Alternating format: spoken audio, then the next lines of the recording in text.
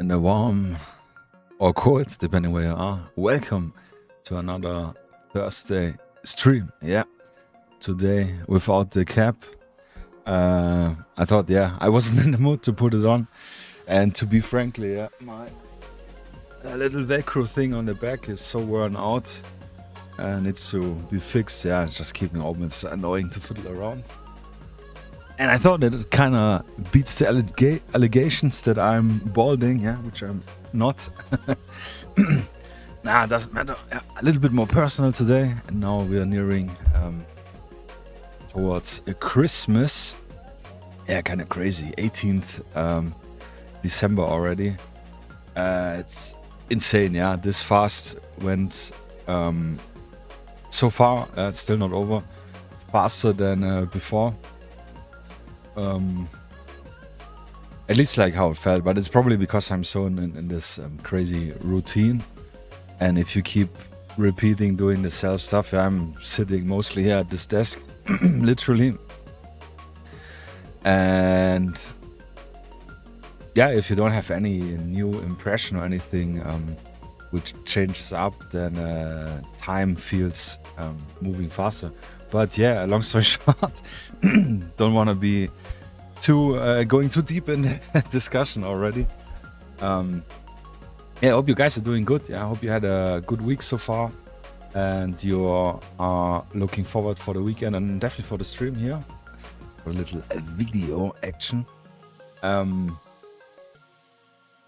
What's new? Actually, I have no idea. This is I've been working so heavy. Yesterday, I actually took the decision to go rather early to bed. So it was 1:30 or something at bed already, and I slept like for 12 hours. I was so wasted and I was kind of analyzing it the other day. How was it before when I was still in a working relation, with being employed at someone else. I'm still employed, but with myself. And usually what I did, like I had always my 5 to 6 hours nights, and what happened is like usually Tuesday or Wednesday I had like a crash out where I came home from work, I had like my dinner, and then I just fell asleep on the couch or purposely went for a longer nap. Usually put the alarm clock on the phone for half an hour, the classic half an hour, and slept for, 3-4 hours or something. Then I woke up, did a few things, and then go straight to bed. And this was kind of like to recover my mid-week lack of sleep. It's still not good. You should definitely sleep your 7-8 hours, 7.5, 8 hours. So this is completely falling away, especially with the weekends also. Usually Sunday was one of the days where I just slept also through, waking up when the urge came up to get up. And with me working day and night, literally more nights than day, this is falling away. Yes, just a little self-reflection. This is what I recommend, and if you're probably doing anyways. Most of you guys just kind of, if you have generally reflect on yourself and look like, oh, what I did bad, what did I do different, or do what I do different, or how I had been doing stuff, to analyze, and then you can work from it, learn from it, or I don't know, if you want, yeah, obviously. The same goes for painting, obviously. So besides that, I've literally no idea what I've been doing the last weeks, besides the last week, since last stream. Besides doing orders and preparing some stuff. I have some really cool news, which I cannot tell anything right now, but super exciting for this one, which we will talk about probably next stream, I can already spill the beans a little bit. So this will be very cool. Besides that, let me really think. I didn't paint anything. I recorded one little video for the YouTube generally, which I actually wanted to get ready for today, but just like preparing the stream. Like I told you, this is so much time that goes in with posting all over social media, so people actually show up for the stream, And I was a little bit late today again, which is probably the reason not so many are right now in here, Which is, it is, to be fair, it is definitely demoralizing a little bit. But I know that a lot of people watch the streams, and I appreciate everyone you guys watched it after I streamed it live, So I have nearly on every video, with some exception, like nearly 100 views, which I think is a lot, Obviously it's peanuts compared to streams what I usually watch. Hey Don G, there he is. What's up, my man? Time for the barber, absolutely. Not only for the barber, but for the hairdresser as well. Good evening, quick barber, my hairdresser, she's actually currently not available. She had been in hospital. So if she's watching, which she's probably not, but still more get well wishes. And so I kind of decided I will not be illoyal and go to a different hairdresser, which is okay, but I will definitely shave my beard a little bit. It's too messy. Yes, good evening, and I hope you're doing good. And to quickly finish my thought and for the stream, I really appreciate everyone watching, especially from the United States, probably, or for not only United States, but the different time zones is probably better to say. I know it's difficult, and I wish I could do more streams, but I just can't. And I still haven't decided for January or next months, plural, how I'm gonna do it. Definitely I don't wanna reduce it because it's fun. Like I said, today was one of the days where I was like, I have to stream today. Rather finish my task and do the orders, for example, and all the other stuff. But as soon as I start here and it's 5 minutes in, then I'm already comfortable.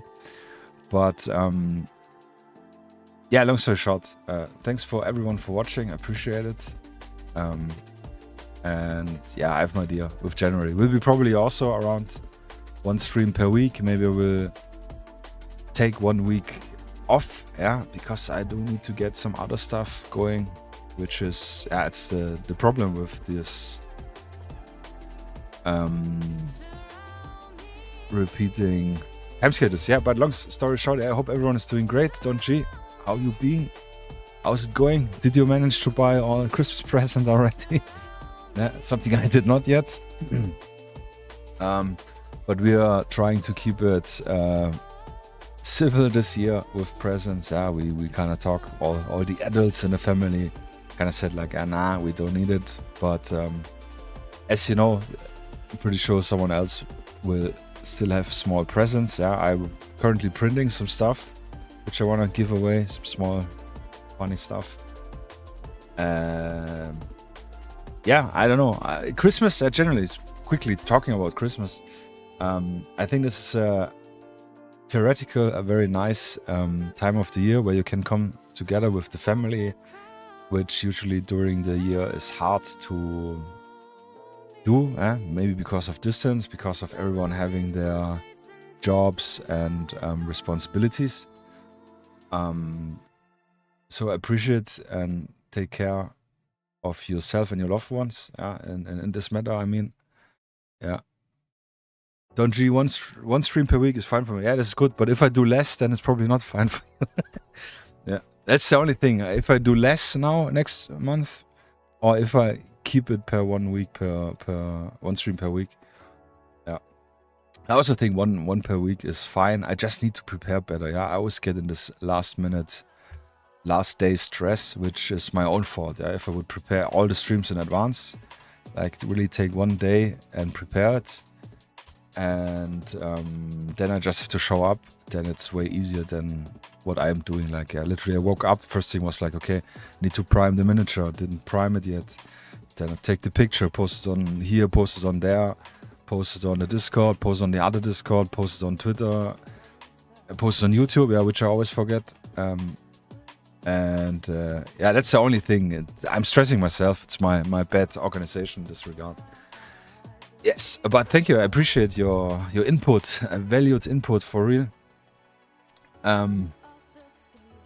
Yeah, Christmas. So I think personally, I'm not such a big fan of Christmas, but I'm generally very outburnt of people. Yeah, don't wanna like human interactions. Maybe not generally, but like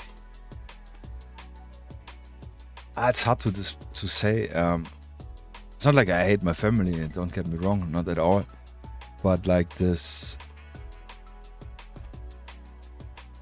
better said, I feel guilty because I go out for a full day or for a full week. You could, not full week, but for like 3 days. Yeah, go out, be with the family, and I do nothing productive. And then I feel kind of, I don't want to say like I'm wasting time, but I feel this guilt, like shit, I'm not doing anything. I should be productive. I should be doing something. And this is something which is really difficult for me to turn off. Generally, like I said, I cannot enjoy just watching a movie. I always have to do something by the sides. Yeah, so the fear of time running out is strong. But yeah, long story short, I'm still kind of happy to see my other side of the family. Yeah, I haven't seen my dad in, I don't know, since summer, I think. No, actually it's not true. I saw him on the funeral we had the other month, sadly. Bad occasion, but yeah, it is what it is. So long story short, what's new generally? What we gonna paint today? That's a better question, yeah. Let me switch up a little bit. Yeah, on the store, nothing new. I actually don't remember. I remember, but I think we talked the other week. I did a little bit sorting. No, not new products so far, I think. No, actually not. Yeah, I have some plans. Like the block is still being worked on, and you will see here probably, I think before New Year, we will have a little block entry here between, or in the end, actually not sure yet. Where you can have some of the painting recipes simplified with some pictures, best case, which I will probably take out just from the streams right now, some screenshots, and then later really do some dedicated stuff, but just for easier reference for getting it done. So, but yeah, today we're gonna paint, and I'm actually gonna switch quick over. Ganz kurz rüber, ja. If only Don G's here, können wir eigentlich auf Deutsch reden, oder? Just kidding. I know, lots of people watch from the other states. But yeah, no 50mm miniatures. For January, definitely not, yeah. I actually really have no idea how I will manage all the stuff I want to have for the new year in. This will be, I don't know, I have to get some energy pellet or something. Yeah. So 50mm probably not. Maybe buildings. In January we will have, and smaller scale, and some vehicles. Definitely some vehicles. But miniatures themselves, I think probably not. Yeah, I wish I could, but I'm sorry. I will. Maybe I can squeeze a few in. Really, I have like a priority list, and I will have to work through it. Obviously, but yeah, it's just insane. Like the time, I don't know. I haven't played any video games since I think 2 weeks because I really cannot justify it. Only thing I did play actually, which is it's like before I go to sleep, I play like 30 minutes of Solitaire. Yeah, the card game. I have like a collection, a video game collection where it's a little spin on Solitaire, but it's really nice. Yeah, see, so old I'm already feeling that I'm playing card games on the computer.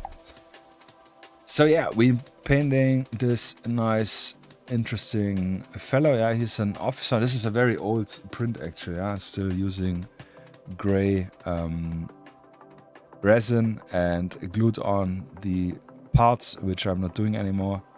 This is actually from a diorama I wanted to build with this guy, and this was my second choice, the guy with the guitar. But I don't want to base him, yeah. And I thought those two I can base on my regular basis and then like place them in the diorama with maybe some magnets. So long story short, yeah, this is like some Russian officer, first Chechen war from Commodore Octopus. I like this miniature for two reasons. First of all, he's very, just has a jacket and his trousers and those, I forgot the name, but those winter boots, which are from, I think they're made from felt. They're not leather boots. I think they're felt boots. Pilz.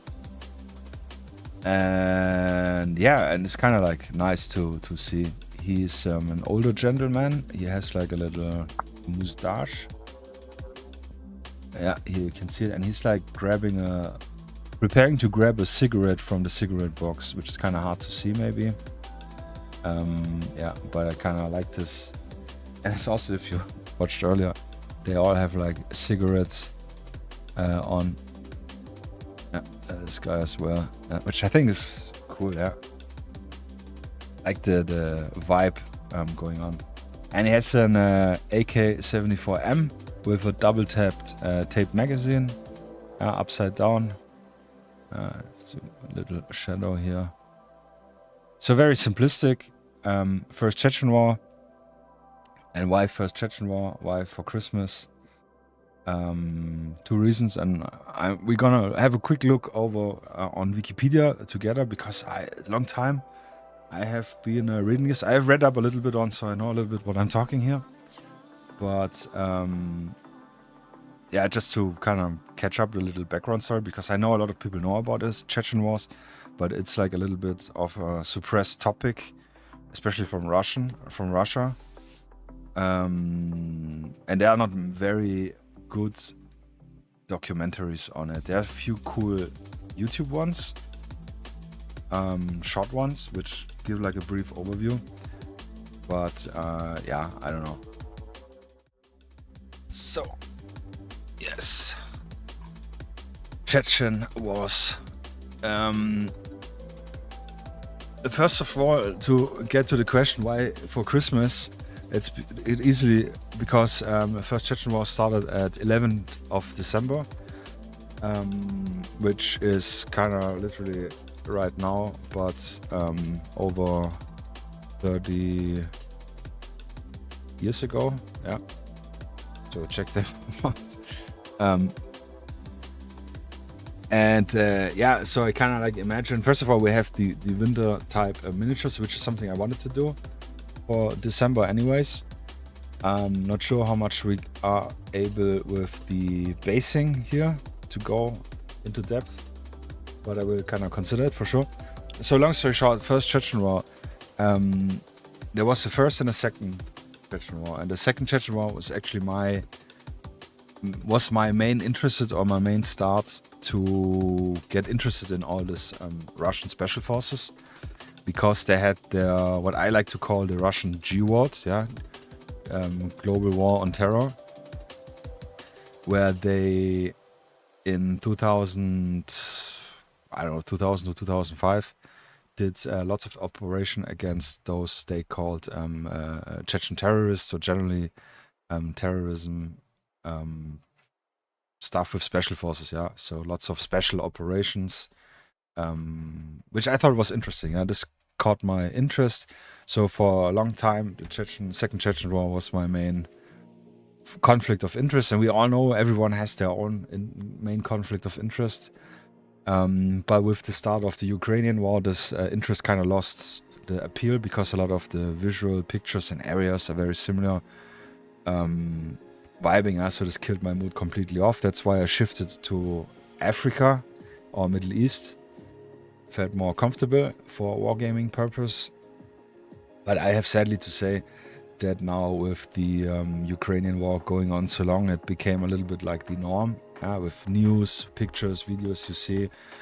I kind of avoid watching any videos like war footage on it because I don't know, it just doesn't feel good seeing this shit, to be honest. But I'm more comfortable to going back into this topic. I have a huge box of metal and other Chechen War miniatures, and obviously those and a few more. So yeah, long story short, First Chechen War is also the first conflict of, as far as I know actually, when the Russian Federation was established. Yeah, so Soviet Union went down in the, was it 91 or 1990? Actually, I think 99 days. Oh no. And did the Soviet Union fall? December 91 actually, yeah, okay, so 91. I actually didn't know that it was 26 December, I actually don't remember. Interesting. So yeah, I think this is one of the first major conflicts. Long story short, as far as I remember, there were some, it's a little bit like the ISIS story with Iraq, Chechen Mujahideen, yeah, so like religious Islamists, and I don't want to put all Islamists or Islam religious in one bucket, of course, but for this conflict, they called out their state, yeah, like what ISIS did in Syria and Iraq, I think, yeah, if I remember correctly. And then the Russian Federation or Russia kind of said like, that's not possible, and brought in the militia, the military. Yeah, so this was the main conflict. We don't have to go into the details and everything. You can read it up on Wikipedia if you're very interested. I just want to give a brief idea because the First Chechen War is something which is not so much on the radar, I think, than the second one. Yeah, long story short. So, camouflage-wise and also picture-wise, which is kind of difficult. And I pulled up here some picture, and we will do a VSR, and I read here a little bit over it. If you're interested, the VSR 93 camouflage is the three-color military camouflage pattern developed in the late 80s by the Soviet Union, entered the service in 91. This is one of the main indicators when you look up pictures to know if it's First Chechen War or Second Chechen War picture, which is kind of hard. Because if you see modern camouflage, then I have a little collection of pictures here which we go through in a moment. If you see the modern flora, then it's probably Second Chechen War. If you see the old VSR only, then it's most likely the First Chechen War. This is a folder which is not sorted, so it's all mix and match. I did a little look through, so you don't have any graphic content. But yeah, so here we can see the modern flora, for example, on this gentleman. And here we have the, that is also modern flora. So this is probably Second Chechen War. This one I have really hard to see, to know. But he got like a rain winter suit, like a snowsuit, with the Skirmish Blue Tiger camo, which I think is really cool. I like this a lot. And I will definitely paint a miniature up in this way, but not this one. Yeah, this one really also no idea, but it's probably second Chechen War, just only with the camera quality. Yeah, when it's very grainy like this one, I like more to believe that it's first Chechen War. So, but this one also I have no idea. But yeah, it has a very. This is like kind of, if you think about Russian military, this is probably the main vibe you go off from, like all the video games you played, like especially the older Call of Duty, Modern Warfare 4 and 2 and so on. Call of Duty 4, Modern Warfare, the first game. This is very classic vibe with the ZSH or 2 helmet, I think it's called. Oh, it's actually interesting. Got an SVU rifle. Yeah, no optics. Yeah, obviously, it's kind of nice. No idea. I think this is probably second Chechen War, to be brutally honest. Here we got, and here we have all the crazy camouflage. Yeah, this one, which I think is called. It's not Dubok. Dubok is the Ukrainian one, but yeah, I really don't know all the names from the crazy ones. But very simple, 3 color, gray, white, and black. Yeah, like the classic urban camouflage from the Americans. Probably very inspired by this one, I can imagine. But this is a good example for second Chechen War. We have VSR pants, or those could be actually be read. Not even sure about this one. But the modern Flora jacket. And this is something which you see a lot. It's like mixed gear. Here also he has definitely what looks like different pants on. Maybe it's just dirty. Like generally all muddy because it's winter, going into the spring. So a lot of those pictures. Also here again we have this black and white, black and gray urban camo, and then we have some VSR camo on the vest. So it's all crazy with the colors, and yeah, it looks like brown, not black. This one, it's probably because of the filter. You mean, actually you're right, could be brown, could be the fabric. Actually not so well known on this one, but yeah, maybe he has a different fabric on the hood than on the jacket. But this actually looks good, brown. Yeah, good that you mentioned this. Here, next one, we have some. This here obviously looks like I don't know, a mix of hey Kompochik, what you doing? How you doing? What's up? Hello. This one looks like kind of the not Angolian, but what's it called? Rhodesian camouflage a little bit. Yeah, spicy on the workbench. Yeah, some Chechen Christmas special. First Chechen War. This looks like VSR, but could be also very well. This is also like you have so many. You look at it. This is darker green. This is more faded out. There's so much possibilities what we can do here. This is most likely, or very likely, second Chechen War, if not even further up in the what I call the Russian GWOT, with the partisan SS summer style camouflage. And here's again this, which looks like a mix of DPM and the Rhodesian camouflage. So yeah, literally pick what you like for the guys. Yeah, we can also do plain olive, but these are probably Gorkas, the first generation. The from Anna, I think that was one of the main companies. The first one, they didn't have the extra fabric for the water repellent areas, and they were just green. I have one which is really nice. Probably don't fit me anymore, but yeah. Used to do reenactment of this period, might help if you have any question. Oh, that's actually really good. Perfect, yeah. Perfect. First Chechen War, we're gonna paint a guy. Yeah, actually,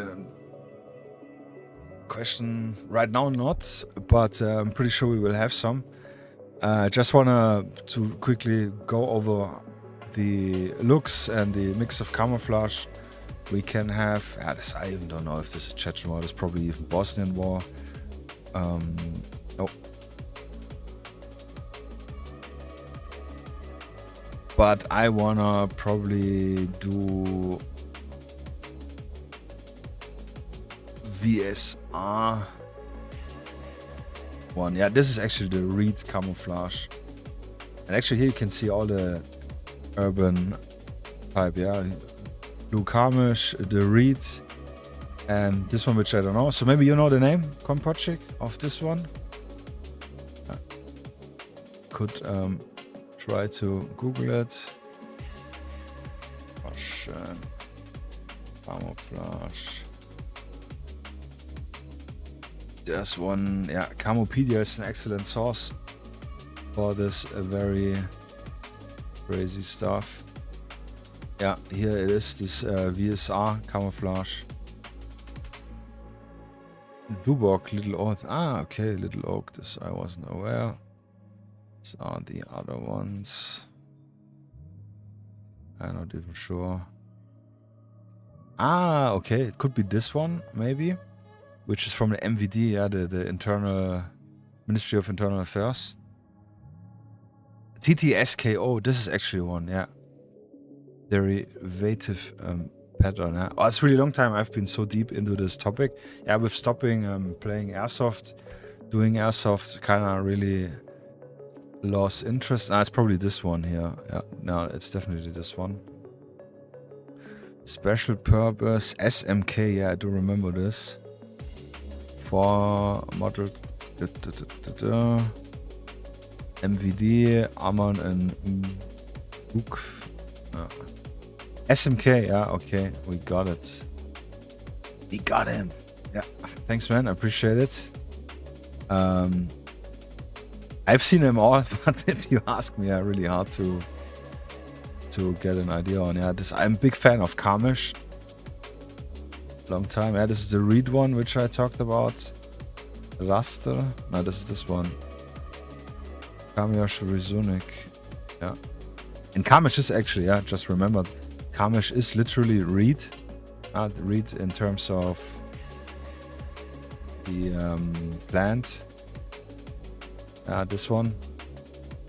Because it has the stripes. So SMK is the one on the right.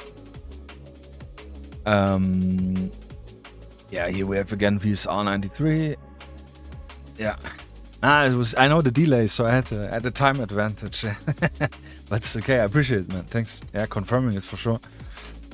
This is most likely first Chechen war, especially here with the 6B. Is it 6B13? Really, really bad with the ideas.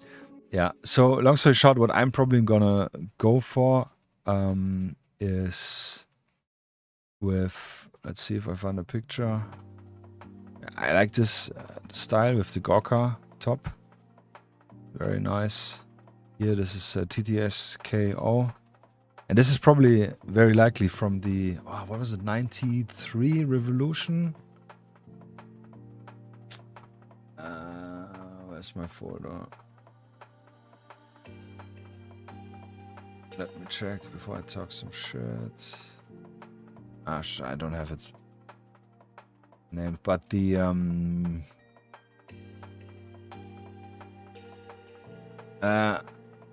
Barvika.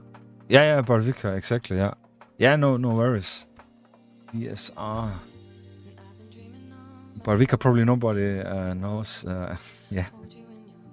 Yeah, don't worry. All good. All good. Yeah, so also this looks very nice here with the black and then also the SMK camouflage. Actually really cool looking. Dude, yeah, here's some more.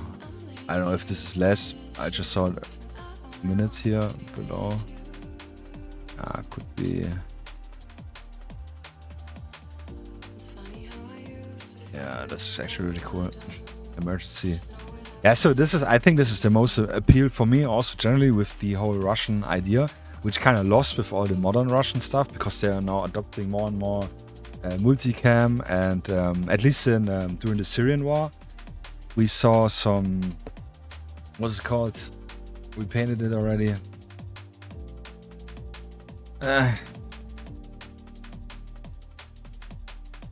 The green attacks, attacks FG, FD, and all the variants. So where's my picture? Yeah, so this was a big, you wanna be different, you wanna be flashy, yeah. Choose the Russian faction, yeah, back in the early 2000s, mid 2000s, yeah, when we started with paintball, airsoft, and so on. Still is what I really like, and I think it's appealing. Yeah, here again, Skirmish. And I actually have a winter suit, rain suit, in exactly this one from Splav, I think is the brand.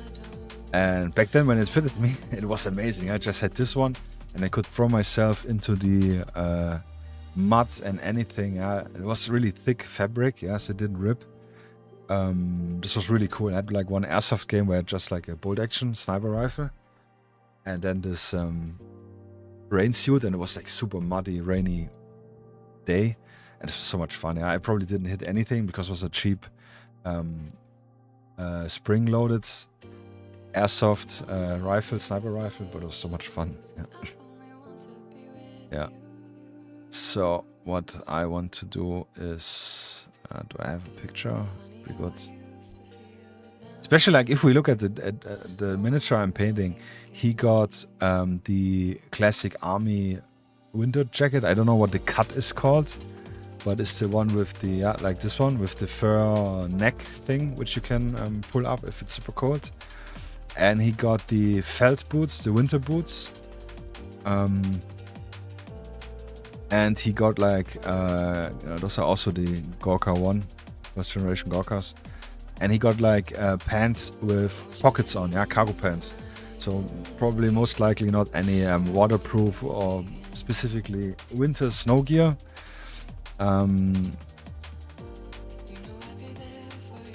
Yeah, so I'm tempted to do this VSR93 camouflage on him fully.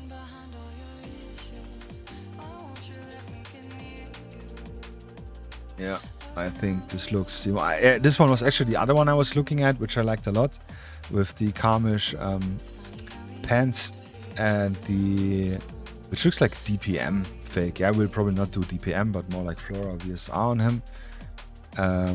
Yeah, so actually technically we could also paint him in a second Chechen war attire camouflage, yeah, because very similar in gear, just different camouflage. And even in the second Chechen war you still see VSR 93 gear, which maybe from some veterans or leftovers in the armory, yeah. So yeah, I actually really don't know, to be brutally sure. Too much to choose from, yeah. Too much to choose from. Yeah. So yeah, the DPM. I have no idea what it's actually called, the Russian DPM. I think. I do not remember.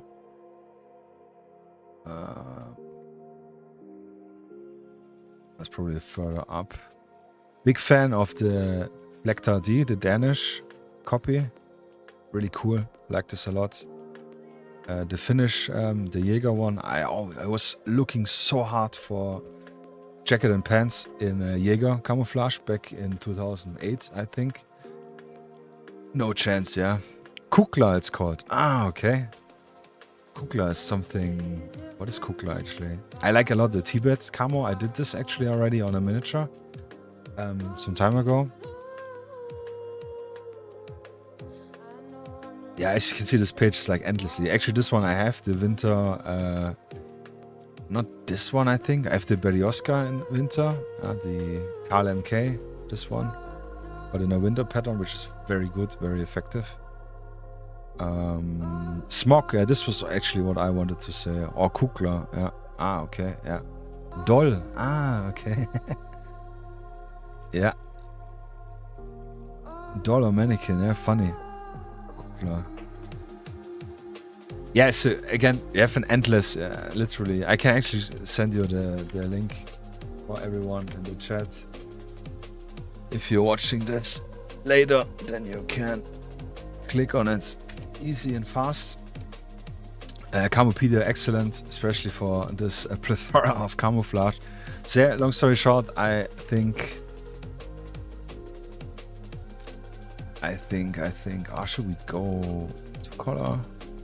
I think we go VSR. And here this is a good also view that you have so many different, first of all, fadings, because it's like old and used, but I'm pretty sure it's also depending which factory produced it, you have the difference of it being very strong or very faded, like this one here. Yeah, the faded look we could probably do with a sepia wash, I think, to be brutally honest or straightforward. Yeah, this actually is for me the classic VSR in my head, with the more brownish reddish spots. But yeah, it's kind of like hard to say like, oh, this is the accurate colors to use. It kind of really depends on what you want to do. So would I like to go this way or a different way?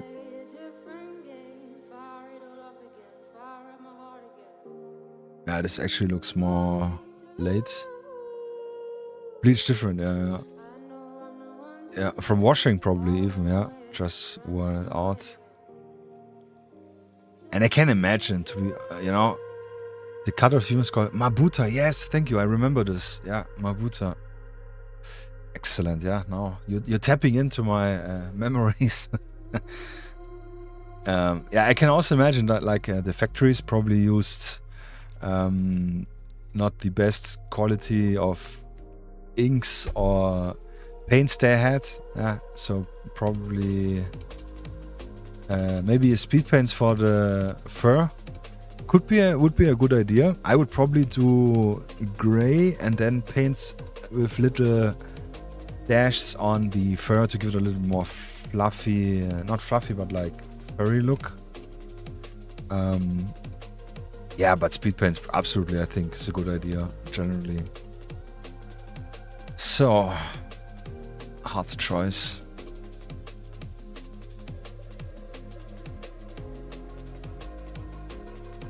I'm a big fan of the VSR 98, so the more modern Flora.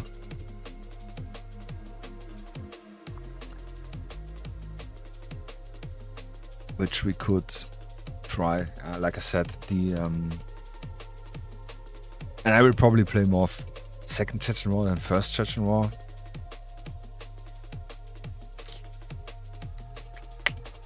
Maybe do VSR 1 pants and a VSR 98. The VSR pants, yeah, like the old one, 93.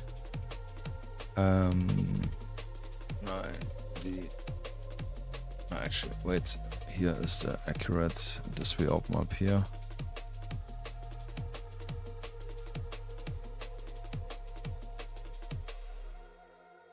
Pants.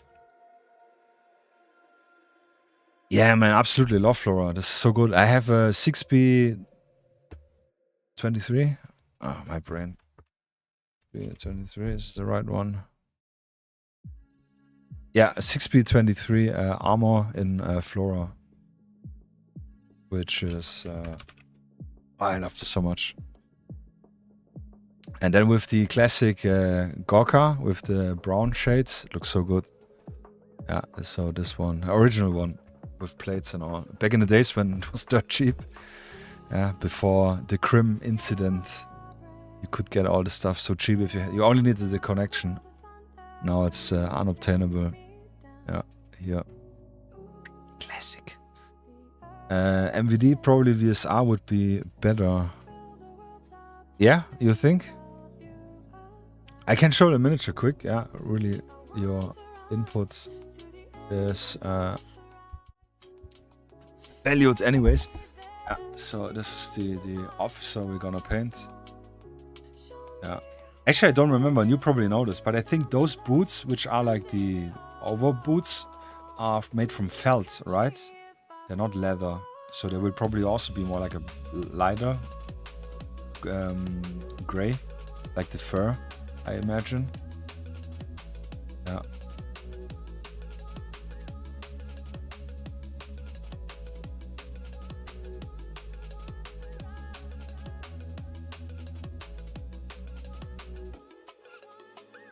Yeah, but probably these are probably alright. Yeah, so let's stick. I mean, I can just print a new one. Valenki. Hey, Cleric, what's up? Are the boots called Valenki? This would be good. Let me switch over. Valenki, but it sounds right already. Yes, yeah, they are felt, yeah. So awesome, yeah. Thank you, Cleric. Appreciate it, and welcome to the endless talking. Yeah, excellent. Valyonki made from thick felt. Yeah, okay, perfect. They're naturally light gray, but after use, they can be any color. I can imagine, especially when they are muddy or something. Yeah, so I would probably aim also for the same gray, like the jacket collar fur. And then we will go probably with the... yeah, this is a question, like which VSR should we go? In terms of painting, this is probably more easier to paint because very hard contrast style, but I like this more. Yeah. So maybe we aim for this one, for the jacket and the pants, and yeah, then it should be rather... Yeah, I dare to say it, yeah, rather easy. Gonna try it out.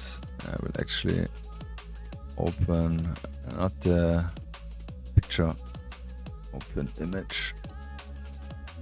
For like, again, like main reference. And the cool thing is, and this was what I looked earlier with here, it also says it's a 3-color camouflage. Barvika or Dubok, it doesn't matter, but it said like it was written 3-color camouflage, and we can see we have only 3-color. One base color, which is this brown. Yeah, I'm not sure which one we're gonna pick, but we're gonna find one probably.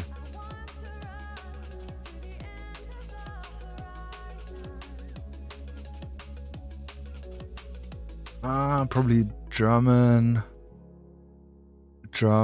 camo beige or something. Yeah, Kompoche. Yeah, that's the thing. Yeah, with Chechen you can go with anything. That's the point.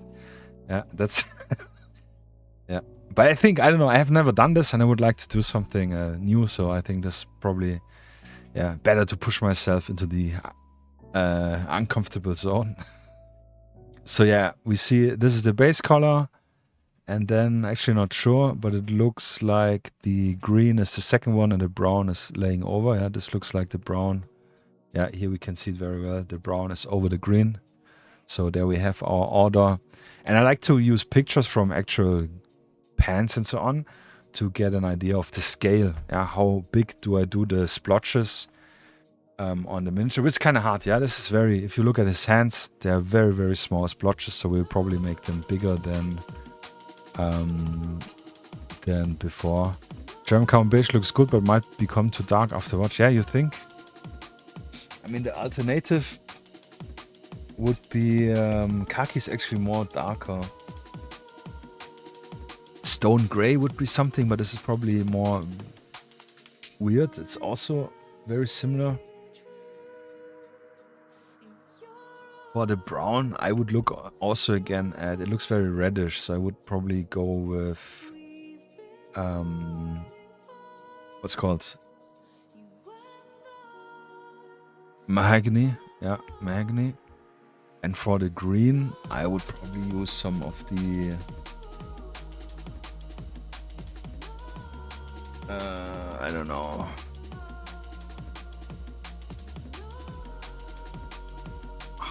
But I'm also brain-wise worn out. But yeah, we're just gonna try it out, and then we figure it out. And with the wash, I think if we do a little diluted green wash with Athonian, we get it a little bit greener. And I think if we can do a little, like I said earlier, sepia, diluted also a little bit, we can get maybe this more washed out look. This probably, I think, with green looks even a little bit better. Looking now here side by side, it's actually very good for the colors. For colors that I have, to be precise. Looks more yellow, yeah, than anything. So maybe we're gonna pick out some base color. I'm gonna paint it on the finger, on the hand. Yeah, Kompotschi gives okay. Yeah, this gives me confidence. So so let's head over. Head over and start. Enough talk. More drink, more paint. Yeah, today no lemonade, but I have a little lime in my Coke. And always some water. I actually have to put down the heating for a moment. Yeah, it's really getting hot here. 1 second, I'll be back.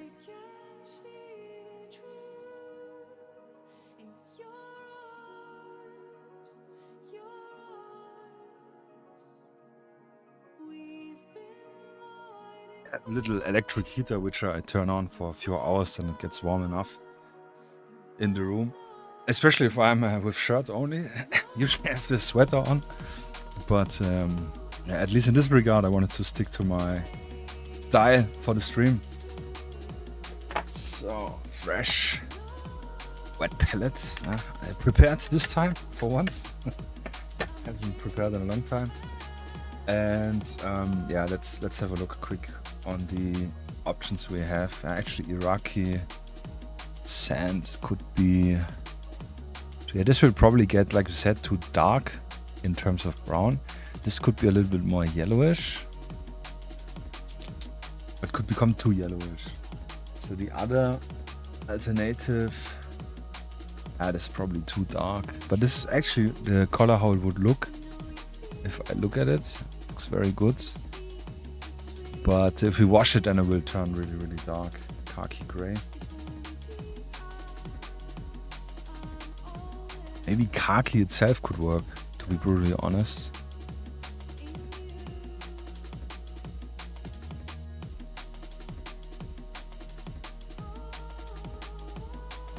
Kinda hard.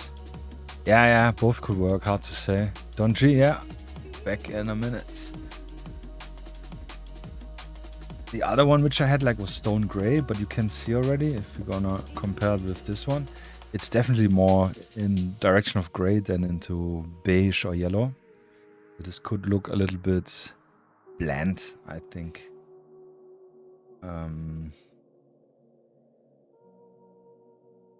Middlestone was the other one, but it's probably too gray. Maybe this could work. Actually, have a look.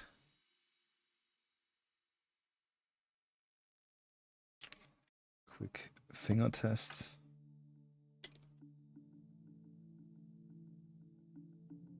It's too. Oh, don't know. It looks very yellow. I think this does not work. Middlestone, if I remember right, is the one I used for World War II British smog. No, that's too yellow. Nix gut.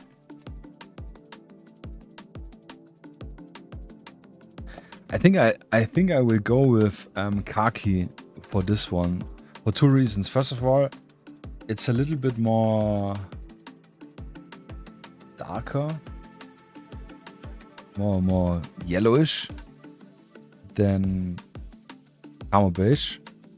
And I think khaki is a color which probably everyone has at home. Yeah? This is one of the, I think, base one. Yeah. The Middlestone, too yellow, too green. Yeah, I absolutely agree. Yeah, I think too. As the bloody delay, yeah. I can have less delay, but then the quality will probably suffer. Yeah, this is written in the YouTube settings, so I'd rather have nicer quality, but maybe worth to give it a test some other day. But yeah, like I said, I would probably try khaki, at least like one layer, and then we can have a quick look. And if we say like, it's too dark, then maybe go over here. Because German camo beige is also what we use for multicam. So yeah, and I think it gets too green. But I also do a green wash, so it's stupid thought. I know. I would try khaki as a base. Let's just put on the base layer after you put on the skin layer. Yeah, which actually the first one I do. So classic Acadian is what I like to do as usual for my normal Caucasian looking dudes.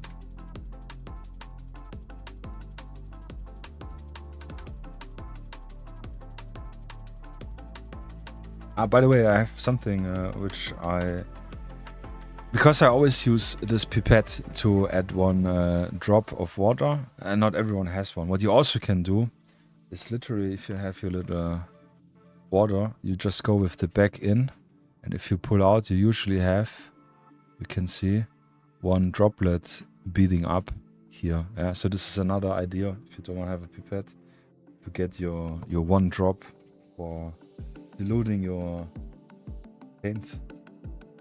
Just a little sneak idea, yeah. Converting, if khaki turns out too dark, you can overpaint something brighter and you get natural highlights.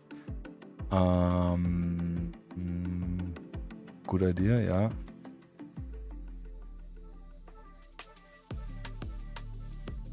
Let's do the skin, and then we have a few minutes still to overthink. Maybe you're right. Maybe with the sepia, it could be already get yellow enough than what we need. To be honest, yeah, I think maybe German camo beige will be the ultimate base one. I have not used sepia on German camo beige, so I have no idea how it will turn out. So maybe this could work really well. I think we just try it, yeah. Let's give it a try. And if not, then we know khaki probably will be better.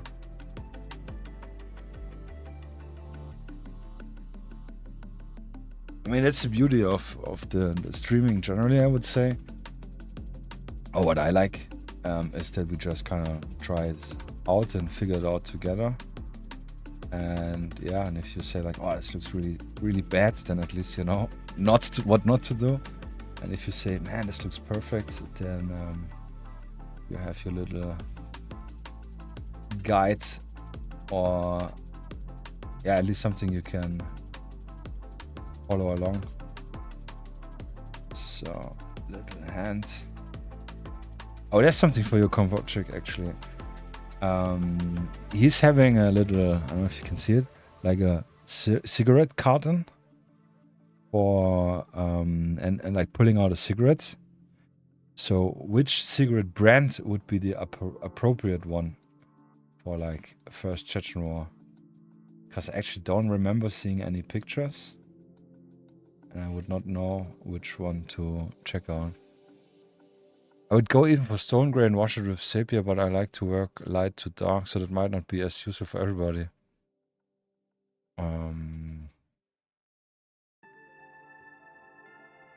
I mean, I'm open for it. Why not? Let's try it.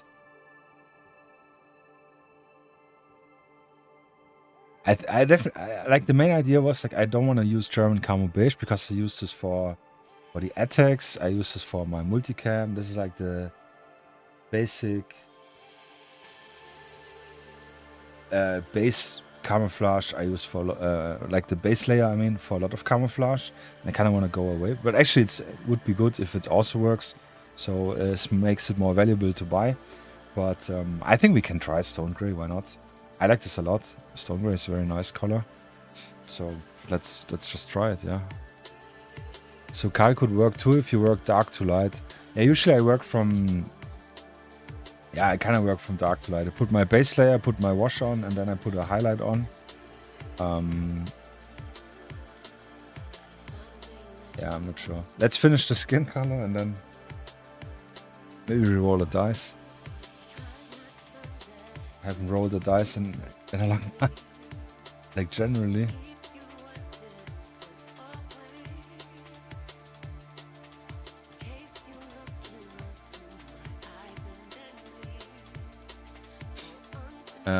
No, just saying what I would do. You use whichever you prefer. Actually, I don't know which I prefer.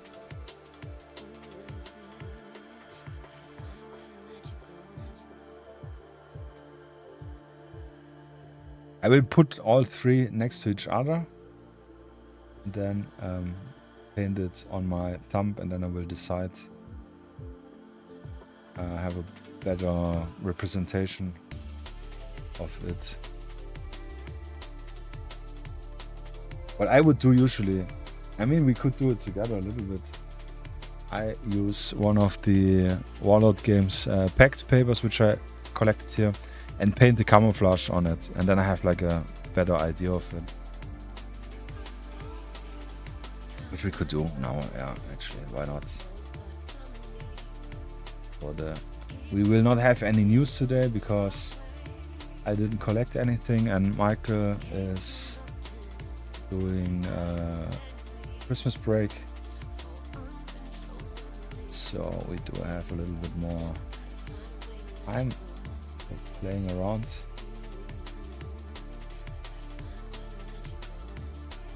With this.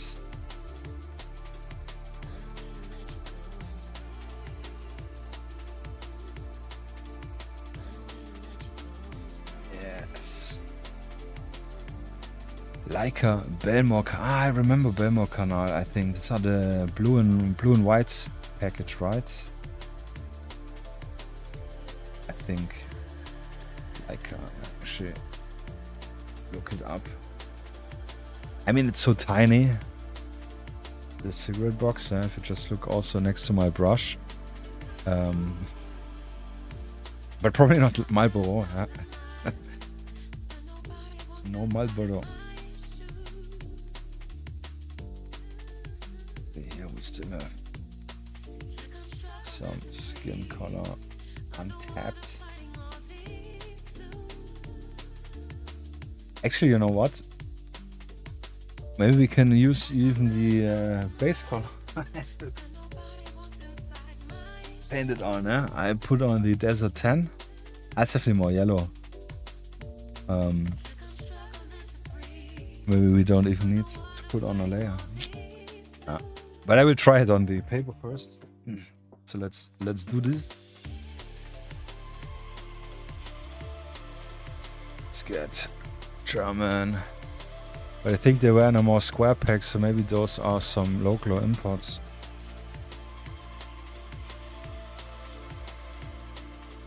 I would say it's a square pack. Yeah, it's just open already. He has it already open and is pulling out, but it looks rather more square, I would say. Maybe, I don't know. Yeah, but Common Octopus did probably a proper... I actually should ask him which one he used. If at all, probably it's just like it's just some secret pack. What do you want from me? So yeah, first one, German Camo Beige. Then Stone Grey next to it. Oh, yeah, I think Stone Grey probably looks already way better on paper. And Khaki we had the other at the...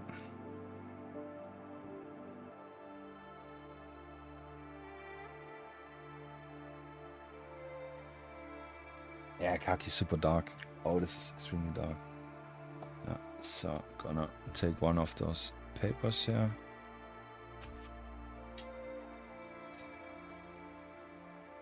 And this is cool generally. If you have a little thicker paper, perfect for this one. Just don't use any printer paper. It will probably soak up super fast the paint and then gets like wavy.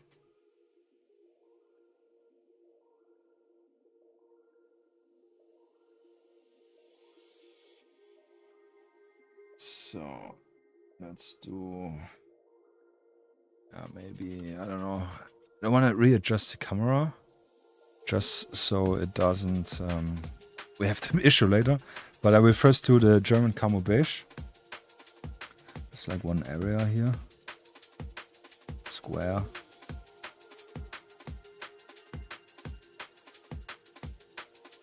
So at least you can see something right now.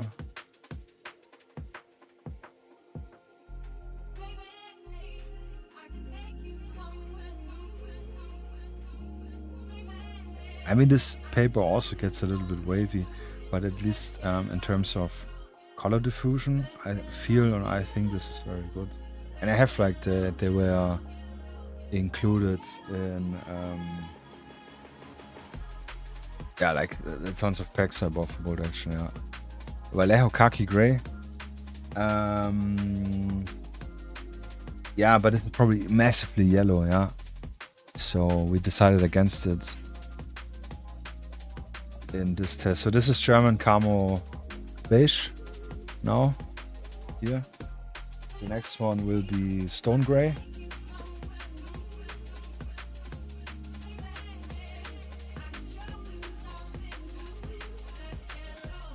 Which I think is good. I think stone gray is a good color, as you can see already now.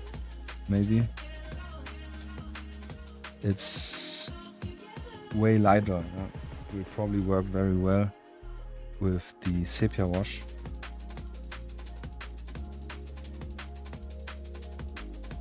Yeah, you kind of can see that it's a little bit darker. If I pull it closer in a moment,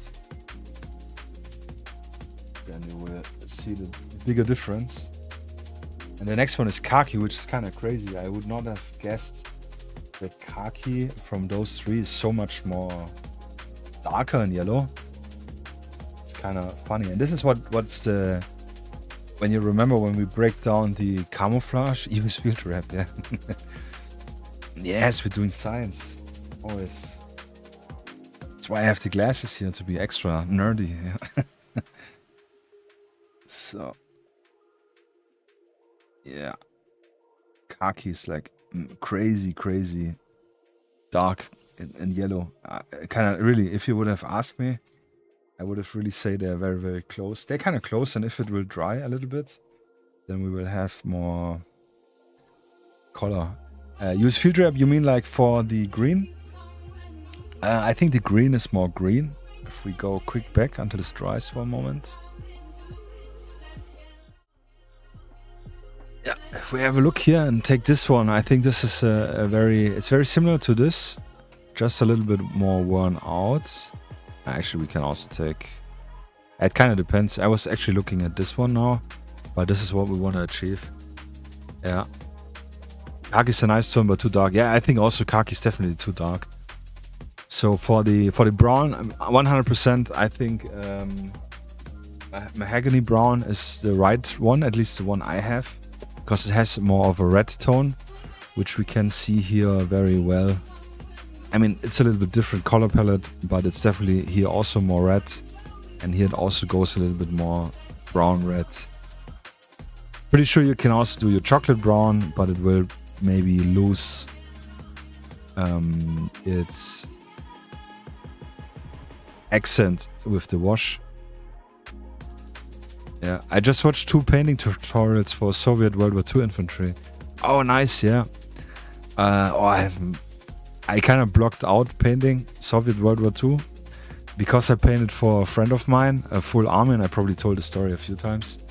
A full bolt action army with 50 guys with a friend of me and 4 vehicles within 5 days. Yeah, so 50 hours was it. Literally after work, meeting and going to my friend's place, painting them so we get him ready for his birthday. And this was such crazy, exhausting work that I completely lost an interest in doing ever Soviet army for myself. Yeah. And with the green one, yeah, I would probably use something like this German Luftwaffe green or something. Yeah, something more greenish. Yeah, so let's get back. And those are dry. So actually we have a pen. Now we have this red pen. That's okay. So German camo beige World War II. Stone gray and khaki, which you didn't saw me now writing, but so the zooming, and I know with the lamp it's a little bit more brighter than it would be in reality, but yeah, this 100% way darker. So could we did a test because I wanted to do this, if you remember. This would be bad. They're quite similar, but you can see this is definitely more going yellowish, darker. So I think this would be probably really the better choice, because we're gonna do the sepia wash, which will turn this one probably into this one, and this one probably turn into way too dark. So that's why sometimes it makes sense doing little signs. I know. Also, I thought it's interesting doing a little showcase. Yeah. Sorry. They have a yellowish uniform, so I took their color choices for proposal. Yeah. Khaki gray, yeah. This, I think we use khaki gray for the uniforms. Yeah, I really blanked it out. It was such a exhaustive experience. Yeah, but so we can kind of continue now, just for the shits and giggles. With the green stuff. Where is it? Luftwaffe. Camo green. Now, this is a very juicy dark green. I think a very good alternative would be probably, what is it? Refractive green is also very good, but it's definitely more desaturated. So this is probably a better one. I think this one we also used for the attacks camouflage on this gentleman here. Yeah, if you maybe remember. Oh, sorry, it's so small. That's what she said. Yeah. So yeah, you see this is a very nice green color. I like this a lot, and I think this will fit probably very well. Probably. Yeah, that's actually really good. I need to get more painted attacks. This was a nice, and this was also one. If you haven't seen the stream and if you're interested, where we kind of literally figured it out, did some science as well. More. Yeah. So what I want to do now is I'm gonna put it a little bit here on the side, my wet palette. Then we're gonna do some strokes in each area, and then we can see also the composition of both colors together.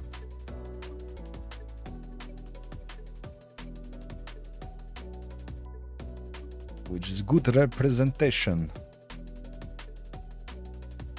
of color on miniature.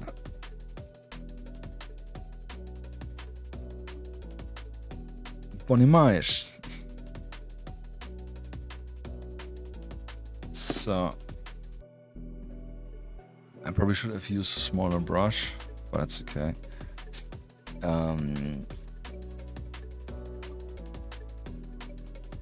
So I will just do some stripes here, because then we have some more area below.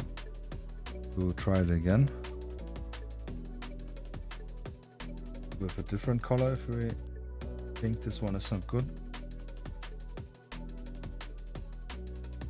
Doing this V shapes because like we see a lot of V, and that's probably why it's called VCR. Probably not, but I know. Shut up. Yeah. Stop your stupid jokes. So that's the green.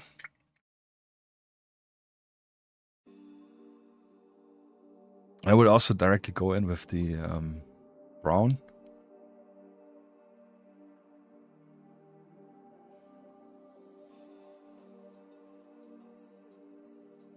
The mahogany brown. Again, little showcase. Luftwaffe camo green. Sorry, flat brown, not mahogany. So, yeah, this is actually the one I meant. It has like a little red hue, and this is very, very good.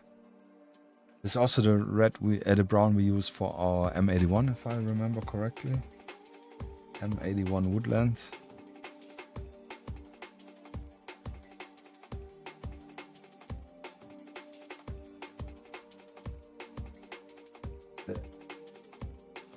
The age is showing, yeah. The memory gets worse and worse.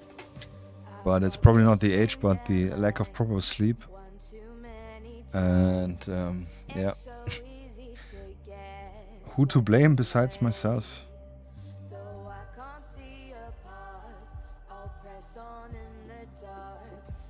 So just doing, kind of repeating like a pattern.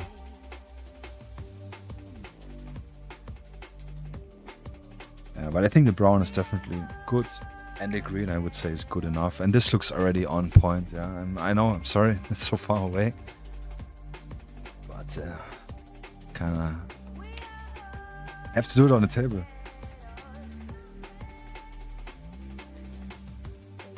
Yeah, a shaky shake, like in the perfume department. You spray it on the paper. But zooming, we have a look now. I think this also looks fine. Yeah, this definitely looks off, in my opinion. And those are the ones we want. The green is good. The brown is good. I think this is 1 point. Just to showcase it quick, I will switch it.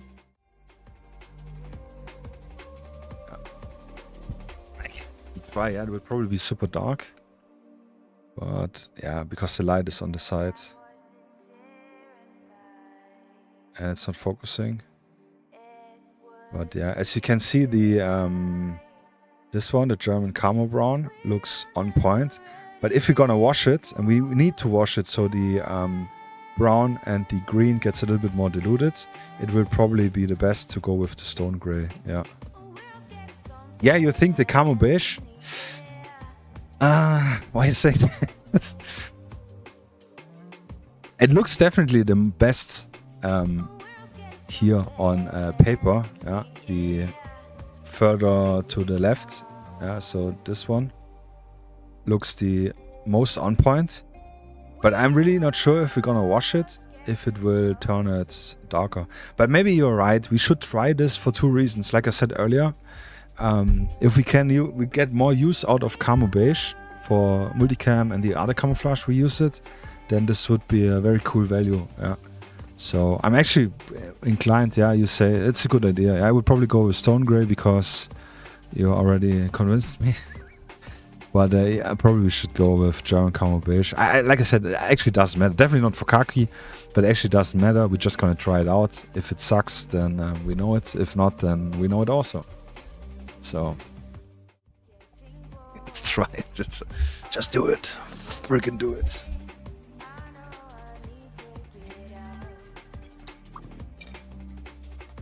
Yes.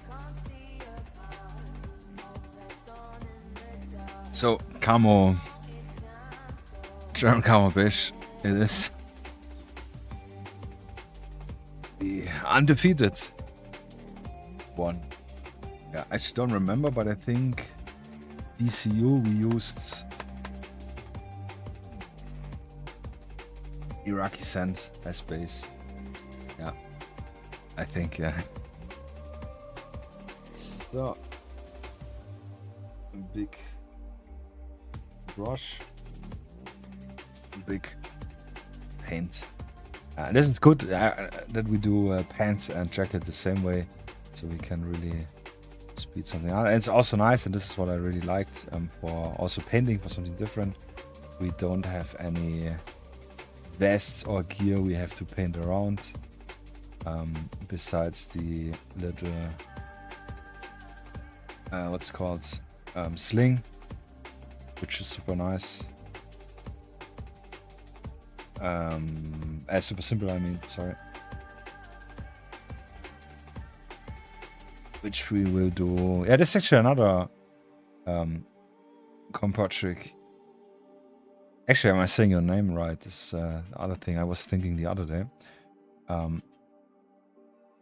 What color for the sling? Should we do the Soviet olive gray classic AK slings? Honestly, there were a billion shades of VSR, so as long as you don't use pink, you're probably good. Yeah. Don't give me any ideas. Yeah, that's a thing. Actually, you're right, because it's the same with the. At least what I remember from painting World War II Germans, with the 50 shades of Feldgrau, field gray, which also was different depending on the period, depending on the factory, and so on. Yeah, you're right. Overthinking. This is something I sometimes often do, is just massively overthinking it. And I'm probably not the only one. But yeah. I think anyways, it's good to do a little analyzing if you're interested in it. It also helps you to understand the colors in the long run a little bit better. Paints you have for the future. Yeah. Russian Marines use black. Oh, really? I didn't know. Mustard khaki. Or maybe then I'm mixing it up. So mustard khaki, then we can use khaki gray probably for this one.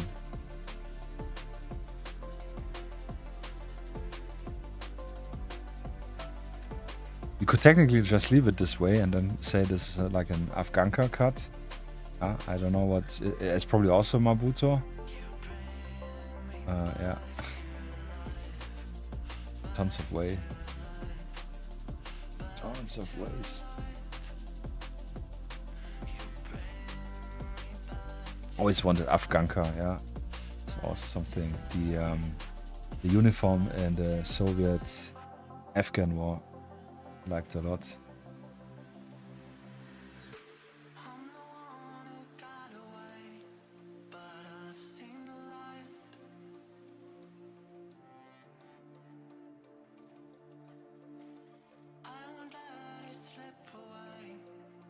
So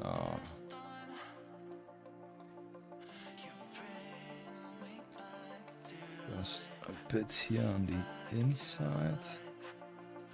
And again, I'm not too worried, and as I speak, I did a spill to paint over anything which should not be covered, because it's a rather light color, so we will easily be able to paint over any mistakes, and this speeds up the process, yeah, instead of trying to be super gently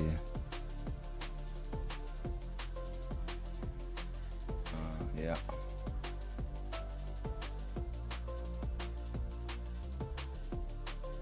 So, and here. Oh, sorry.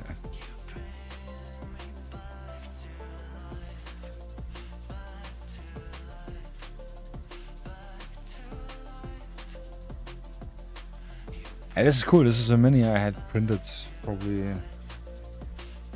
I actually don't remember when those came out. But I think over a year ago. And only now we managed to paint it. Let me check. Let me check. Yeah.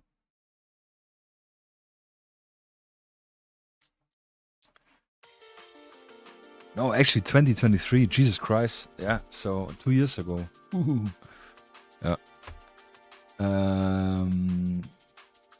Khaki. Afghanka is the same cut. Yeah, I kind of thought about it. Yeah. We call it time traveling uniform because its designation is pattern. Yes, pattern 88. I do remember this as well. By the start appearing early 80s, hence the time traveling. Oh, okay. That's actually a fun idea. Yeah. Yeah. Adventure Build, how you doing, my man?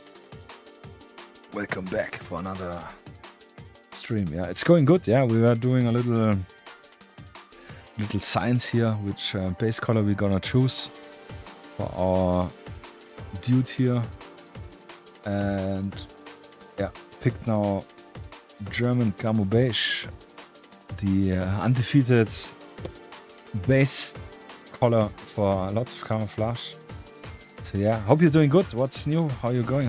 Did you any streaming in the meantime? Yeah.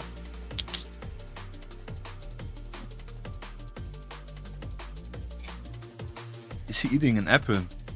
Oh, that's actually a funny idea. Yeah. No, actually, he is. He's pulling out a cigarette with his teeth from a cigarette box. Yeah, I can zoom in a little bit more.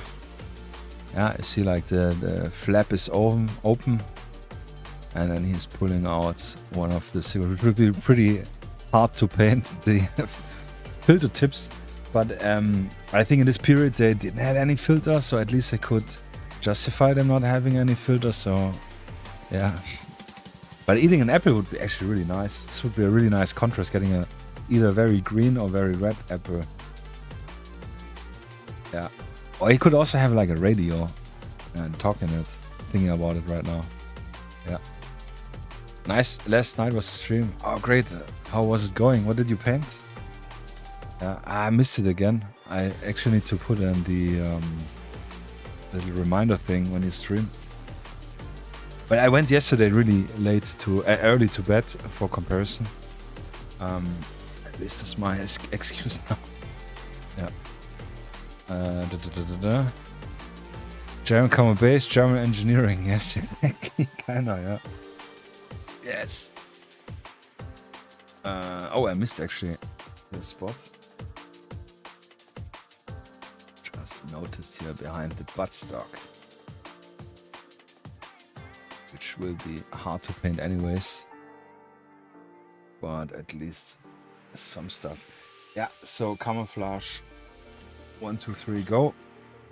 I would like to analyze the camouflage quick as well, just for the pattern, and then we start with it. I continue working on my Trench Crusade warband. Ah, yes, you said this, right? Nice. Very good. Progress. Yeah, I would like to start some Trench Crusade stuff as well, but I really have zero time. Yeah. I mean, even with the streaming, to be brutally honest, I would not have actually time to do it. I have really tight schedule for 1st of January, which will be crazy to keep in, what's it called? Yeah, kind of keep the schedule, but yeah. It is what it is, brother. I'm definitely not taking any streams away, which I already promised to do. So good representation. I don't know, maybe our initial hand is very good. So I will do again classic snipping tool. Yeah, this is one of my eternal favorites. For anything, yeah, for taking any reference, posting it, sending it. So let's use the blue for the green splotches. So first of all, they're very thin and they're all very jaggedy. Yeah. So if you do just some jaggy shapes, yeah, here we have like it's like a V shape. It's like an upside down V shape. They're quite long, it seems. Yeah, here we got a very long one. We got the occasional single splotches. Here, this is another very long one, which goes into other directions and intertwines with here. Yeah, so it's not really, I don't see any, we have this V shape, like this, more or less a little bit more than 90-degree angle, which we can see here. Let me actually, let's take this one. We can see here and here. And I mean, this is also, here we have a 90-degree angle. Yeah, so this is probably something we can take on account, and very long strips. So this is like, if we take from the belt line to the hand level line, yeah, from here to here, we have one strip. And the same goes from here to, I don't know, probably the knee. Be super picky about it. And the brown ones we can see, and I will probably just use a little, what's it called? Not rubber, eraser. Kompoczek. Below canals had filters. They were rolled up cardboard for 2/3 of the length of the entire cigarette. Okay. Jesus Christ. Yeah. Okay, then we're not gonna paint below canals. Nah, I have to figure it out, yeah. But wow, this will be super hard. I will probably mess up the what's it called? The face. Yeah, it's so close. This would probably be better if you paint the hand beforehand. Pun intended. With the cigarette box and then glue it on. But I'm really not a fan of gluing painted stuff on. Yeah, but speaking about the brown ones, we have very short, small ones.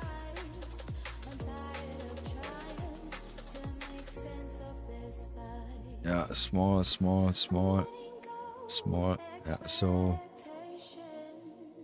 here's a more longer one, it seems like. Small, very small ones as well. So from if we just look what I painted red here, we could say like maybe 20 to 30% is brown splotches. And definitely like 45% is green, 40% maybe. And the rest is really, we have very big beige, brown, light brown areas, which gives a good ratio. Yeah. Sorry, you wrote something else. Or I read it already and didn't took it in. I would try to paint the camo splotches by stippling dots and connecting them rather than painting bigger lines or something. That's actually an interesting idea. I've never thought about this. I like this actually. That's a cool idea. That's really a good idea. Gives a little bit more control. Nice. My man. Yeah, that's a really good idea, and I think this we're gonna try this out.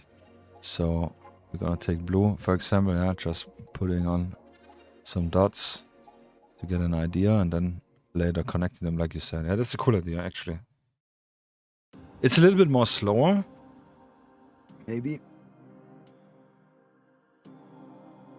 We tried, yeah. It would make the shapes more jagged and application more controlled thing. Yeah, I think you're right. It will definitely make it more controlled for sure. More jagged, probably yes. If you're doing more closer stippling, yeah, this for sure. Yeah, this probably will do more control jagging. Yeah. Also, the one main thing which I'm seeing here, and you all probably already noticed. We have all the lines go either this way or this way, so like V-shaped downwards. Here the green is going this way, this going this way. We don't have the vertical, like with the new flora, it's more in this direction. So this is a good indicator. The same with the brown ones. Yeah. So, yes, sounds good. Let's get it running. I need a quick toilet break, and then we're gonna start. Yeah, but it's a good idea, actually. Very good. I think we did this with the. We didn't put on splotches and stitch them together, so to say. We just flanged them out because Atex has no lines; it has only the splotches. But this should work very good. So give me 1 minute, and I'll be back.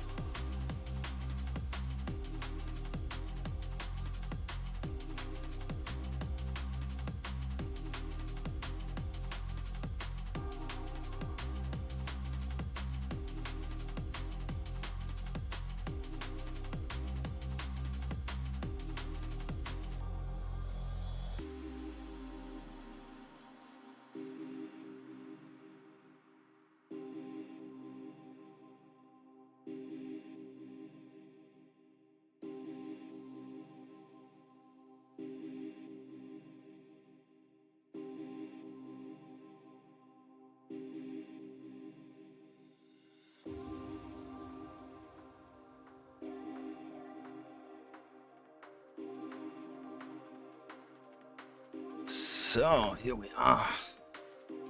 Let's go.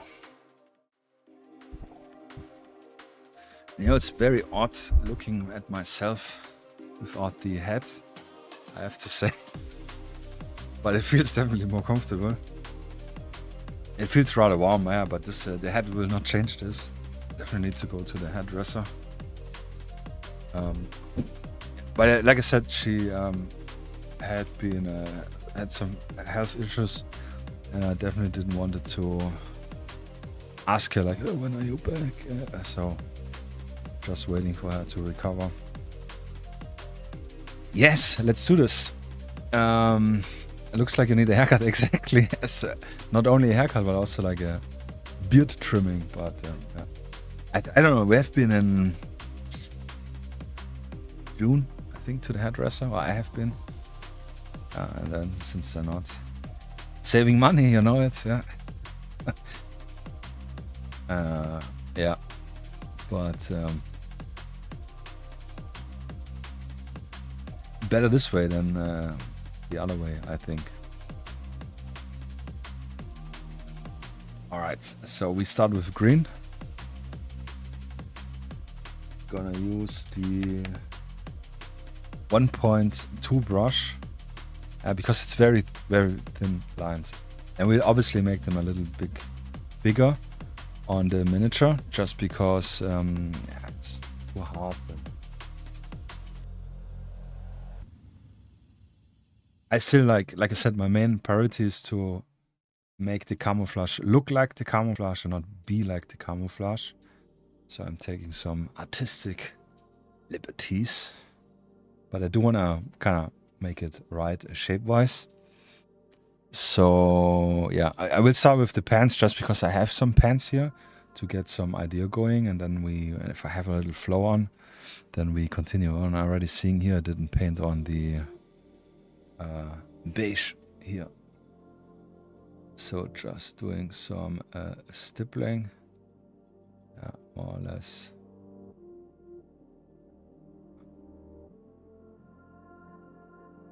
Yeah, it's kind of hard. Usually with different fabrics you need different shapes.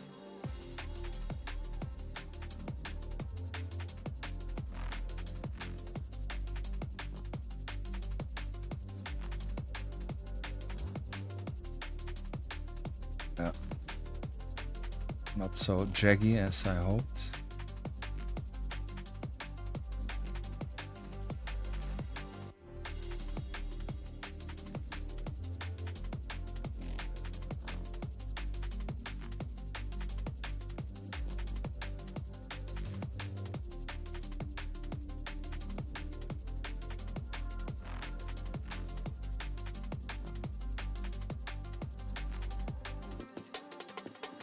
Yeah, but the stippling is definitely good. Good idea.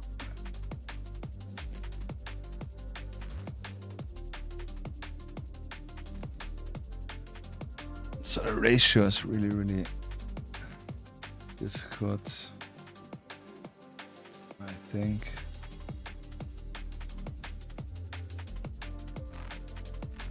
And keeping like the same thickness. I think this is one way where it could look very off.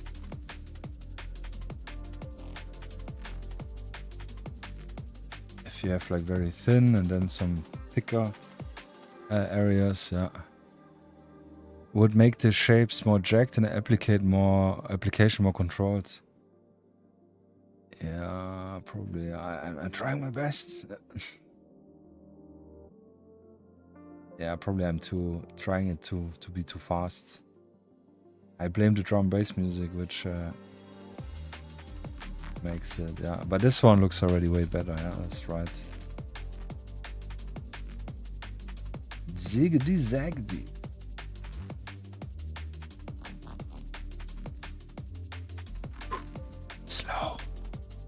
Slow and precision. Also turning the miniature around. Yeah, because this doesn't look jagged at all.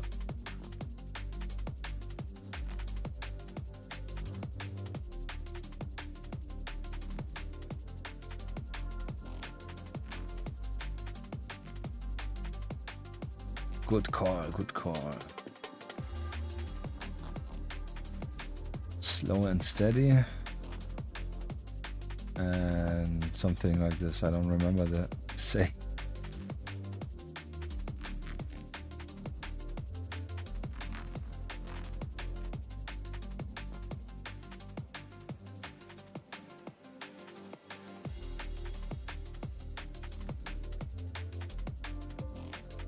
Actually, don't know if I was in frame here. Sorry if not.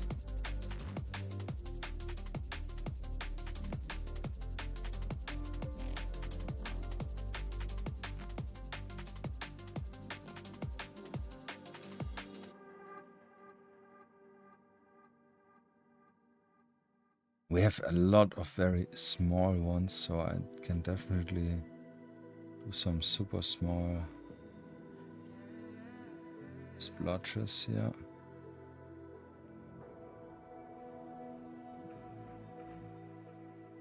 Let's do this upside down V I saw. Yeah, here.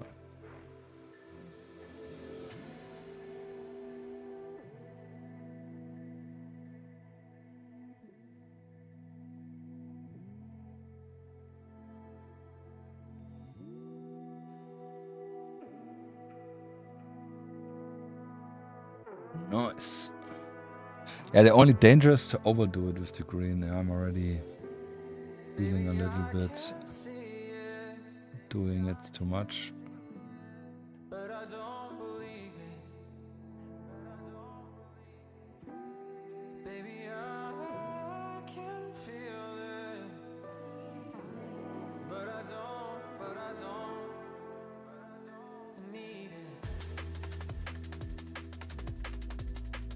That's cool. Definitely something different. Looks already good. As is, I think. Yeah, it definitely does not look like VSR right now. But this jagging technique. Yeah, I'm definitely not doing the dots like I already know. But yeah, like dabbing it, tapping it down. Already nice. Yeah, I think the ratio is good. Maybe here a little bit.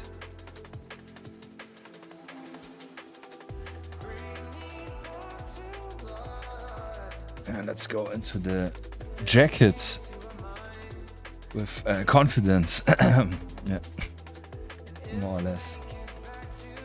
Pretend confidence. I mean, it's just painting, so yeah. What can go wrong? Everything. Nothing. So let's do another V-shape, upside down V-shape thing here.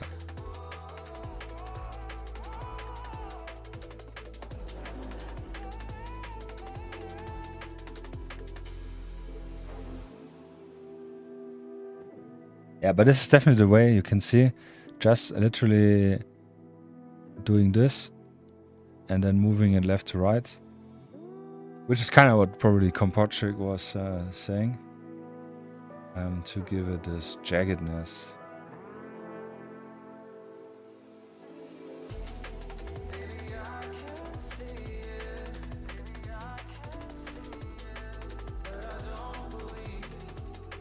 And it goes actually decently fast, I would say, at least how I'm doing it here.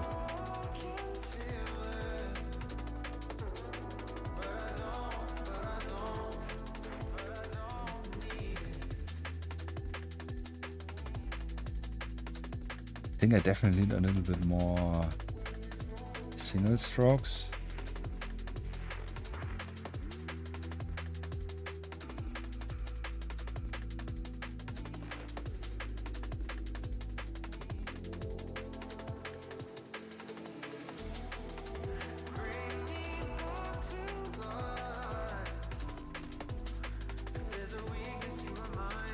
This way better.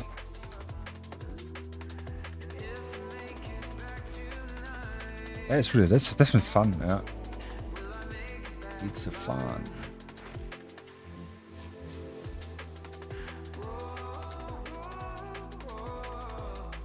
Or is it? No, it is.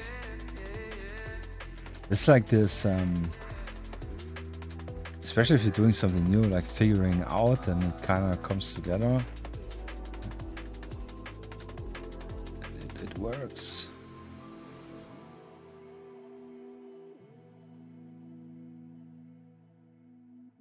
It is alive.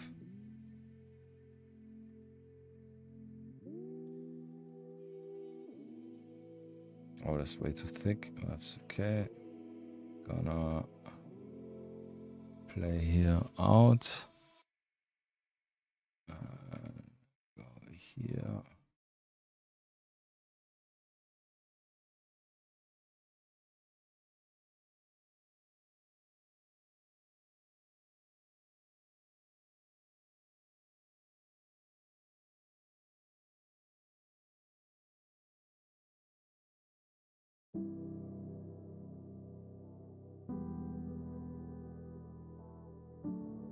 I think this will look really good. I'm really curious, and this is what I always I'm not fearing, but like with the wash, like I said, this is with camouflage, this is a make or break. But I think anyway, a diluted wash will probably work very well.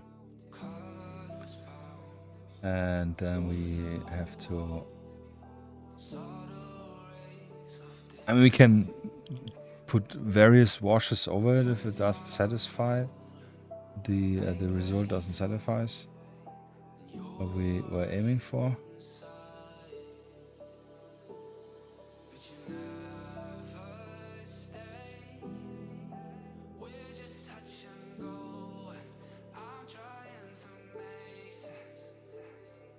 But yeah, it's super jaggy, yeah, so this is very good.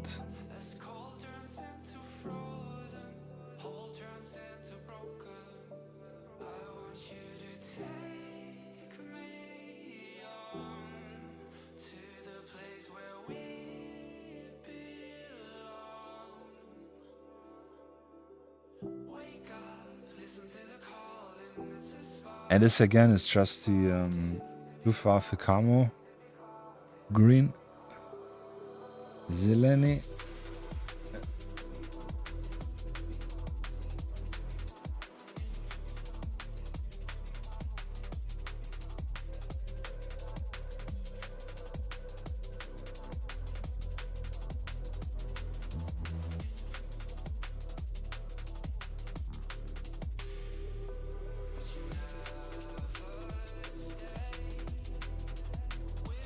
A little bit more, then I will wash my brush.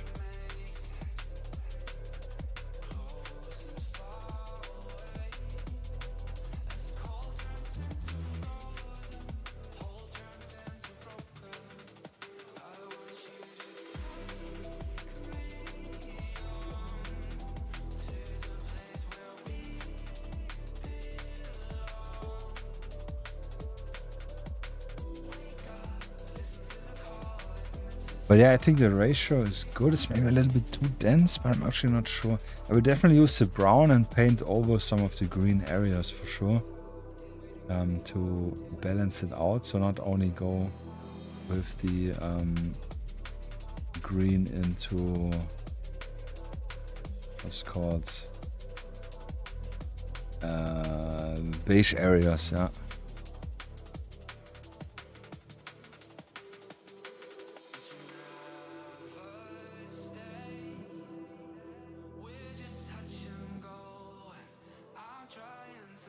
I actually wanted to wash it out, already forgot.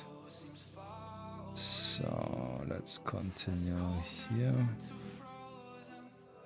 It's a hard thing with like arms and so on. You kind of need to consider the angle as well. I keep the correct angle in mind. Oh, here we didn't even put an quick fix.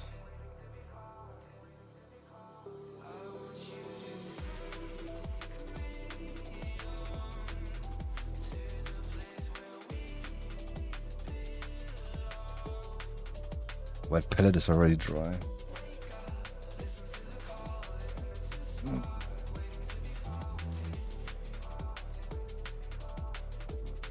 It's kind of crazy because I really put a lot of water in it that it's nearly floating, the foam.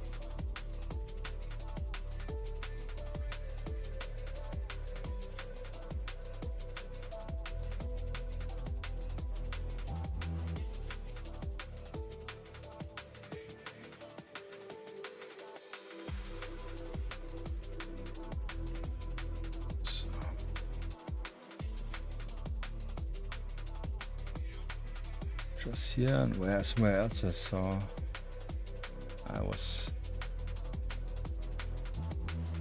this little area.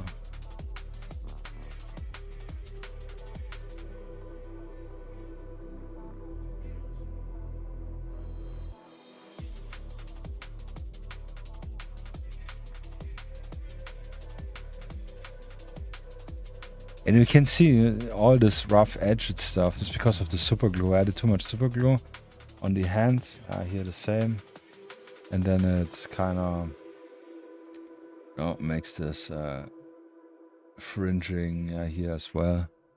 All the super glue edge. Being impatient as usual. Yeah. Just came back. Yeah. Thanks, man. I appreciate it. Yeah. Yeah, I think it looks good. The brown will be now the truth. Yeah, so thanks, man. Was the trial, yeah, if we did the right decision. But yeah, definitely good with this. Good thing in pointing out to be more jaggy, because I would have probably continued to just doing the straight edges. Yeah, so like do a little tap here.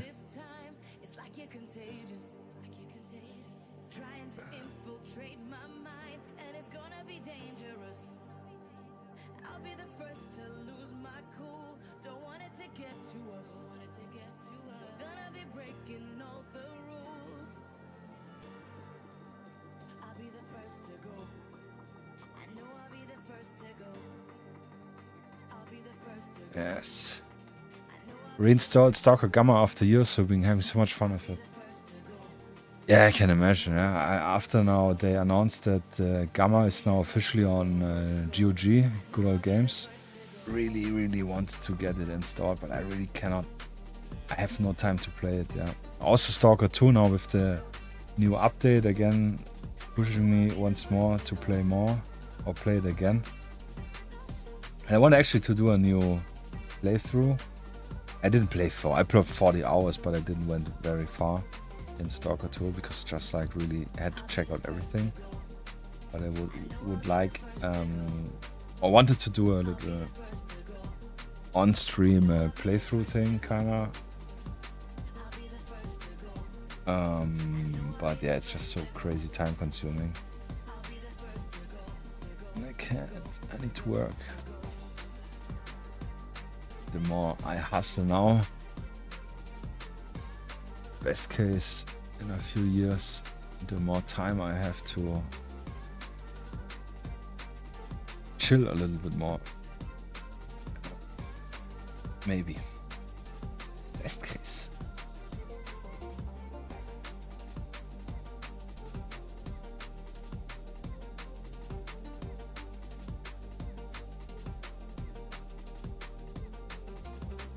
Especially this week, yeah.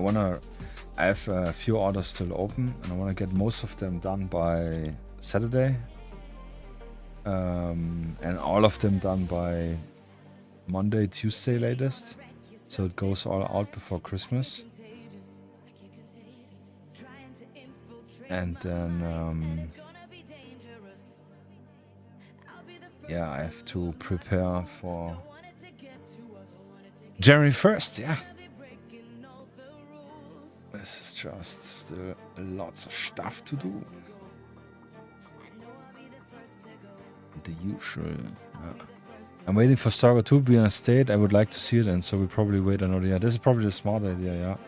I knew when they announced the game, I was already like, I will not buy it on first day, because I was there when every Stalker game was released. Every Stalker game was a mess when it was released, full of bugs and whatever. So why would this one be different, yeah? But the previews and all the gameplay stuff they released around the release date back last year in November, I think it was. Yeah, late November. And I had been sick at home for a week and then another week because I had some COVID shit. That was really crazy. So I kind of said like, fuck it, I'm gonna. So I bought a key because it was a little bit cheaper. And I played for like a week every day and night. But then I kind of like my flu COVID stuff got worse. Then I stopped playing. And I haven't catched up with it, because then I had this performance issue with 1.4 patch or something. And this annoyed me so much that I didn't want to play. And I had the idea like I will at least wait 1 year until I get, and this is the right way. So if you can withhold the urge and play with Gamma, then it's probably worth to wait a little bit. But still, I had like a lot of fun. The bugs I encountered were rather okay. So nothing game breaking. Just like what's super annoying is like you had so many bloodsuckers every time spawning. They're so freaking annoying, and they eat up all your ammunition. And then you have always the problem with the ammunition. And the problem in the early build was that repairing your gear was so crazy expensive. So you went one encounter and you had not even the money to not like one encounter of bloodsuckers, but generally one bigger mission you made where you had like lots of enemies to blast. You usually didn't even manage to have enough money to repair your gear fully, and this was super frustrating. But counteract this, I found a bug rather early, which I didn't report. Bug using, I mean, it's a single player game, so who cares? But you could buy stuff from a trader and sell it back, and for more money. I forgot what was the trick. It was like with the ammunition. If you put the ammunition and then you just sell him, change the value of it behind the when there was like a yes, you had to have some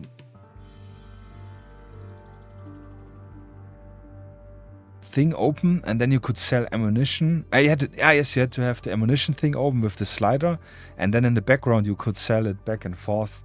So you would buy it to full price, but sell you to the different price. And you could just like literally sell and buy your gear back and forth and make some money out of it. And this is what I did. So I had enough money to at least repair all my ammunition, all my gear, and get enough ammunition and so on.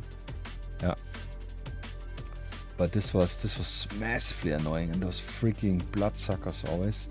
They would eat up so much ammunition. This is so crazy.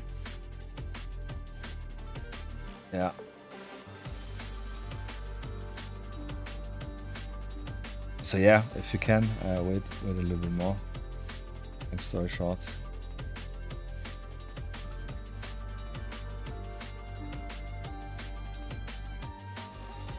Still a great game, super good. And it looks so good, and I was playing it on low settings with all the DLS shit on, which made it look worse, but still, I don't know, I'm not such a graphics snob. So for me, I don't have to play every game on Ultra. I never did in my life.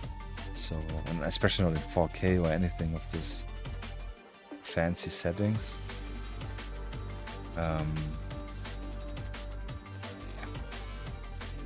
But Gamma, I really would like to play Gamma. I want to play some Iron mode for the real rage.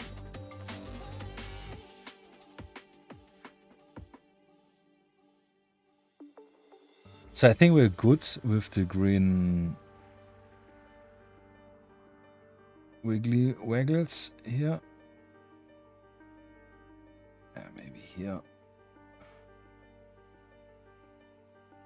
Just a tiny bit.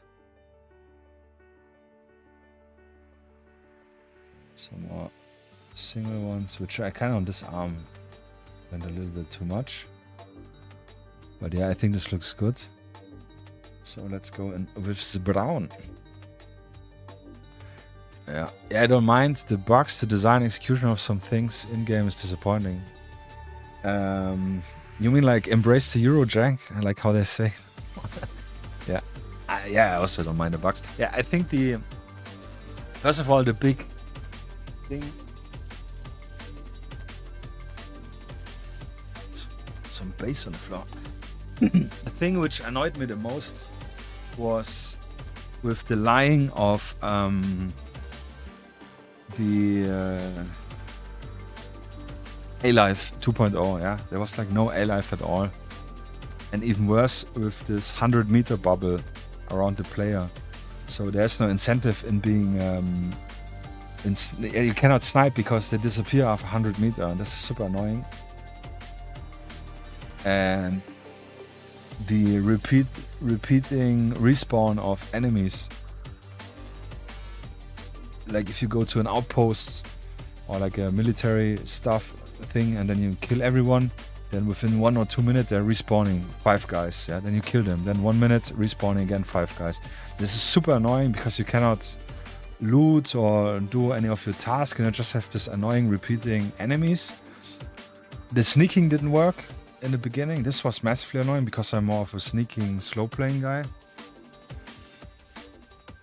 So, and they had like aimbot grenades. Yeah, so you were like sneaking through the bushes, and then they see you, and then it's like the grenade directly lands in front of your feet. Yeah, this was massively annoying. And what else? Yeah, like the A-Life. This is all what Stalker about, in my opinion. This is what makes this game so great, and the smart AI with trying to flank you or ambush you and so on, which you in Gamma you already obviously know. Or know anyways.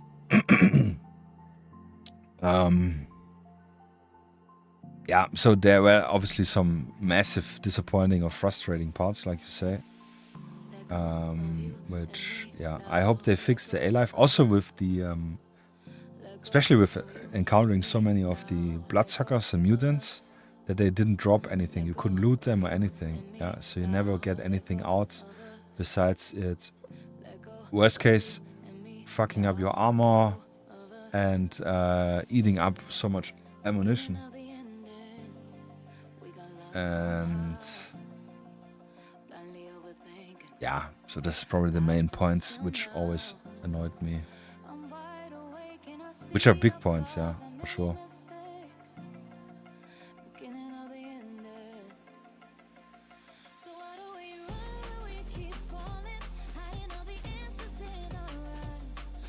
So let me quick look. We have definitely more smaller spots of the brown than longer areas.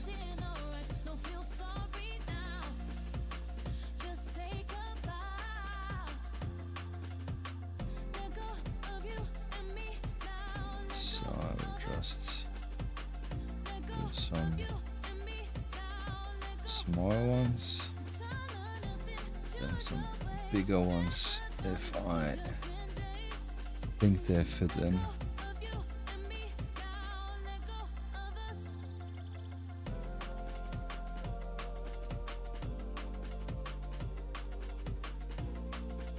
Yeah, but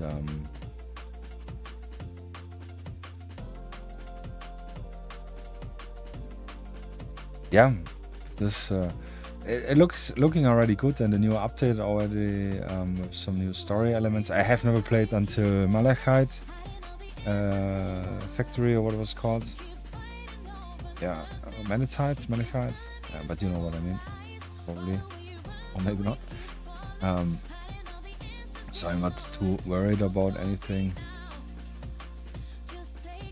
But yeah, it's just with everything, patience as usual. And the good thing is, yeah, the longer you wait, the better the game gets, and the cheaper it gets, yeah.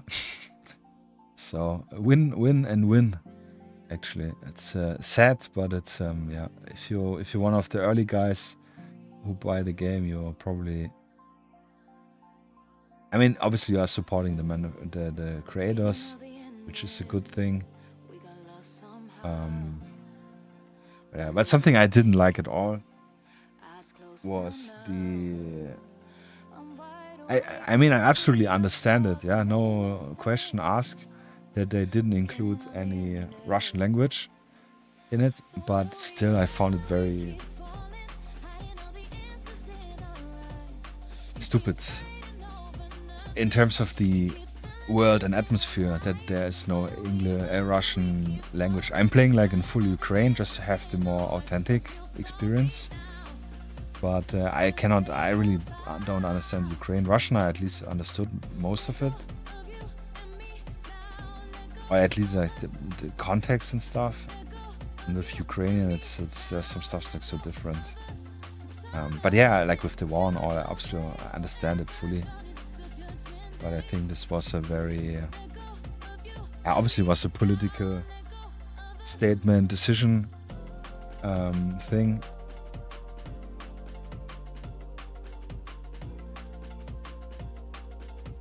I don't know, I can just kind of my feeling disappointment because I'm short-handed here, which is kind of stupid to say, yeah, I know, but it is a shame for me.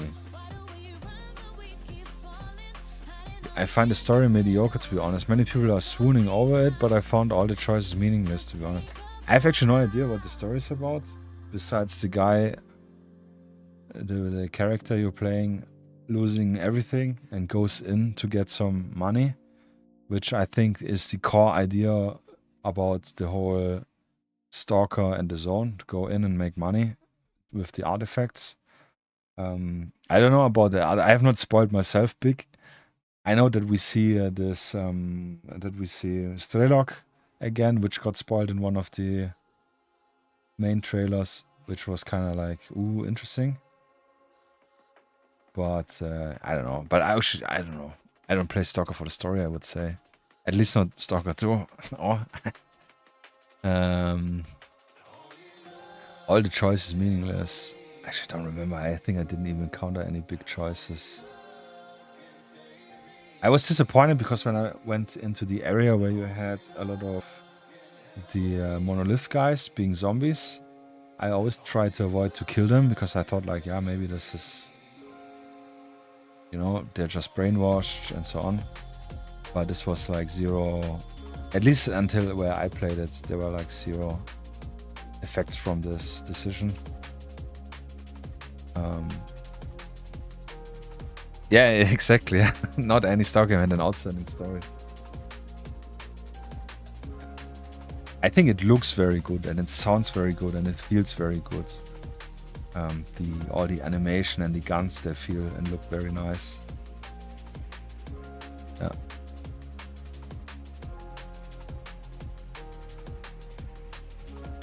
And the world looks very nice. Yeah, revisiting some locations from the older games, this felt very cool.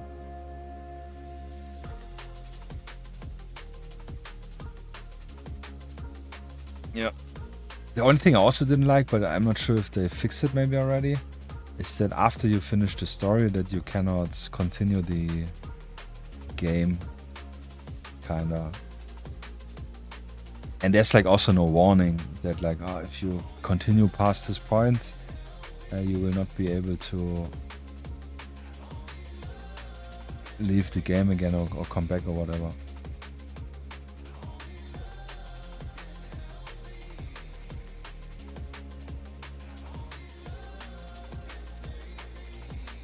Also, what didn't work in the beginning was wearing different armor or clothing or gear from the other factions to hide. Yeah, I had a bandit uniform, like just some bandits, I don't know what's called, like bandit gear. And I went into one of the bandit lairs, where there's one of the bosses or faction bosses. And I just wanted to hang out and I needed to get something, but I thought I could maybe talk. And I went in there and they just started shooting at me without a reason. Yeah. At least I guess without a reason. This was really annoying. Yeah, Gamma obviously is the peak game. Yeah. Saga 2 is not supposed to be Gamma, so it's okay. Yeah, that's true.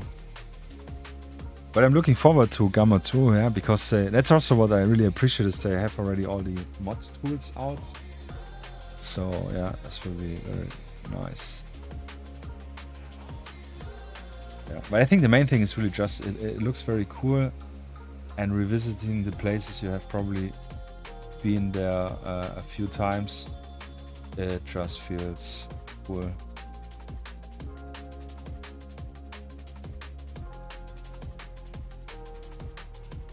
Yeah, I think actually I'm more than good with the brown splotches. Definitely don't want to overdo it. But one more we need. Yeah, so I think this is more than good. The sepia wash will hopefully work here. So let's continue with the other stuff. And for the for the boots and the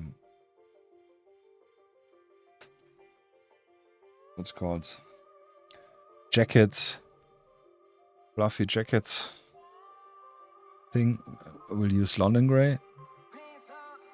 Then we're gonna stipple a lighter grey on, give it this felty fare on the boots.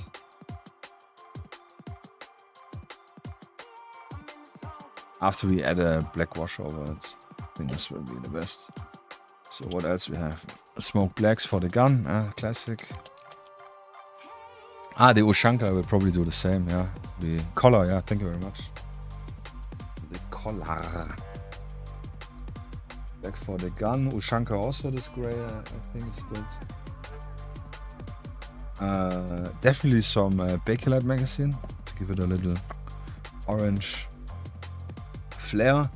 And then you said khaki grey for the sling. Yeah, and then that's technically it. I will probably add blue for the tape around the magazine, because we got the taped magazine here. Just also give it another color, and orange and blue is a very nice contrast.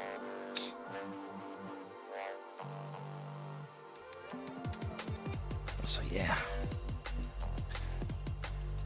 Stalker 2 Gamma probably in 10 years. Yeah, maybe. Yeah, probably more realistic. But yeah, I'm also speaking, like I said, we talked about Gamma. Super hyped to get Gamma started again.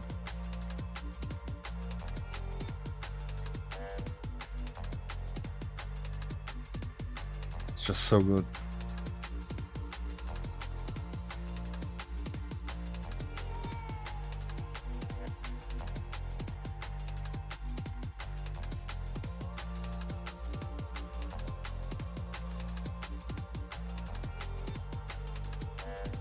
Yeah, perfect. So let's get the 1.5 brush.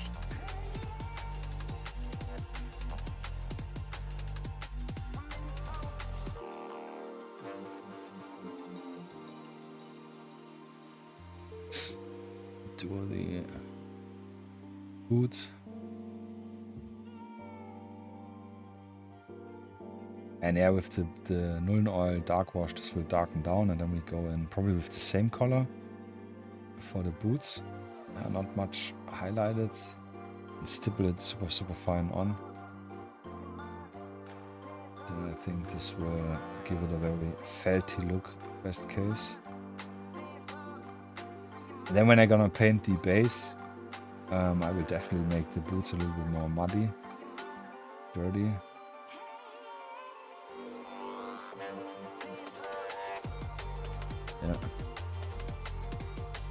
Yeah. We used to call it piston sand, which perfectly matched the actually right. Yeah. Coyote brown. Yeah, this would be probably English uniform. The better choice. I have one of those slings actually, but I haven't had it in my hand for ages, yeah, because I didn't like to use it. It was very scratchy around the neck. Yeah, I'm spoiled.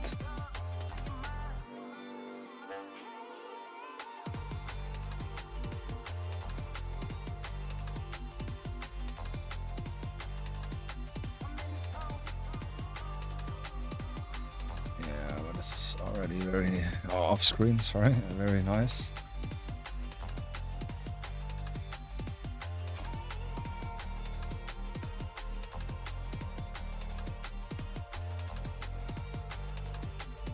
Actually want to do a mix of mud and snow with the base.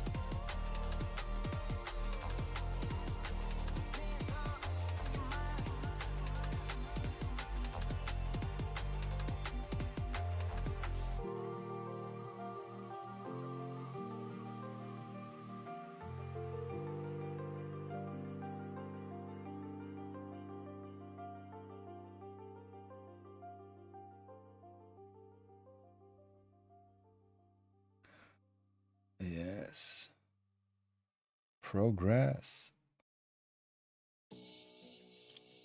Yeah, I just stuck up mine. It's honestly super close to Cody Brown. Yeah, nice. Thanks, man. I appreciate it. I would have no idea what mine is. I have like in the cellar a few boxes. Only thing I can find is like the clothes because they are in a closet. Yeah, but all the gear, the slings and pouches and all the stuff. Yeah, so thank you. And then I will probably use the English uniform. And probably отличная choice. Perfect choice.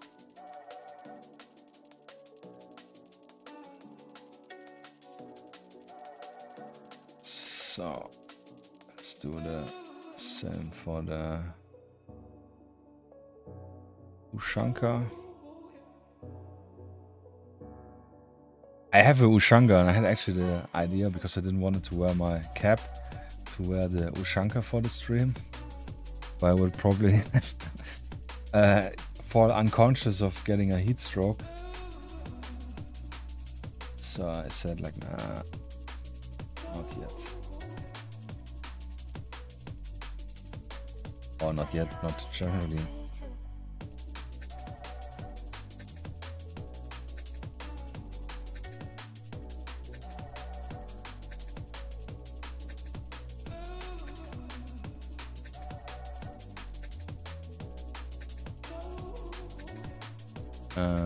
If you use Olive and you said it was scratchy, you could have the Polish or the German one. This could be. Probably it's a Polish one because I used to order from a Polish store, which you probably know. What was his name? Ovich something. I forgot. It's like black and yellow. This is hey Vario, what's up? Salut. How you doing? All good? Yeah. So it probably had like a Polish surplus once, which I bought. That could be very, very rare. German for sure not. Yeah. Okay, so in Rush ones are this color and 100% cotton. Yeah, this is definitely not cotton. Good to know.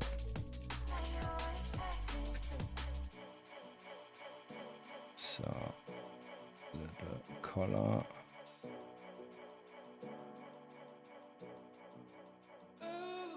Yeah, this London grey here is perfect for this, I think. Very good. Yeah, Frontovich, yes, my man, exactly. Yeah, oh, I used to order so much from them. Like literally every paycheck, some big order was really good. Also back then they had like a channel where they could get the Russian stuff. Yeah, for the European market. And I was usually often at the expo in Germany, what was it called? IWA, International Weapon and Outdoor Exhibition. And they had once their stand, and you have to have your full name on the cards. And I went to the Frontovich store, not store, but like the my brain. The yeah, it's a Russian one. Yeah, Very odd. This is first Chechen war Russian officer. So something different this time. A little bit more winter feeling. But yeah, I went to Frontovich stand. Yeah, they had like a stand at the exhibition. And I was like checking out, and the guy came and said like hello, and then he looked at my name and he made like those eyes like, I know you, I'm packing your stuff. Yeah, this was super fun. And then he called him the boss, which I think his name is Ovich. He's an older guy. And yeah, they greet me. I have a picture where we kind of have like a group picture. This was super funny. Ordering so much from them that they knew my name. Yeah, this was really nice. Good old times. And I occasionally check the website if they have something very fancy. But yeah, all the Russian, especially with the war going on, then there's definitely more money being paid for surplus, which has like a news for the military, for the war things, which is kind of sad, but yeah, it is what it is. Frontovich. Yeah, man.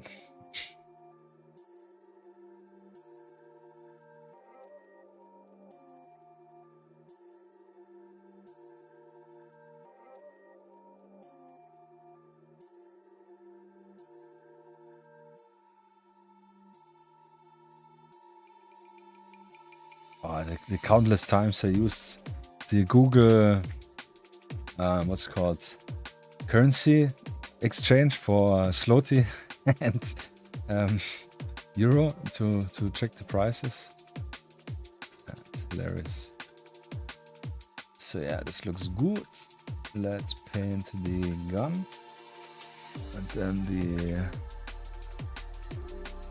he goes by Ultra Cheap from his surname. Ah, okay, I didn't know this. Yeah, funny. Connotation with Frontovich is 100% accidental, by the way. Yeah, it is. Ah, that's funny. Yeah. Legend. Yeah. Oh, this was so crazy when we found this shop online.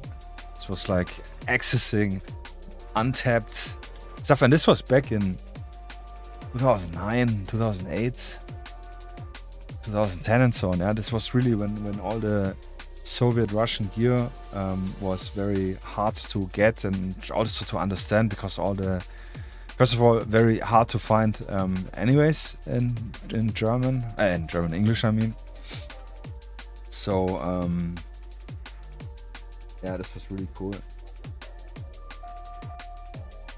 And I don't know how long you've been into this hobby, but I used to have a blog back in the days with a friend, which maybe you heard of it or maybe not, but this was Grupa L. Yeah, this was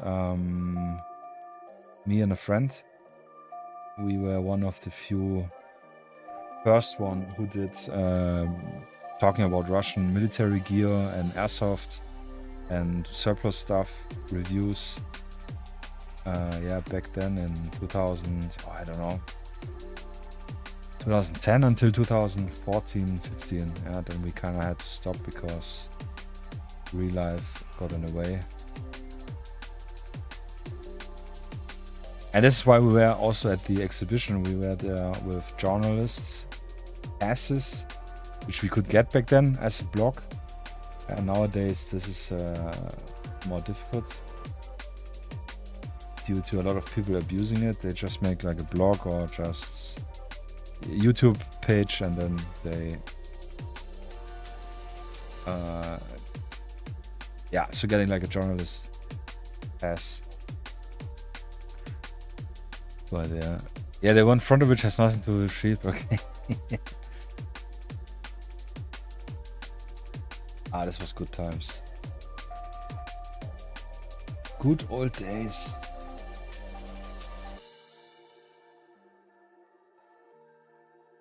And we had actually the intention to restart the blog, but And my friend still, who did all the server side stuff, has still backup saved.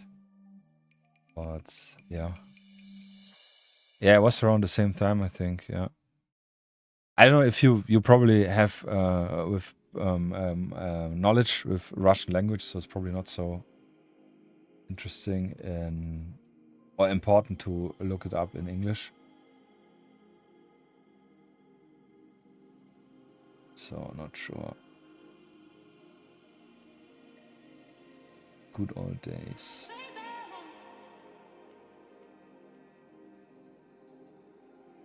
So yeah, I'm not painting the buttstock and the handguards because I want to do them in wood. Yeah, wooden style. So, but I will probably use the black for his hair, just to be a little bit cheesy, easy.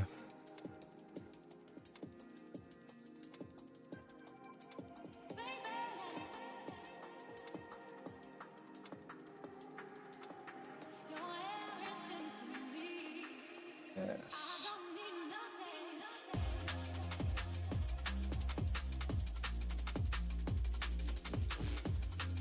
Yeah.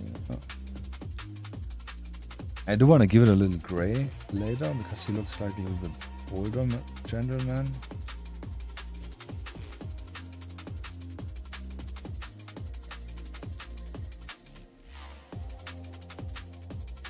Then his mustache.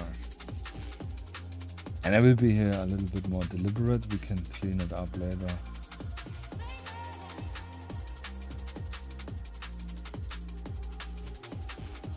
Yeah. Nice. Yeah, we had a big forum back when Weapon Per thing and all the Soviet Russian military interests. Yeah, Red something. Not Red Militia, Red Star, Red Union. I do remember there was also there decently active Red Star, Red Union, Red Alliance. It was Red Alliance, wasn't it? It's that one you mean, yeah. Will you weather his AK or leave it black? I will weather it with silver gunmetal. Yeah, just give it a light dry brush before we wash it, and then when you wash it, it will look a little bit more used. Yes, but next. Yeah, we can do the. What is it? Mahogany brown for the wood. I like. Probably cavalry brown. This is something I like to use for the more Soviet redder stocks. Yeah, I think this could look very good, especially after Agrex wash. We'll actually use this for the wood, and for the Bakelite magazine we're gonna use red leather. This works always very good. Oh, you mean the Polish web for? Ah, okay. Yeah. Bonimajo. I have no idea what's in Polish, but I guess you understand. Well, I think I haven't used this in ages.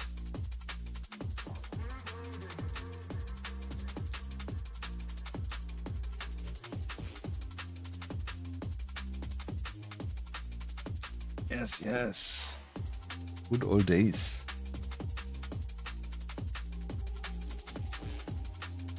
This was also great back in the days, doing all airsoft paintball as the I like Russian special forces guys, because most of the people here in Germany, they all wanted to do like American special forces, multicam, and few of the Flecktown obviously, but most of people had like multicam. This was great, so we could be always the opposition to them, and yeah, this was kind of nice. Because I really disliked the games we had, where like all the sides had like different camouflage, and it's kind of hard to understand. And then you start. It's funnily, you see in the Ukraine war that they have like the color tape on the arms. Yeah. Yes. Red Alliance was the thing too. Yeah. I haven't been ages there. I have to get there and try to sell some of my gear. Because I need the space. And I wouldn't mind the money. I'm not using this. Yeah, I will 99% not go back to airsoft at all. Just no interest. No condition, yeah. Fitness. Fitness level is not good. Yeah. I used to run around SS Ledo. Yeah, same. Absolutely same. SS Ledo Partisan from SSO. Sposen. Still have it. This one I will not sell. Yeah, clothing I will probably not get rid of. And what I really like, they had one from this brand called VSO. I think it doesn't exist anymore. I think it's a Polish brand actually. Definitely not Russian. They made reproduction gear from the SSO brand, and I have one Partisan with the spring variant, yeah, so the more greener later SS stuff, and the autumn version on it. And this one is really awesome. I like this a lot. And we used it in some. I used it in some games during. I don't know. I think it was still summer, but it was like a more needle forest, which is more greener, and this worked so good. Yeah. VSO still exists. I just bought from them like 2 weeks. Oh, really? It does? Nice. Yeah, super great company. Really impressed by the quality.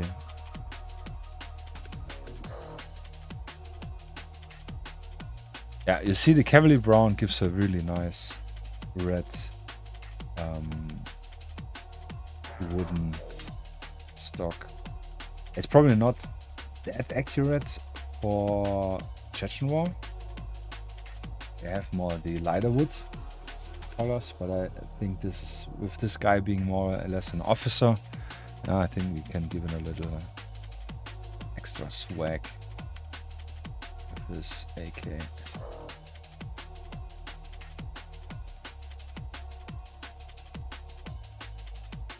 This will be super hard, but I'm gonna try a little bit painting behind the stock. Just the edge. Yeah, this is good enough.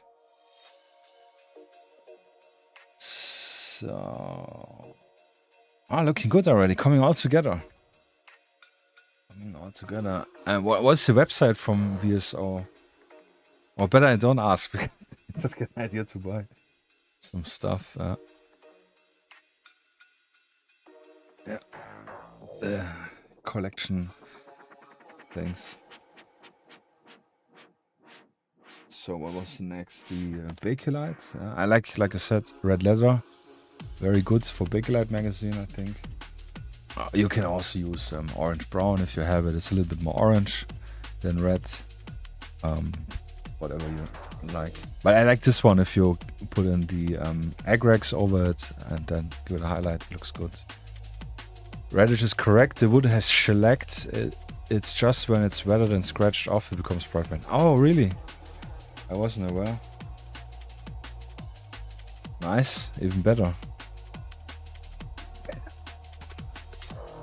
I thought they used cheaper, different wood. That's why it's so bright. That's actually good to know, yeah. Kind of makes sense. Because it has not a shiny surface, but more like a matte surface when it's brighter. This yeah, makes sense if the varnish, so to say, the shellac is off. Nice.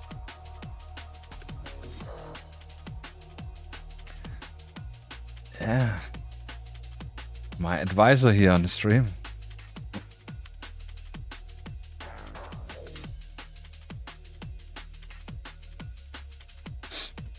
So, Bakelite magazine. Which I like. That's probably something which is also very appealing for all this Russian Soviet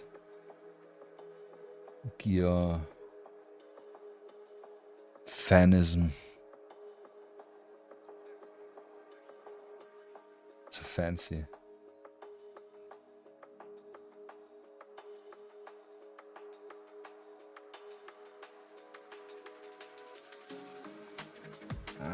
Rest it up.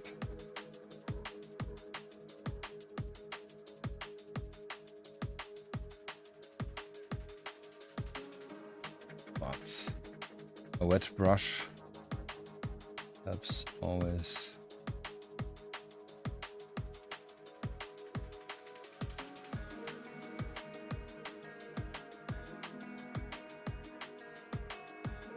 I should have taken the smaller brush. Shill0291, welcome and hello. Good night actually, yeah, not evening, it's already night. How are you doing?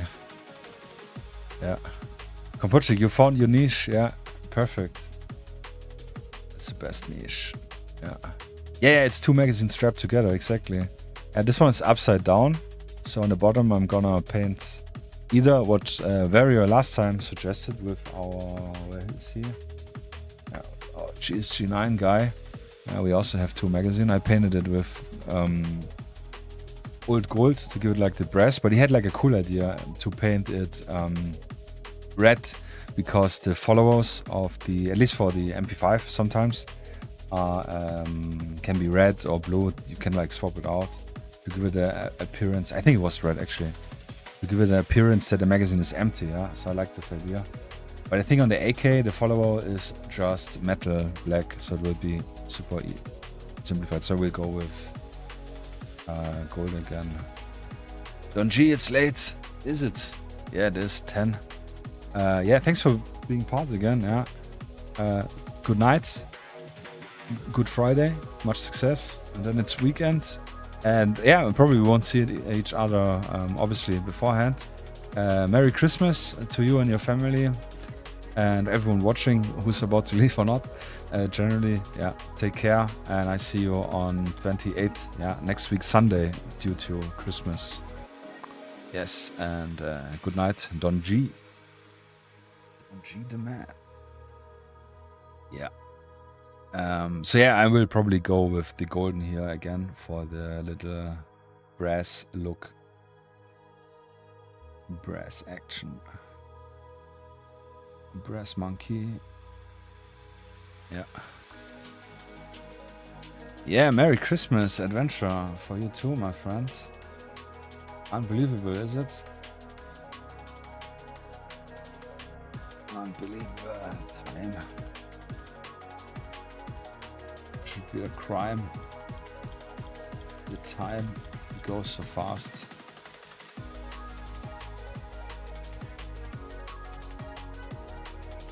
So we actually need to check out the Leica and secret boxes just for a rough reference.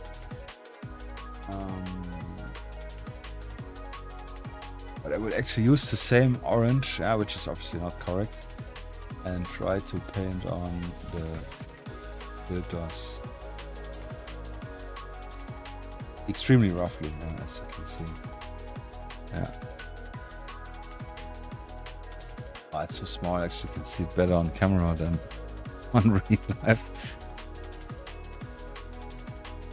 Yes. So.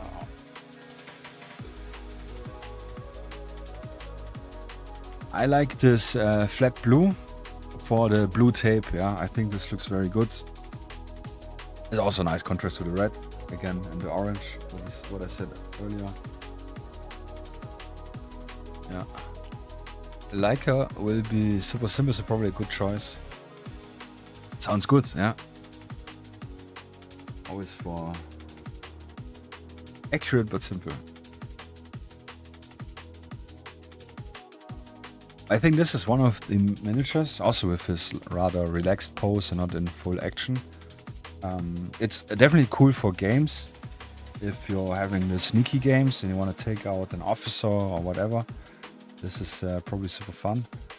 But also, I can imagine this one in a bigger scale for like a diorama could be really, really nice. Which allows you to add more detail on it. And I just like the classic orange and blue tape, so nice.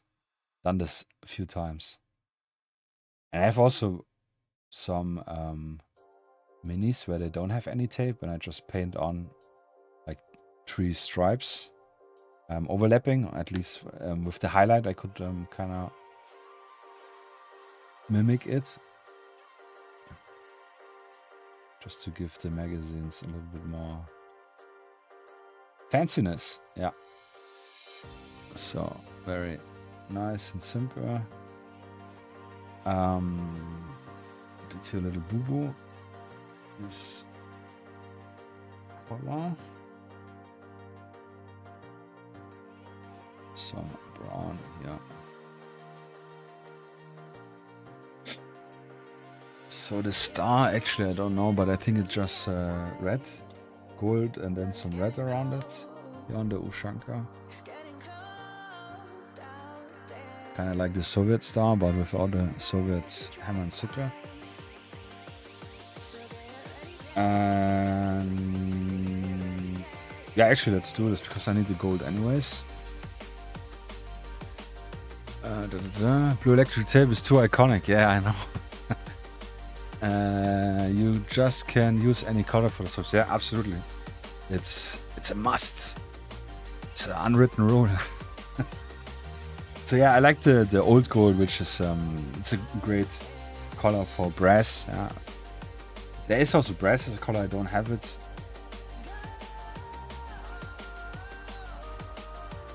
You can also use just gold and give it a black wash. Probably be very similar.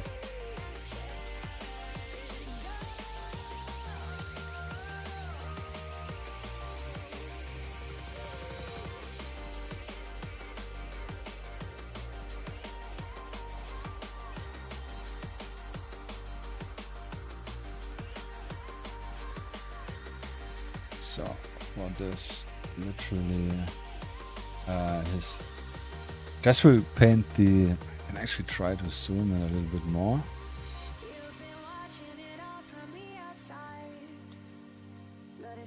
Just paint the full crest. Yeah, you can see there's like this crest around it. In the middle we have the star.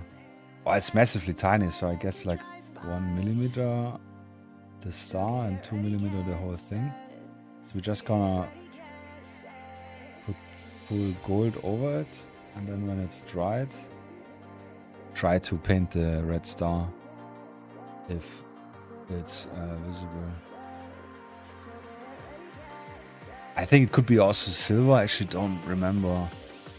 Yeah, if this is rank related or not. I googled a bit and probably Java secret would be accurate too, and it looks almost like red lucky strikes. Really? Java, I actually never heard of those. Check them out. Old gold for painting my ancient Matsdionis gate crawler for once. Yeah, man, I love old gold. It's so cool.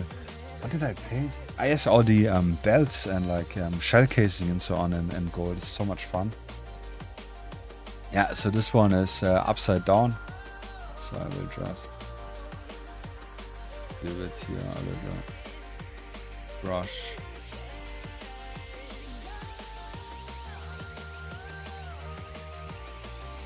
Just for the little accent.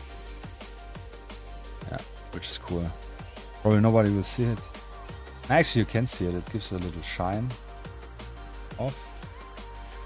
Ah, this is the thing, yeah. Nice detail. Ah, yes, you can already see the star, which is good. No, gold is good for the star. Okay, perfect. I have a few of those, but I think those are Soviet ones. So I remember buying also back then, 2010, 2000, whatever, super much on eBay. Yeah. Adventure, need to step off, keep up the awesome work. Thank you, man. I appreciate it very much. And yeah, To you again, Merry Christmas, you and your family. Have a nice and blessed evening or evenings with the family. And I catch you hopefully next Sunday, yeah? And hopefully I catch your stream, if you stream next week, which I guess probably not with Christmas, but yeah. Thank you, man. I appreciate it. Take care. And yeah, talk to you soon. So let's check out those ciggies. Cigarette.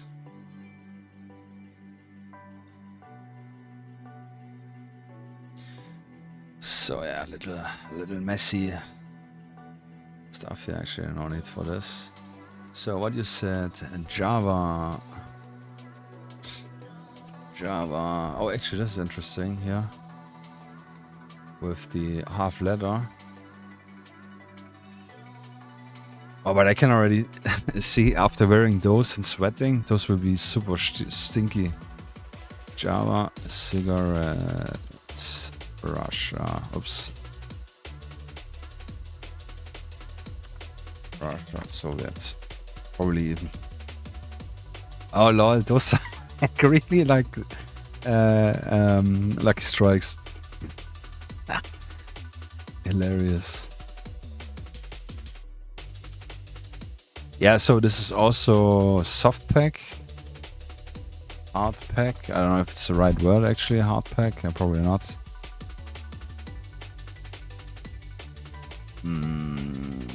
Because here's like this box open. Ah, Parisian. What was the other one? Leica.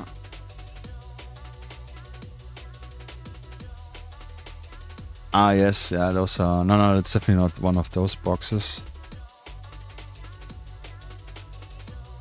Yeah, this one probably with the blue.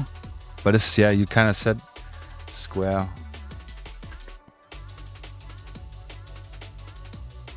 And the other one was... already forgot it. Belomar something.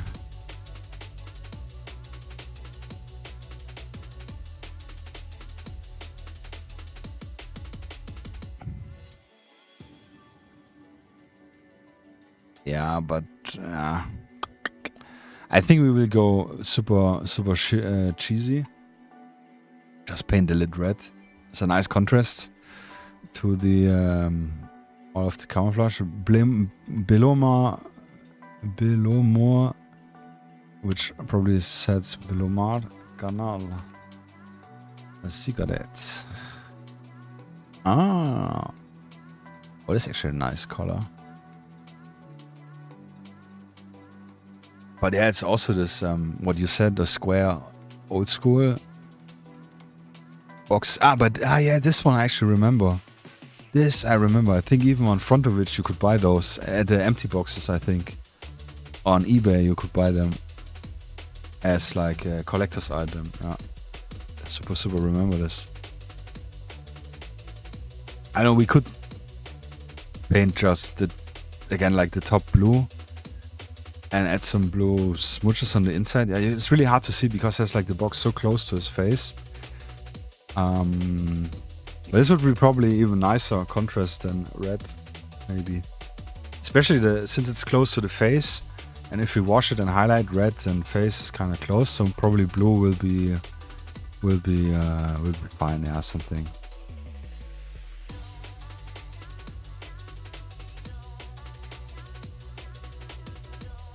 Pack of cigarettes, stock image. Yeah. So you see even the stock image.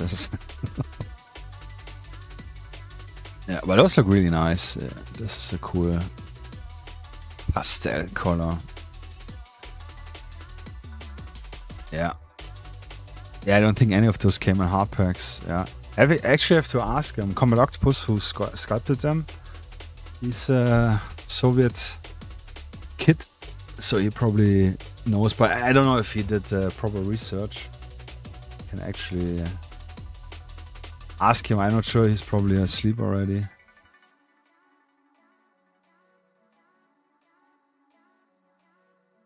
Did you had any cigarette pack? in mind when you designed the first Chechen war officer guy? Just out of curiosity. Yeah, he's very close, a good friend of mine, so I can send you directly a message on his thing. Where's a picture of the mini? I don't have it.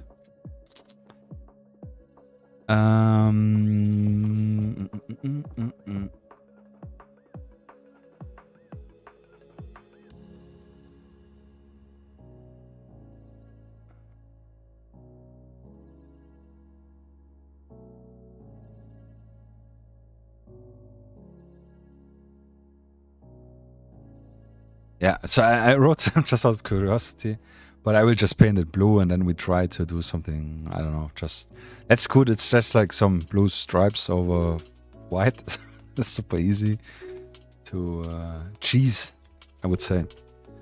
Yeah.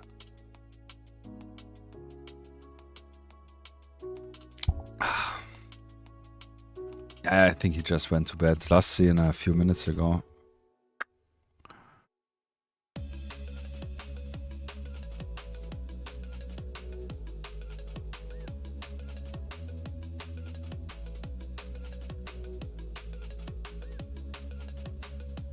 So yeah, let's go.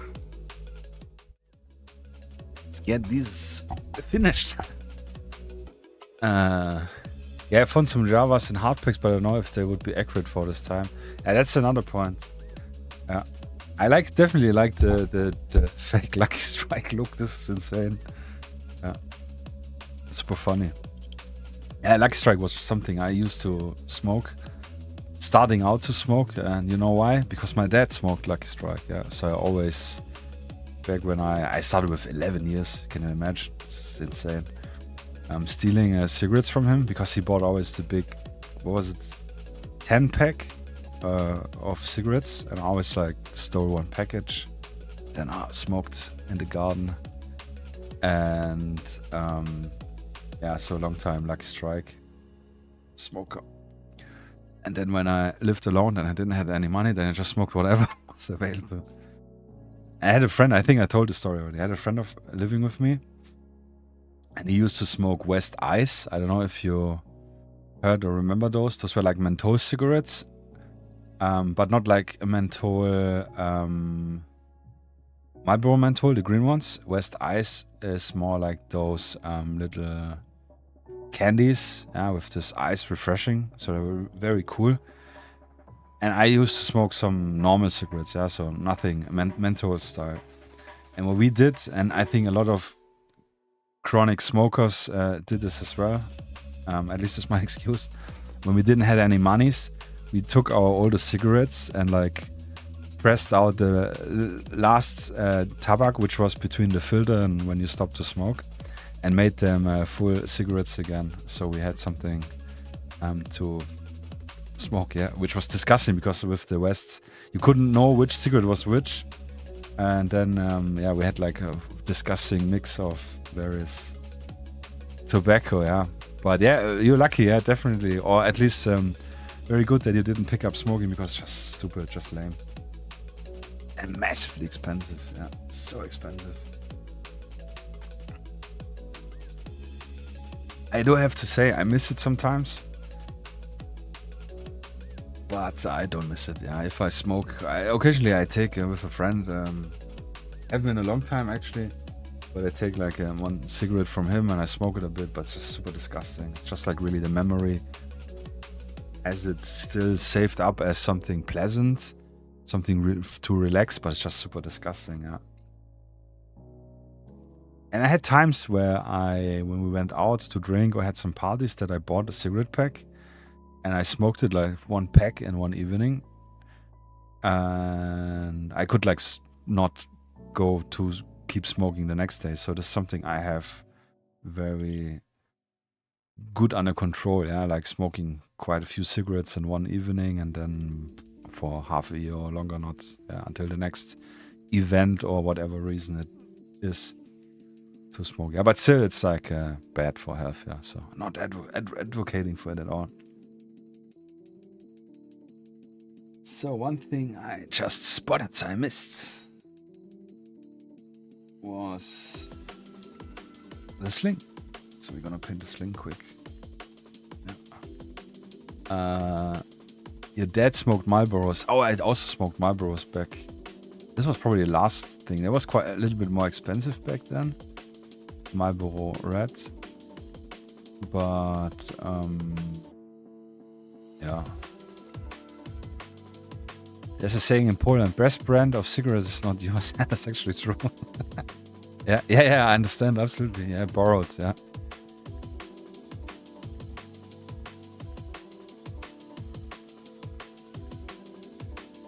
And this was also back then and at work. Always had people like I go out for a smoke and then I come with them, and I also smoke like 1 or 2 cigarettes per day with them. But I never bought myself. Yeah, I don't know, because I didn't want it to smoke. But like if they ask you, yeah, you want to come out to hang out, and then they offer you a cigarette, and it's always easy to say, yeah, why not? Which is kind of lame, yeah. But it is what it is, and it's true. Those were the best ones. Because crazy, I have no idea what's costing right now. I think we had it. Someone was talking about it on stream, but I forgot it. They're extremely expensive. Back when I smoked was like €5 for a pack of 20, which was already expensive, because I remember the days when you paid 5 Deutschmark, which is around €2.50 per 20 cigarettes. And now I think it's like, I don't know, over €10 maybe. Just crazy. Imagine €10 every day, and I smoked so much. Just crazy. Just stupid, actually, yeah.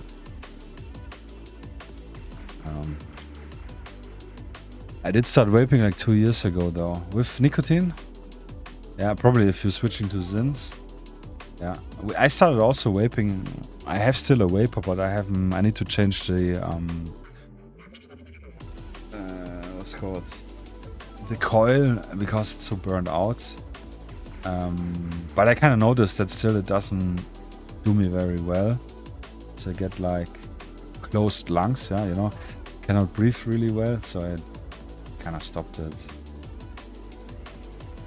I only do it when I do pictures of the miniatures and I need some fog, yeah, then give it a big brief. But all my stuff is without nicotine, I think, yeah, because a friend of mine mixed the liquid, and he always gave me some.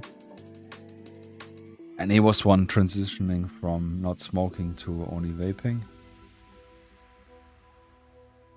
Yeah. But this vaping, yeah, was cool. Didn't stink so much, which is probably the worst part even more. The appeal that you could have like your caramel candy taste, or like lemon whatever, or green apple, a classic. That's awful. Zins, I didn't use Zins, but back when I was working as a test driver and we were in Sweden for one project for a few weeks. There in Sweden they had a lot of those package with like Zins, and I bought a few, but boy, those were so freaking strong that always when I used them I kind of felt super bad. Yeah, I had to like close to vomit. Yeah, even as someone who back then smoked those 10 this full pack of cigarettes per day. This was just too much for me. Göteborg, Rapé, and you know, I have so many different I bought. Yeah, color's perfect for the sling. Yeah, I think too. English uniform. Very awesome, yeah.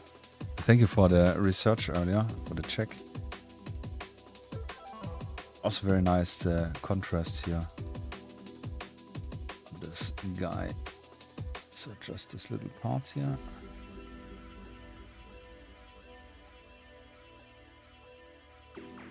then we're gonna dry brush the gun a little bit to make it a little bit used. Weather it. And I will just use this blue here for some Belomo Canal cigarette swag.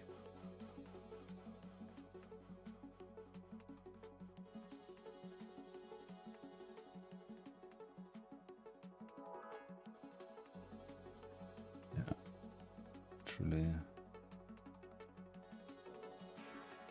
literally just painting it blue, and then here on the front try to just in this half blue, and then maybe I don't know. It's too big, I know, but still it's a freaking small.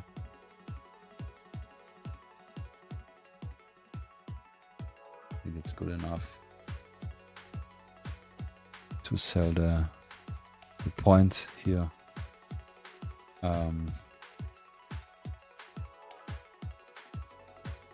Yeah. Yeah, it's an AK-74, don't worry. I should have used something AKM because this is the 47th episode of streaming. It would have been fun to use an AK-47 or AKM. Yeah, but I noticed it too late. Yeah. No, missed opportunity. Yeah. Where is snooze? Yes, exactly. The Swedish snooze. Yeah, that's what I call it. Wow, that's so heavy. Yeah, really. I remember so much. Often taking them, and obviously I'm stupid. Yeah, so I said, like, okay, I take for less time. So I put it in, and then still felt like awful. Yeah. I remember still when we had to drive around, and I felt so bad that I wanted to vomit, but I couldn't. Yeah, it's just not so great. Nicotine poisoning. Yeah. So next one, we take our gunmetal. I have this army painter. Yeah, this is my since ever. Yeah, you can see already there. So old, but still is. I think about so much left. Zoom out a little bit.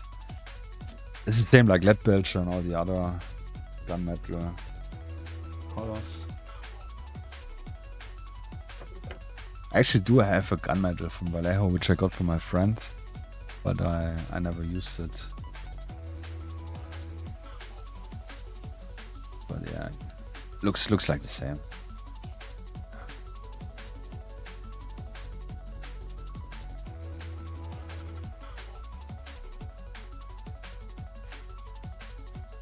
Snooze, yeah. Oh, all the tastes I actually don't remember. I had one cranberry or something. Awful.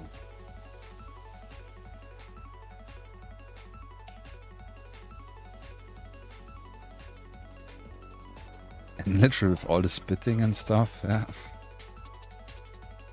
So I will definitely paint the bolt fully silver, because it's usually with this metal color, because the bolts are usually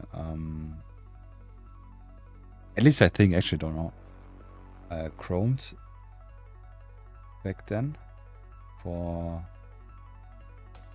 so that nothing can stick to them, no dirt, no residue. Then what we do is just like rough dry brush with this side of the brush. This is what I like a lot. Over the edges. Then if we throw over the wash, this will look pretty nice.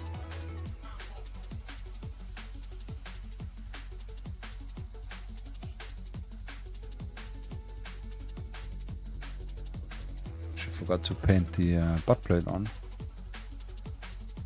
We will do now just silver out of laziness. And the little inside here as well.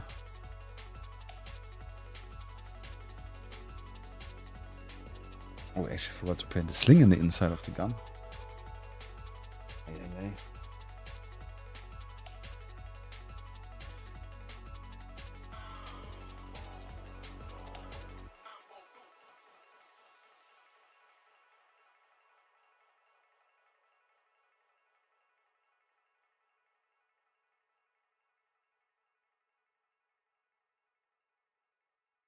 Nice little detail here.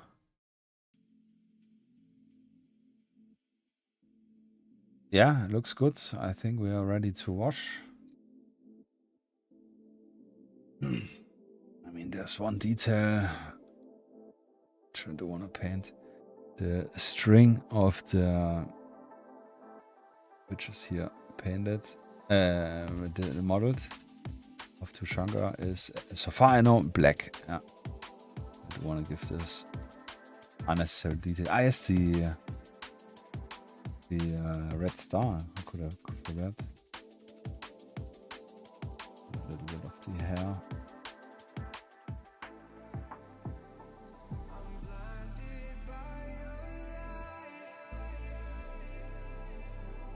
Nice. Oh, it's falling asleep. So what I said, red star. Red star.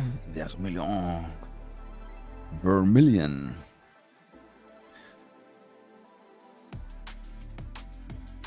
Just such a nice red. I like this so much.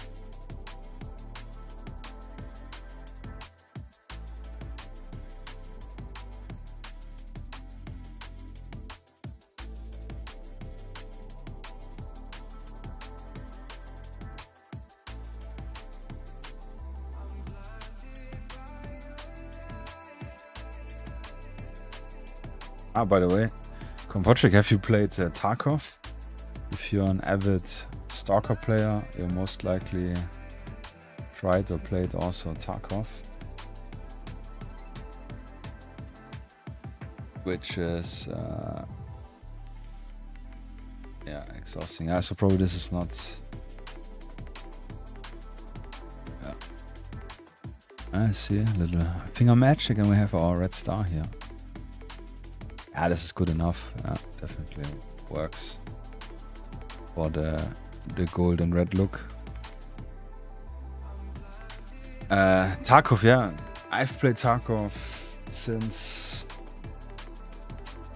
0.4, 0.5. It was just like when they went out of alpha, which was probably 0.4, actually not sure.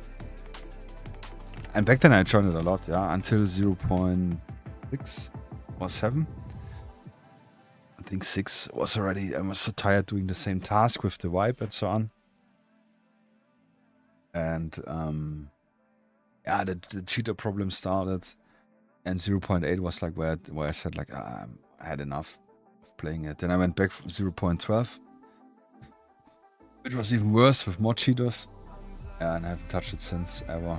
And then yeah, but it's quite similar to Stalker in the idea. This was one of the main inspiration from Nikita and the the group. And yeah, I'm kind of disappointed that they didn't went through with the idea that all the maps are connected and you can travel between the maps like you do in Stalker, where you have like your zones and then you load the next zone in, which I think still is a very good and smart idea to keep the game playable for lower end computers also. Or like general computers. I think all the high-end computers which are struggling with games nowadays is kind of a shame. So yeah, but so much for Tarkov. I do enjoy, I have played the PvE version a bit. Also over a year ago. But this was very relaxing, comfortable.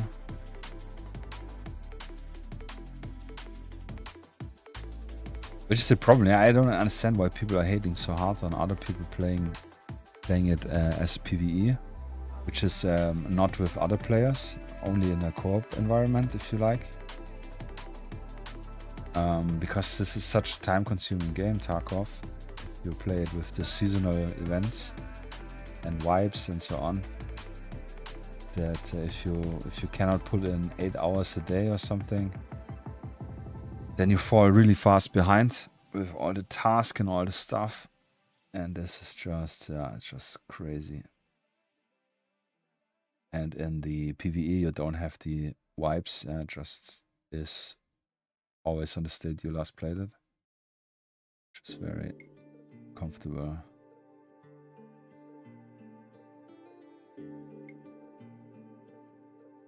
Yeah, so classic skin wash, nothing difficult here. We can use actually, and I would probably use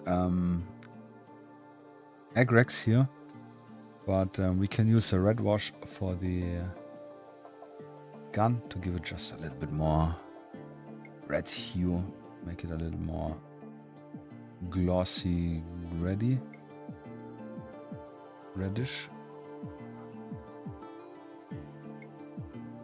Which looks already really nice. Yeah. Magazines, I will do an Agrex. The older I get, the less I care about multiplayer games. Yeah, it's true. I don't know. I am had with Modern Warfare, the one from 2019. I had a big comeback to multiplayer games, which was lots of fun. Modern Warfare 2 was okay, but didn't pick me up so much. Modern Warfare 3 I skipped. Battlefield 6 now is a lot of fun. I haven't played also since more than a month. Just because I don't have time. And we started playing in a group, Arc Raiders, which is a lot of fun. But it's really just time consuming. And yeah, I don't know. For me, it's literally only the time. I'd rather do something else in my short time I have available, or I want to take, than grinding multiplayer games. Yeah, and also I think I'm really, and I'm a long time Counter-Strike player. I'm super disappointed with all the cheating stuff. This pisses me so massively on, and this is getting so worse with being able to easily buy cheats. Yeah, back then you really had to know the group or whatever to get some cheats or design them yourself. There was no websites where you could just buy cheats, and this is so massively annoying. I think this is so, I don't know, there's nothing worse for gaming than cheating in a multiplayer game. Yeah, I don't care if people cheat in their single player games. Obviously. So yeah, so this is a massive. So for Counter-Strike, I'm zero interested in playing Counter-Strike, and I haven't played in over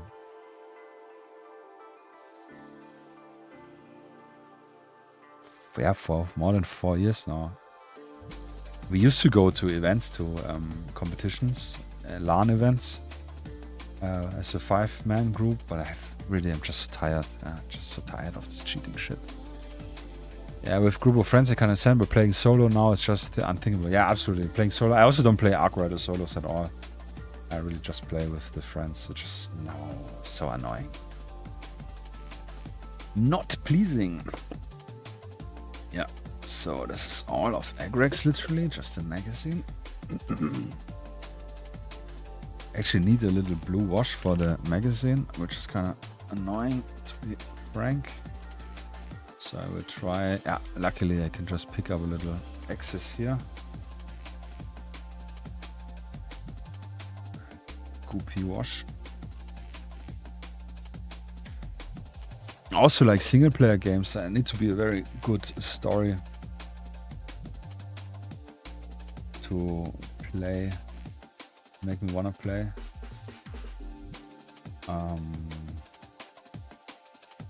I don't know what I've been playing. I mean, Battlefield was cool. It was like really kickback to the old times. We played Battlefield 3 and 4. And again, yeah, with a group, we were always like at least 3 guys playing Battlefield, if not more than 6.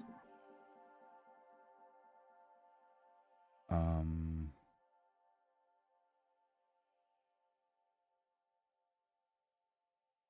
I don't know. I like co-op games for sure. Yeah, I played actually with 2 friends. There's RV there yet. It was a lot of fun for 4 sessions. Yeah, the last session was really already tiring. Yeah, it's just so repeatable. Yeah. Gamma is the only game I have on my PC now. Yeah, that's all you need actually. Yeah. And I would love to start up Gamma, but I know this is a crazy time sink, and you will just, because it's such an amazing game. Yeah, it's so great. And it's actually one of the games. Would be my dream game. Would be a mix of Far Cry 2, if you played it, if you remember it, the one in Africa, and something like Gamma, yeah, or like Stalker maybe, without the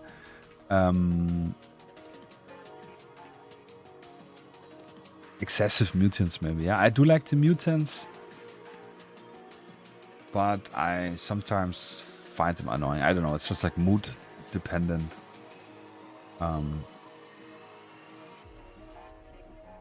But like I like this whole idea with anomaly, and I like the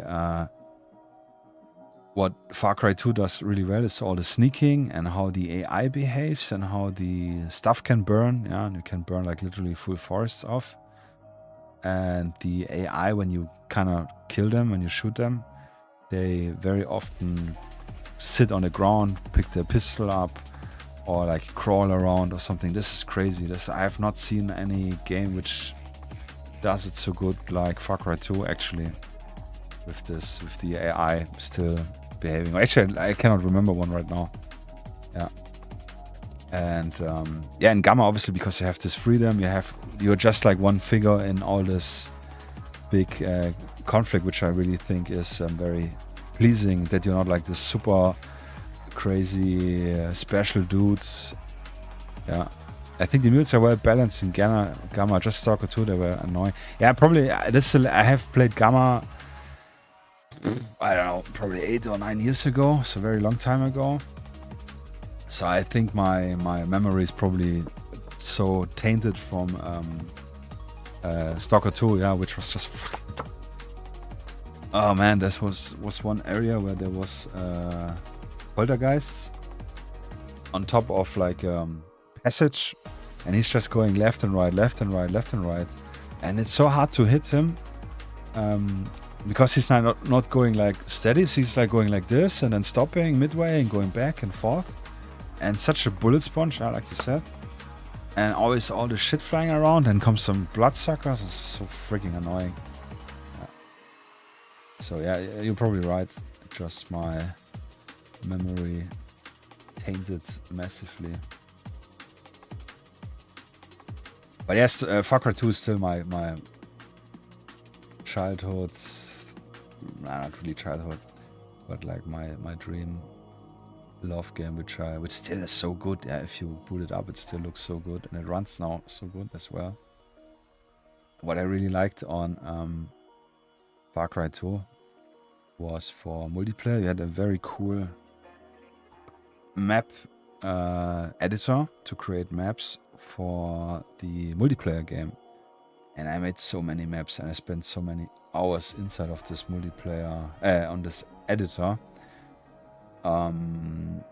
but rarely played the maps, because the maps were only allowed in unranked games, and in unranked games you didn't have progression. So when you started a session on a server, everyone started at 0. Yeah, and then you had to unlock the weapons again during the playing, and we did this, I don't know, 3, 4, 5 times, and then we all got massively annoyed. This was a big, crazy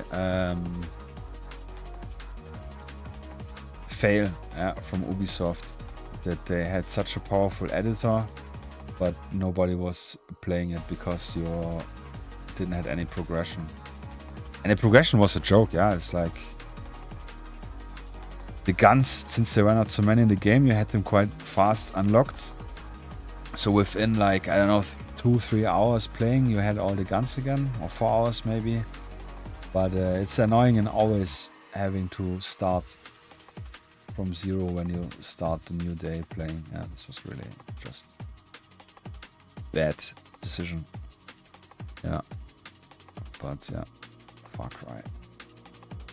And what I really love in Far Cry 2, which was more pronounced in the Far Cry 2 than in all the other ones, you could find those blood diamonds, which was your main payment, if you maybe remember or not. you had like, first of all, your map was literally, he pulled out a GPS and like a map in the left hand. So you never left the game. So the immersion thing, and this was probably the first time I remember in hearing the word immersion when I saw the dev talks of this game. But you had, you were always in the game. Yeah. Also, if you moved within the vehicle, your character physically in the game changed the spots and the camera went along with it. Yeah. So you never got broken out of the game. And what I want to say, yeah, you had this little GPS, and every time you were nearby of one of those hidden blood diamonds, yeah, or diamonds just, they were always in like some suitcases. Lamp started to blink on this GPS, just a green lamp, just blinking.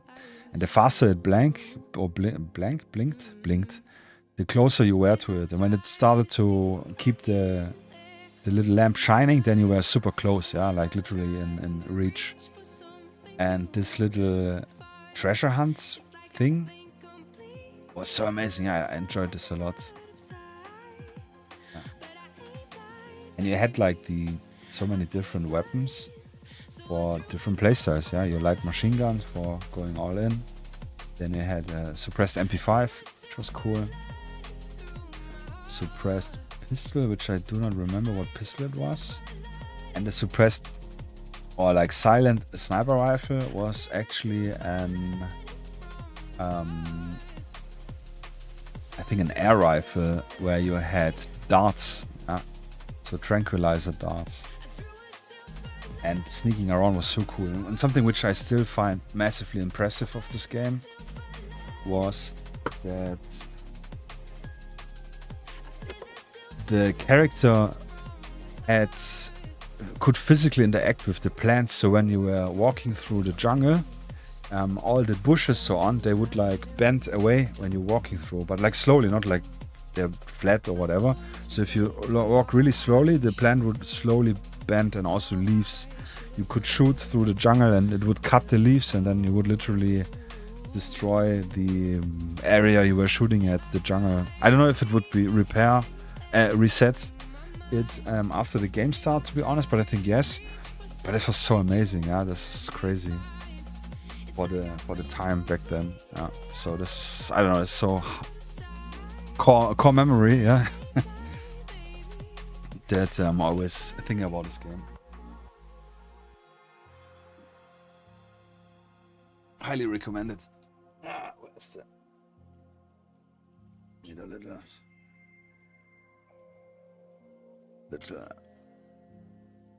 what's it called? Bottle cap or little seraphim sepia. The last of the last. Yeah, really getting closer and closer to the end.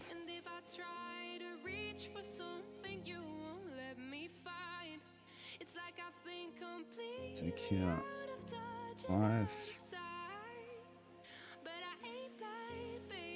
So I guess it's about 4 drops, which I just picked up with the brush, and I will just dilute it with water. Yeah, just with 1 drop water. Let's see how this will look like.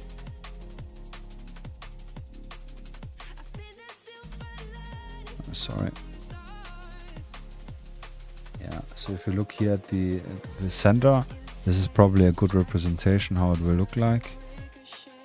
So I think we can do maybe half a drop more.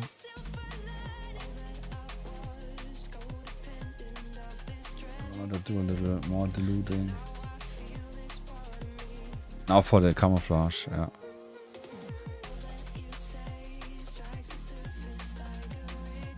And you know, by the way, another Far Cry 2 core memory. I don't know if you remember. I think they still have this, but back then you could buy the games were physical, obviously, CD, DVD. I think it was DVD already. And you could buy the collector's edition where you had like a fancy box and some bullshit in it. And for Far Cry, I actually ordered the collector's edition. And I think I diluted it too much. And oh, this is the wrong wash. This was bad. And I kind of was stupid. We went on holidays the day when the game arrived. Yeah, so I could like play. I think I woke up super early. It was at 7 o'clock in the morning in my host box. Yeah, and I could play like for, I don't know, 2 hours. And then I had to leave because we went to a holiday. Actually, to a clan meeting it was back then. Yeah, for gaming clan.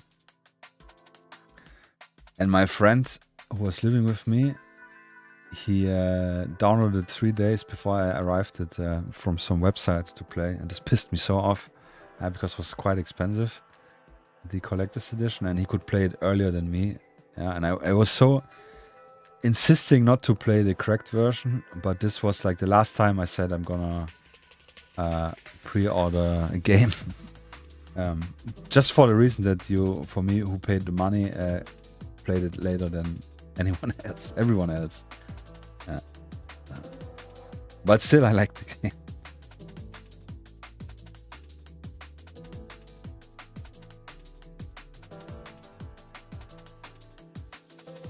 Yeah, so I think this, I would say it's like a 50-50 wash for the sepia. Works very well. Maybe you could even go full sepia without the diluting, but then it will look definitely more washed out.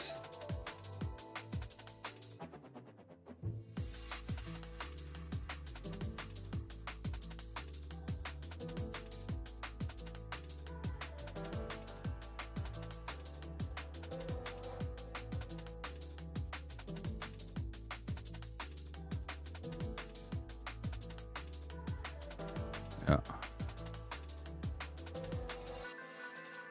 I think it looks good. The only thing which is a bit off, not off-putting, but noticeable, but this is probably because the picture I have here for reference is like a very, very used pan. So if I look at the other ones, it's actually very fine. Yeah, I think this is very fine. Yeah, I think it's good. Yeah, I think probably really not to dilute the wash is maybe better.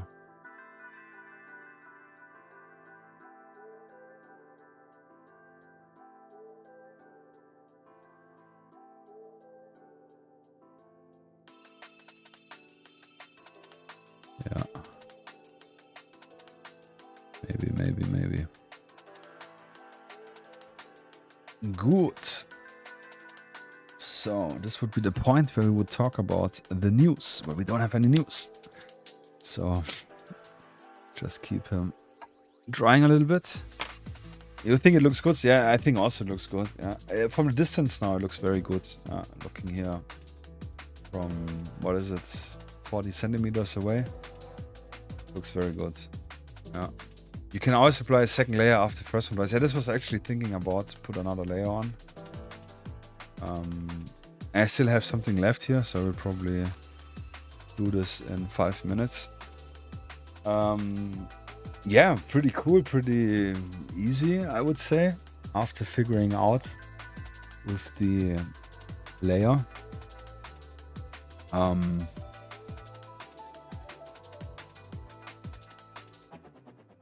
Yeah, I think still would be I mean, this is an officer, yeah, so he has probably more newer, cleaner clothes in generally, in my opinion.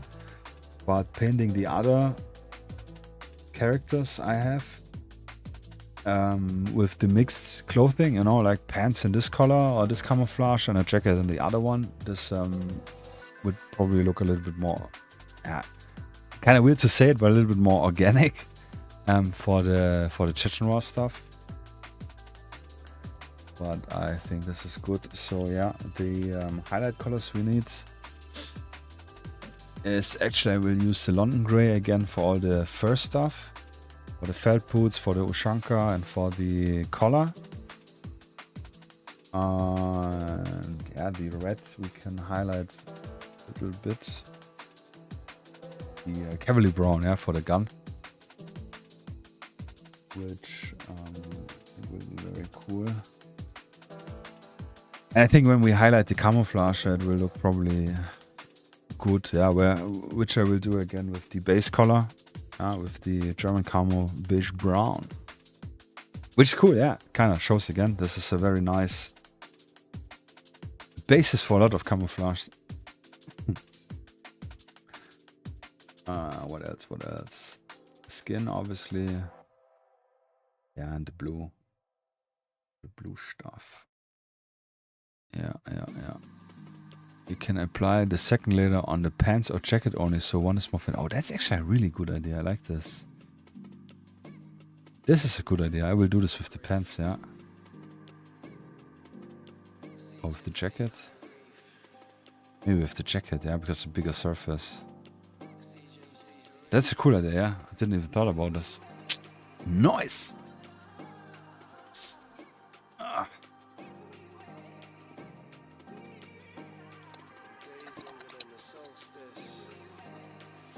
It's cool, but it's doable. I think the main readability of the camouflage is the shape, you know, going this diagonally down or up, yeah, depending. Yeah.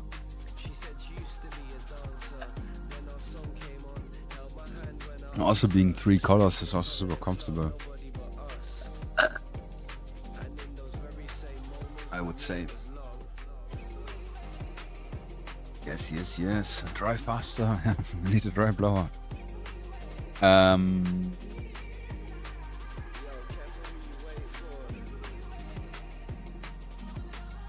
for example, this guy. Oh, he got some. Sorry, he got some primer color here, but he would work probably good with a Skirmish jacket. These are pants, because he has this rolled up balaclava, so it's probably also MVD. I assume, partly assume.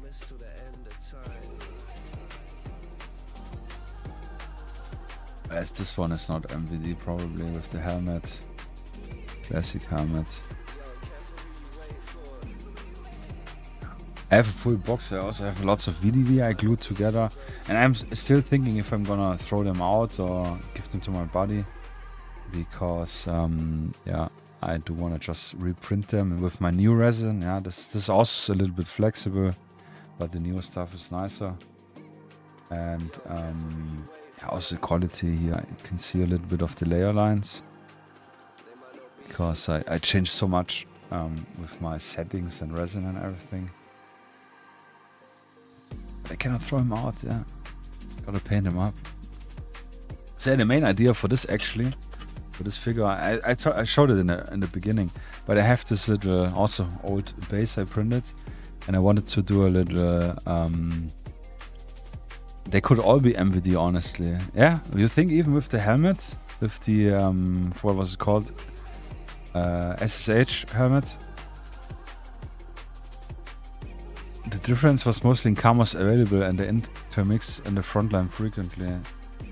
Yeah, this I know, but the only thing is really the helmet, which is throwing me off. But the idea was here, Stalker style campfire, and then having this guy play the guitar, and then one standing here, and the one we're painting right now standing here. Yeah, so like a triangle type of thing. I have a little diorama of, I don't know, 60 centimeters.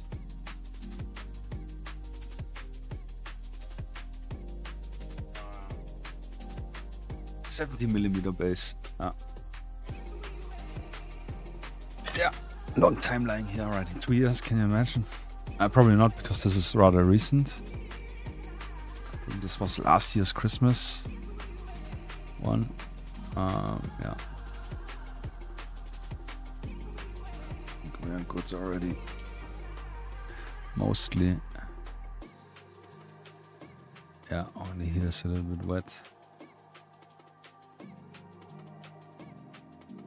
But yeah, if I zoom a little bit out,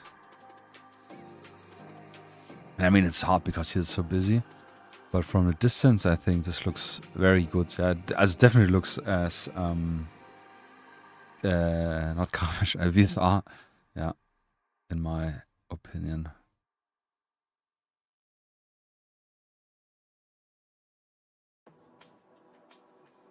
I don't know if it makes sense to the green and the brown to dilute it a little bit with the German camo beige.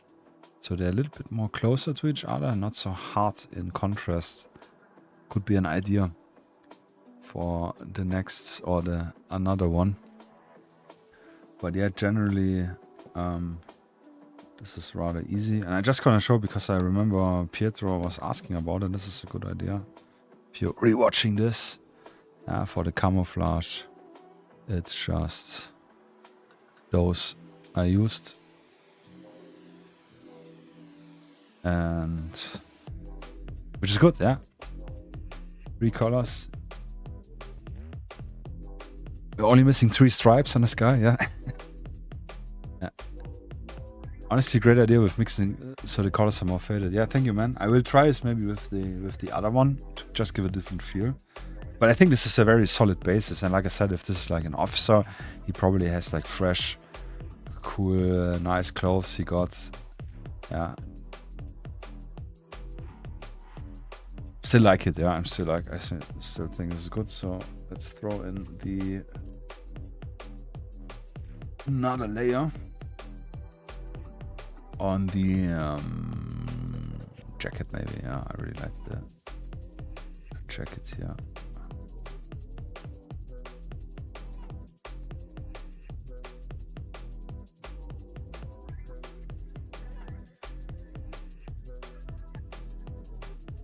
So we could say this is a test mini.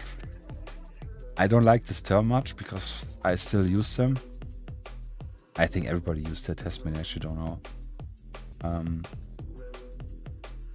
But yeah, for sure it was like a test. And I think we succeeded. And I hope if anyone watching want to paint some Chechen War minis, I have them, the Empress one, which I still have in my drawer sitting around for ages now. Feel a little bit more confident how to paint them. Man, I would love to do a table, you know, this mix of snow and mud, yeah, with lots of mud and dirt and broken leaves and everything. Yeah, this would be so awesome. Visually, yeah, just so nice.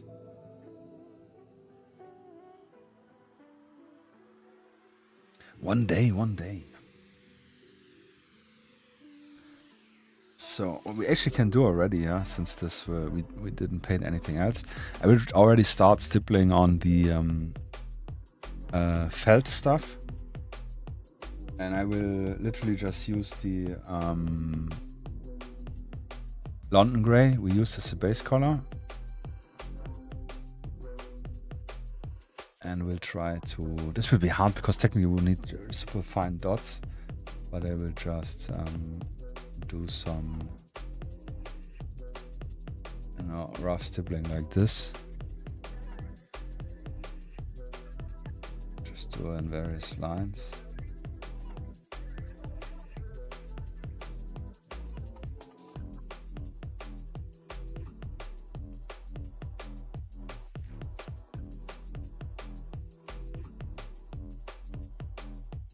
Just to sell the point that it's felt.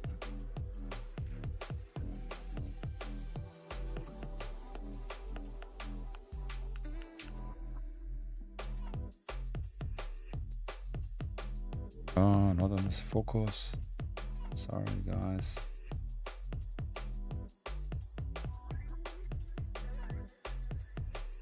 And you see, this is rather easy. It's just really the main goal, the main trick here is to not overload your brush,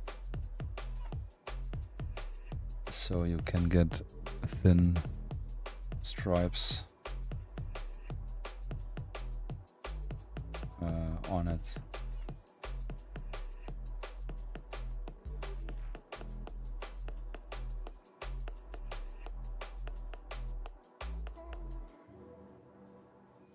And this is overkill, yeah, I know. You technically don't need to do this. But I'm just cocky. You want to try it, yeah? No, it dries on my brush, yeah. Overconfidence coming through. Nah, it's...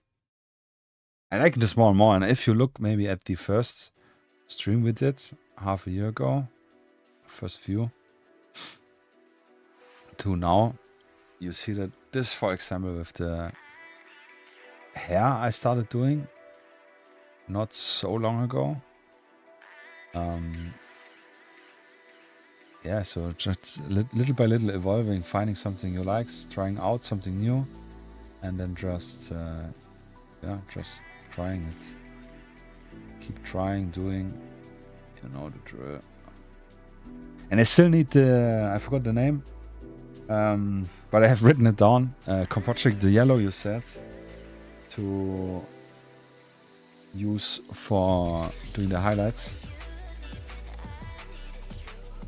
And all the blue shades you suggested me for your very nice figures. But I just haven't come around to ordering something, and I didn't had the need now to order any supplies.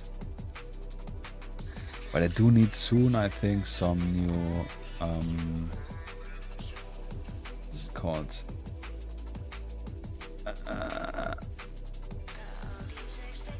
Surface primer, yeah.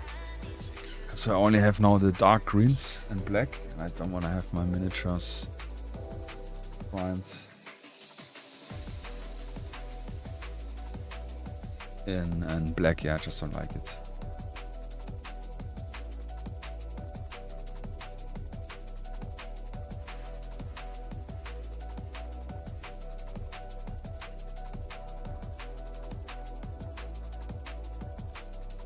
Keep on pushing, yeah. No worries, yeah. But I really want to try this with the mixing the highlight.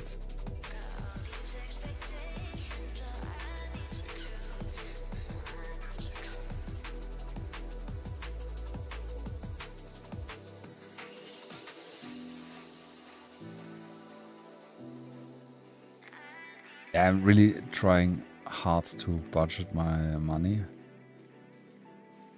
in this regard. It's not like I need it, it's really just I want it. But you know probably what I'm talking about.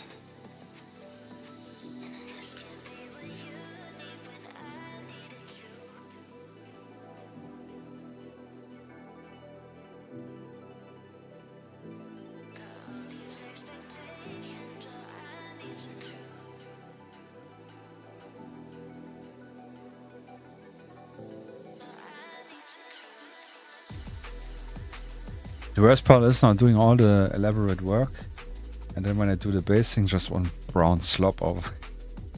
Ah, probably not. We'll keep it subtle. We keep it subtle. Oh, scheiße. Okay, there we will put some brown on for sure to hide the mistakes.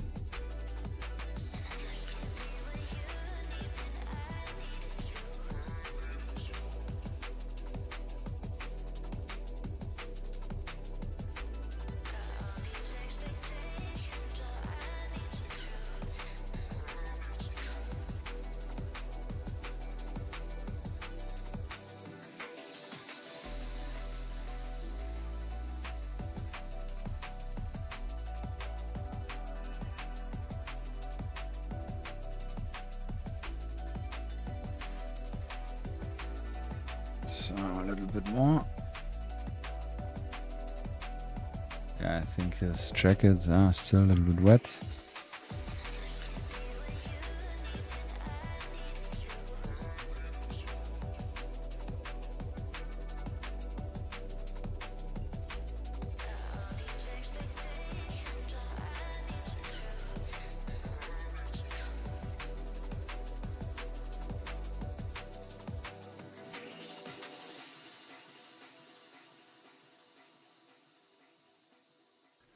Yeah, but I think this looks good. Definitely looks more than just like black boots. Here I already noticed I kind of forgot to add some wash on. But yeah, it is what it is.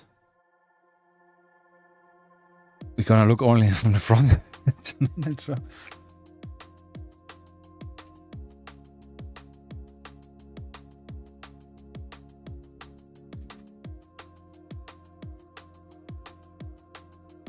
Yeah, let's do the same for the Ushanka, at least for the furry sides. I fold it up once.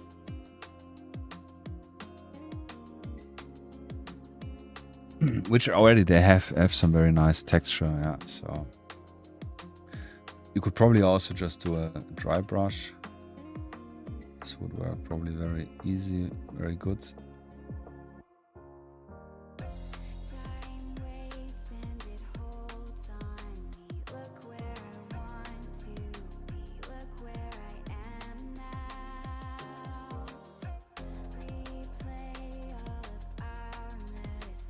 I do here 2 rows just to give it a more fluff.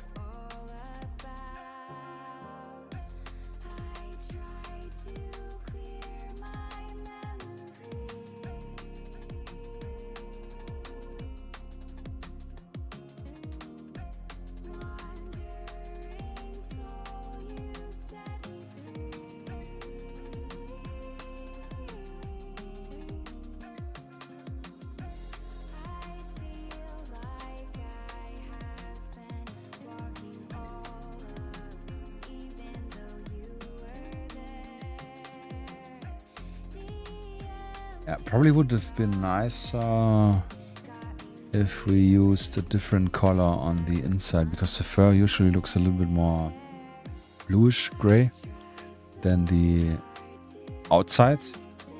But I will mimic this by not highlighting the general head, this area, which already has some sort of highlight through the dark wash.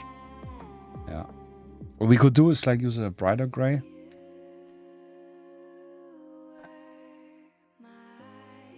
Pale gray. Try to add some more brighter. This is really bright. Maybe too bright.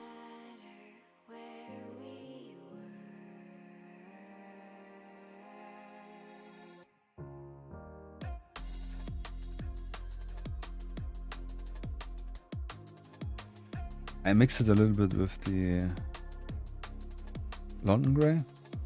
So it's like literally in between. So we can maybe make a little color difference, just do another round. And here you can see already the color difference. A round of stippling. Or the fur part. We forgot the top part. Yeah, it's okay.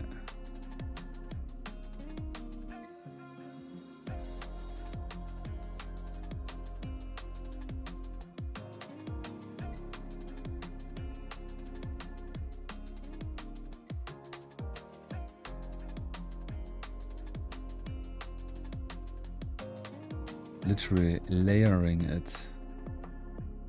Can you believe it? Me doing layer work?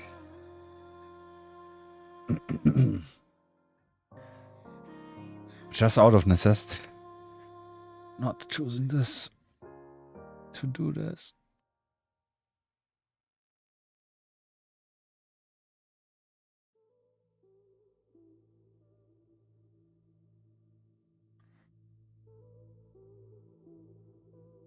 Yeah, but this looks good. I think this was a good choice. Definitely gives a little difference. This is this angle where I have jittery thumb.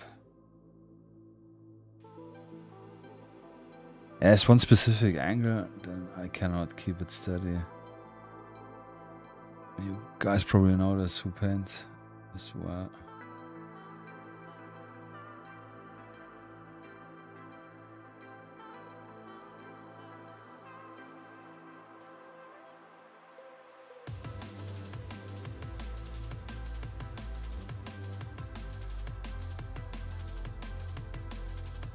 I think this actually looks really good, yeah. Definitely what I was thinking about. Nice. So let's use the London Grey again for the color. And technically we could also do two layers, because the color definitely is the same than the inside of the Ushanka. So maybe just do the brighter one. Yeah, just do the brighter one. No layering. Shortcuts. Yeah, actually it's the same color like the microphone thingy.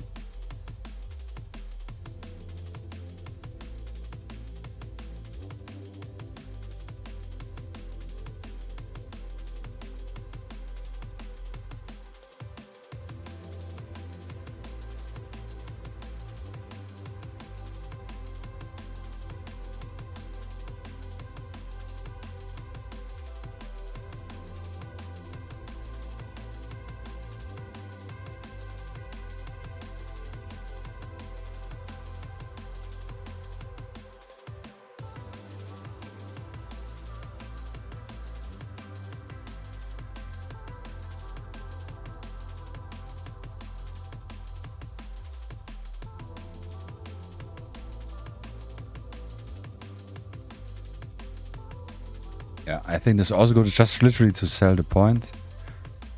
We could do definitely a little bit more details and go here around the corners a bit. If we want, I just want this corner here because it's very visible. But for the rest I don't care. Yeah. Now again, from distance we have very nice texture. Texture. Yeah, perfect. So next we can do the wooden stock. And here again I use the pale sand in a 1:4-ish ratio.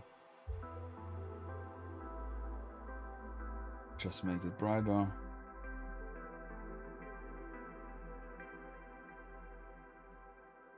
I know I need to fix the palette cam, fix it up, but here you can see the difference here as well with the gray. Very nice gradient here, gray in the end, pun intended.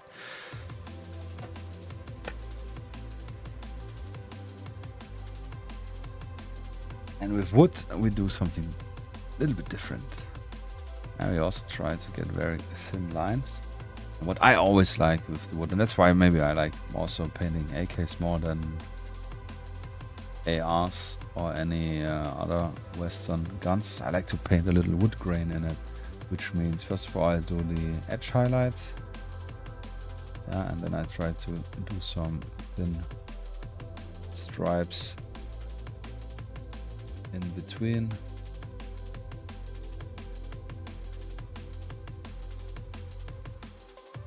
I actually have some paint on my brush. Yeah.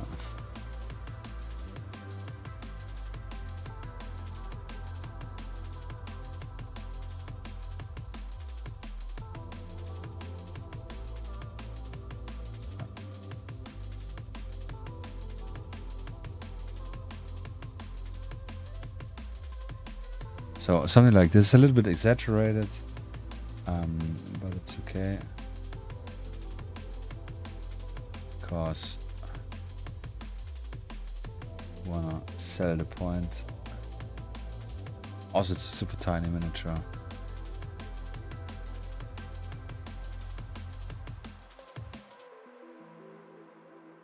And I just noticed we forgot actually to paint the here on the hand. The little handle, so we'll just use the highlight color and paint it on.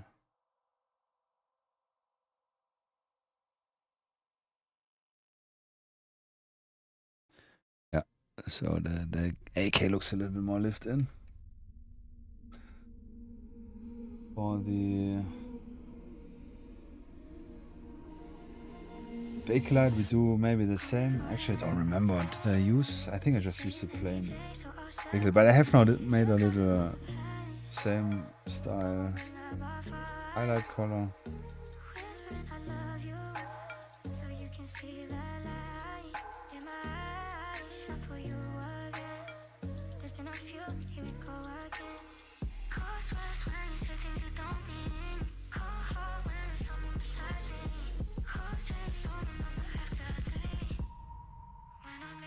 Yeah, and the magazines, what I like to do is just center highlight. Here a little edge highlight.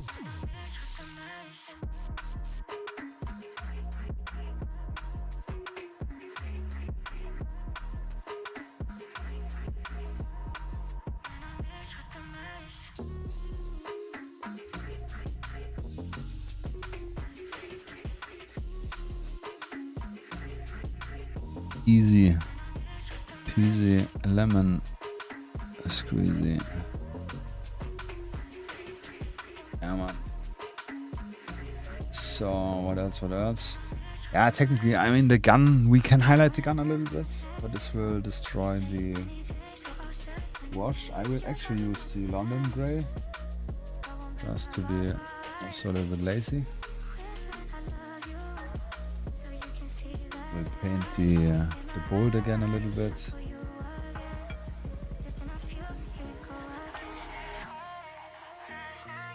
And I don't know, maybe some tiny areas just.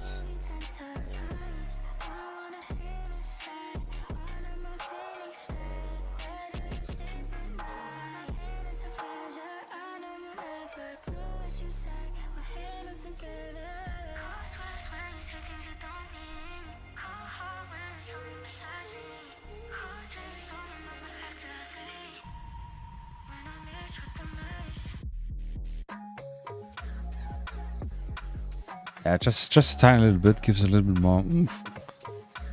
Yeah, a little more highlight.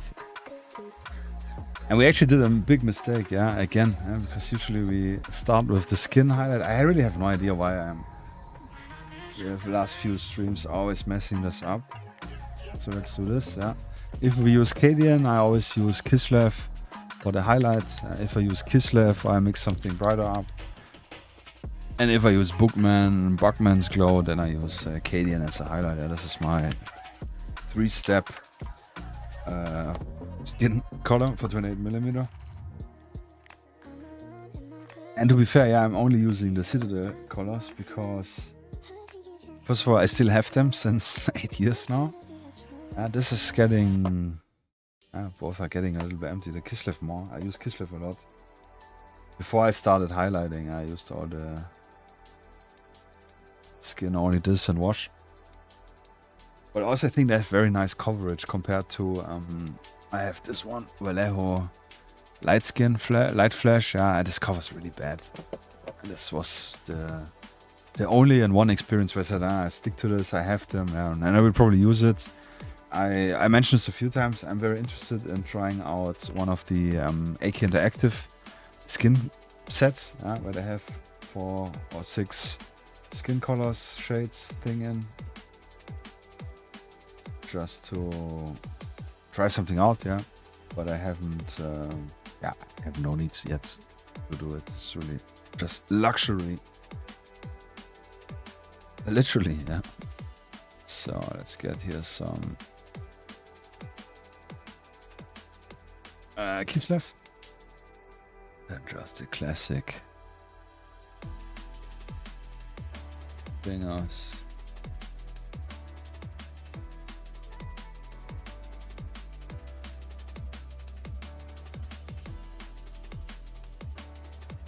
The wrists.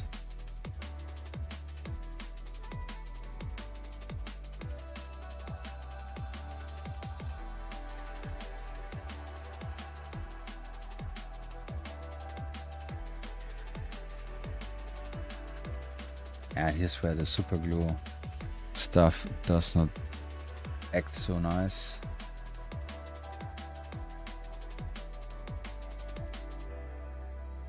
But it is what it is. Yeah. And I didn't actually, I wanted to paint some different miniatures to be fair, yeah, to be transparent. but I just didn't have time in printing it. And yeah, so all got delayed, so I thought like I actually have those still around. And this is actually a really nice one.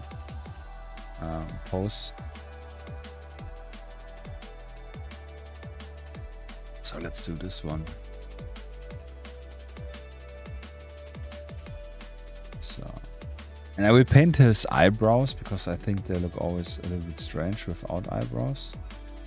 I'm just gonna do a big highlight here on his forehead, the ear, like this, the cheeks.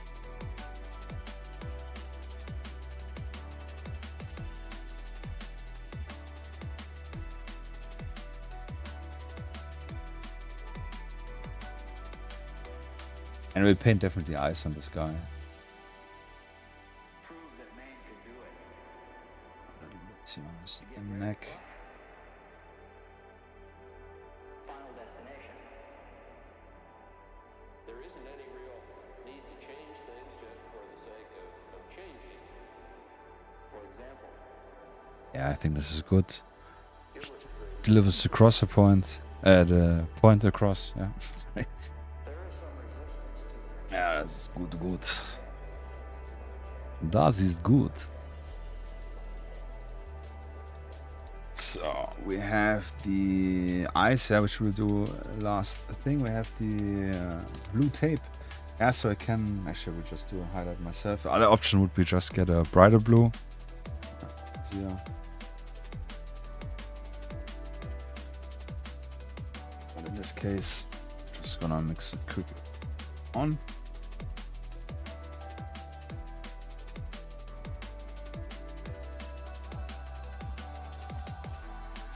Super simple.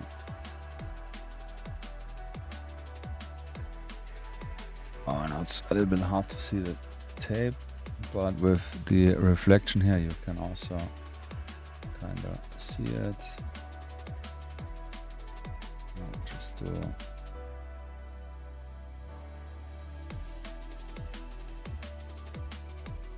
just 3 stripes. Good enough. I do a little edge highlight here in the cigarette box to be extra fancy. Yeah.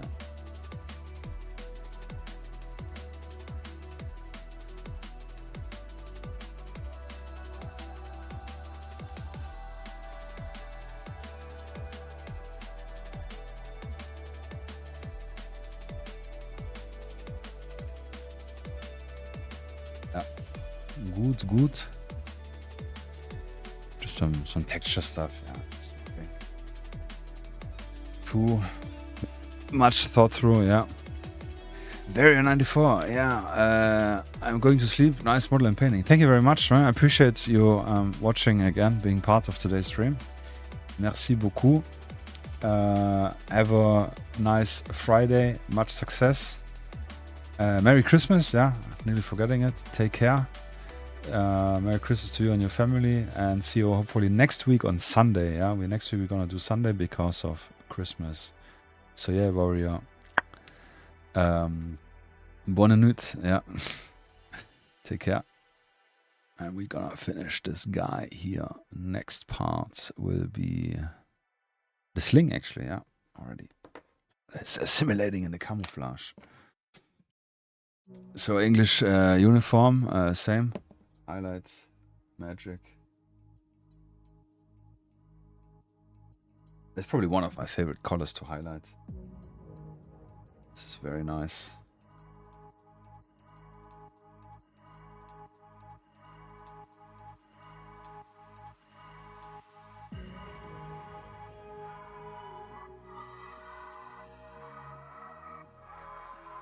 Yeah, wet palette is again super dry. Yeah. Yeah.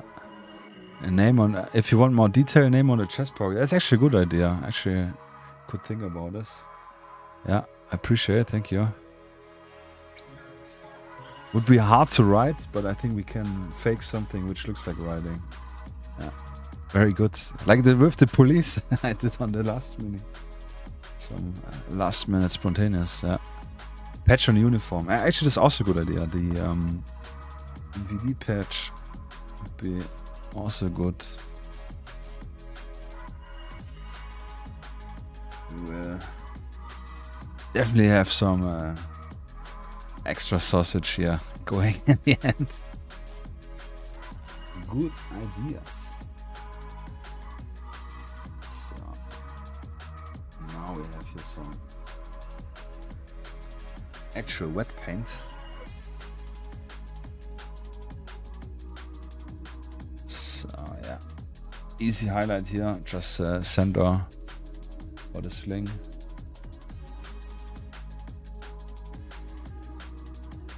I mean, easy in terms of just one color.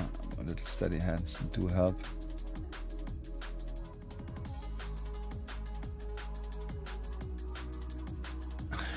Yeah, thank you, man. I appreciate it. Yeah.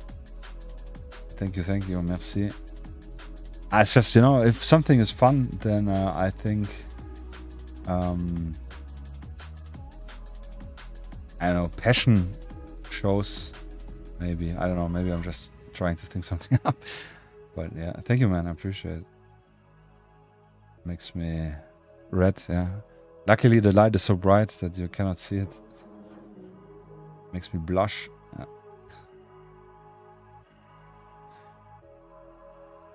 You bring the figurine to life if you paint it. Thank you. Yeah, that's the main goal. Yeah, just to have like a character which could have a backstory and could have a reason why it exists.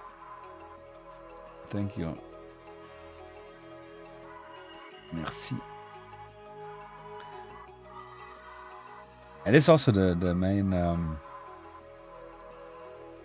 drive or hope for other people, maybe.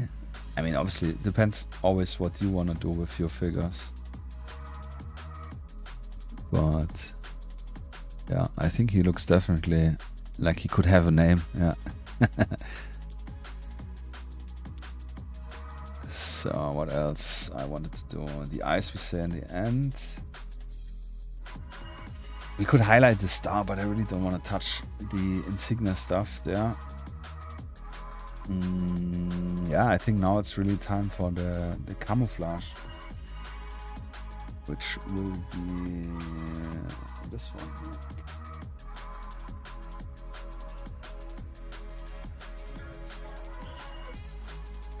I need more German camo beige brown. Beige, World War II, sorry.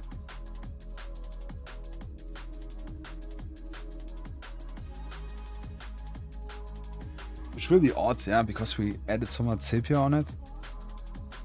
This will be now maybe a little bit too bright, but we just figured out. I think it will probably even give it Gute Nacht. Thank you, yeah. Bis bald. Awesome, yeah, very good. Thank you, man. I appreciate it. Gute Nacht and much success tomorrow. Thank you. Yeah, I think it will give a little more faded look with the highlight. So let's try it out. Only fear is that it's too bright, but I will keep the highlights very subtle. Because we don't have so many folds. Yeah, we have some big folds here on the back, and the pants have quite some folds. Yeah. The arm here and all this, yeah, so I think this will be good. Worst case, we throw over another wash, which we did on the Attacks FG1, yeah. There we also had to cheat a little bit. But also looking at this, the second wash, yeah, this one is a little bit brighter, and this is more assimilated in this sepia color. So the doing two washes definitely helped. Yeah.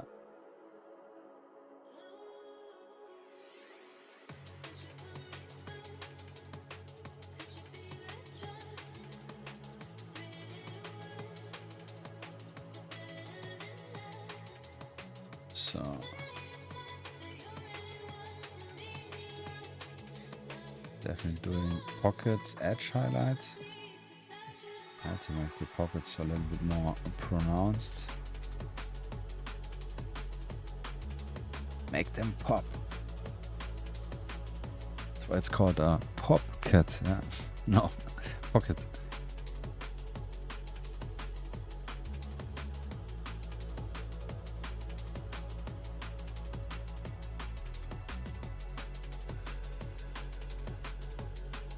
remember the first time, because for a long time I didn't highlight anything. Because for me it was just like, I don't know, too much work. I wasn't sure how to do. Lots of factor. No real explanation, like how and what color and so on. Like, I don't know. I was happy that I could paint the minis quite good. But then I kind of, I don't know what. I just wanted to try something different, and I started highlighting this. It was a German World War II soldier, yeah, field gray highlight, where I just used the. I washed it and just used the color again. And this was really cool already, but it was very subtle. And then I started experimenting with. No, actually not true. I actually saw some blog, I think it was, where someone said he uses pale sand in a 1:4 ratio, and yeah, then I just tried it out, and since then I'm using this as well, and it works. Kind of, yeah. It's definitely a heavy highlight, yeah. So probably throw another wash over it. I think this could help.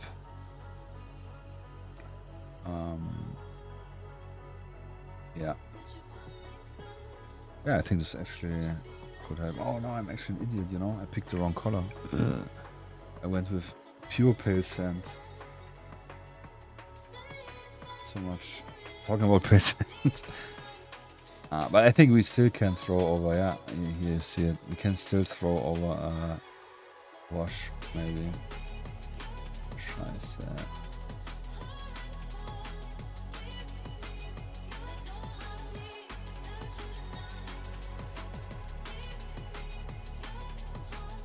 Stupid. Unfocused.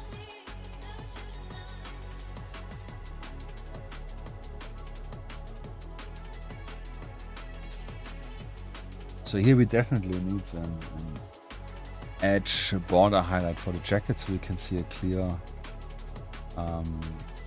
separation between the pants and the jacket, at least in my opinion. I always think this brings the miniature a little bit better. Yeah, it's better readable. I actually don't know how even to say it. Here we will try something new, yeah.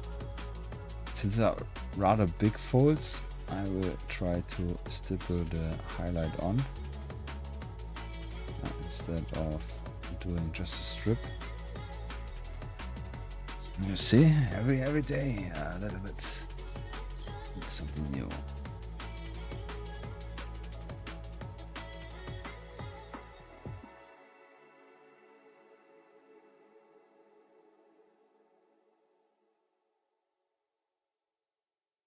The shoulder strap things here, just gonna highlight fully,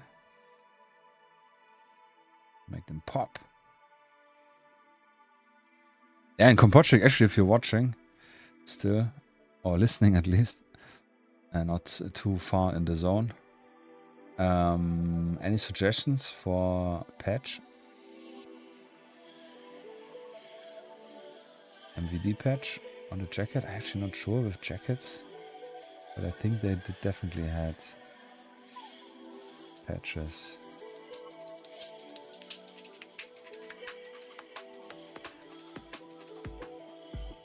I think the black MVD patch would look really nice.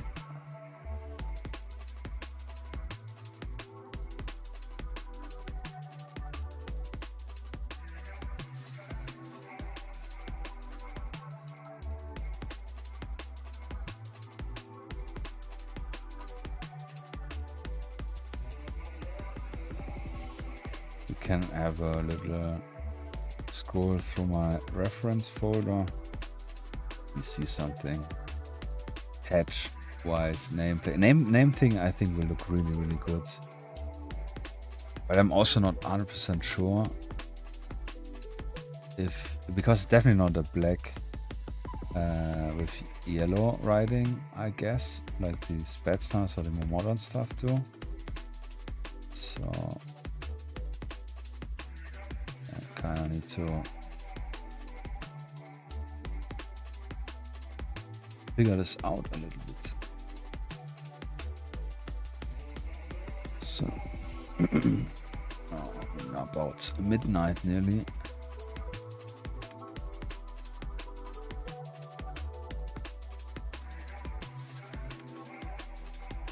I definitely one I had yesterday. I went a little bit earlier to bed and this was really good. So today I definitely want to also get a little bit earlier to bed and out of bed. Like I said, I'm usually a night owl. I like to work at night, but I'm kind of missing the day, literally.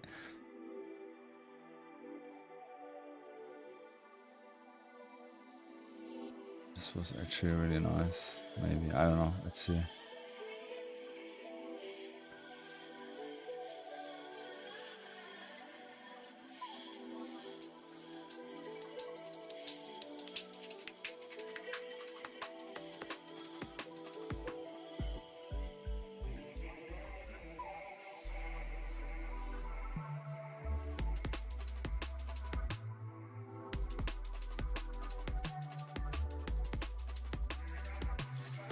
Definitely do an edge highlight around the wrists.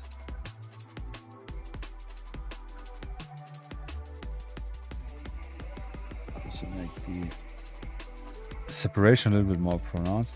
And technically we could do an edge light down the middle for this wind flap thing, which kind of covers the zipper to not get any wind passing through the jacket.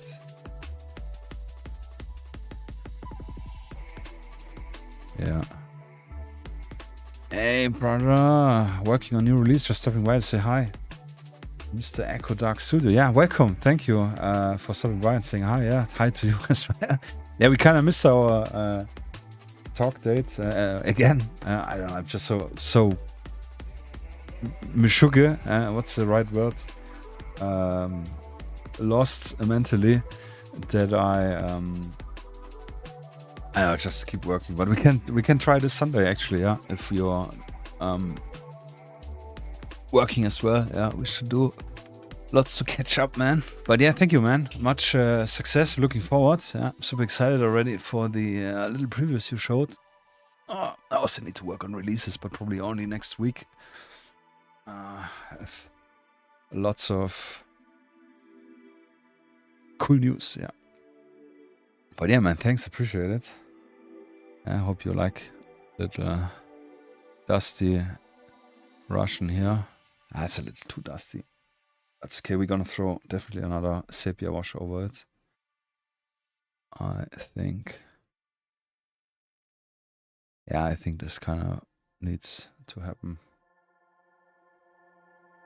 I think no patches on the window check. Yeah, this is what I was thinking on the uniform mess. But I also don't remember seeing any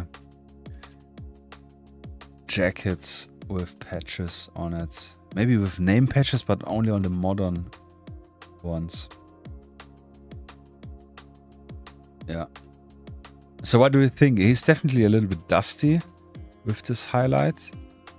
I'm not sure. I think I will throw another sepia over it, which should bring it a little bit all more together. And this is hard. We had the same problem with the Attacks FG highlight. Yeah, that it was very strong, and we did another diluted wash of Agrex in this case. So yeah, I think we kind of need to do this. But besides that, I think it looks really nice.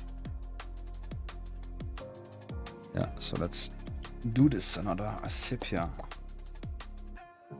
wash.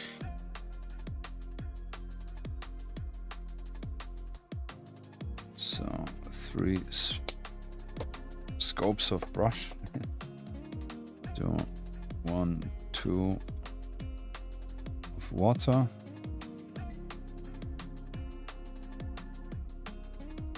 Yeah, it should bring it down. Let's see. Let's hope.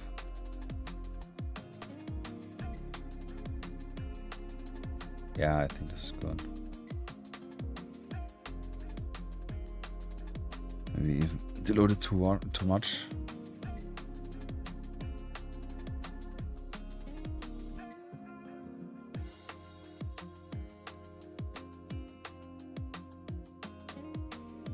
I have to figure this out, but I think maybe for those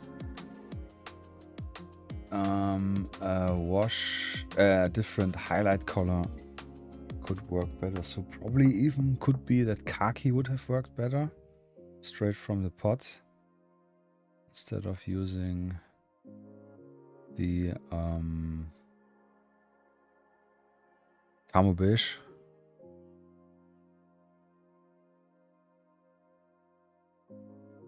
But yeah, now if the wash actually looks good, I think. Yeah, this area.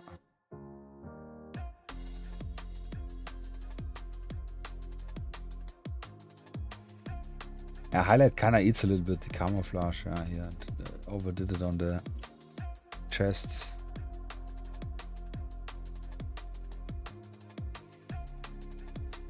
Yeah. So yeah, not sure.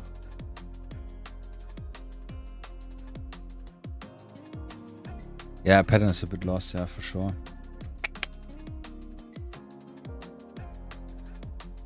Oh, but it's okay, I would say, for like a test. I think the chest here, this one fat strip killed it a little bit. And also those are rather big.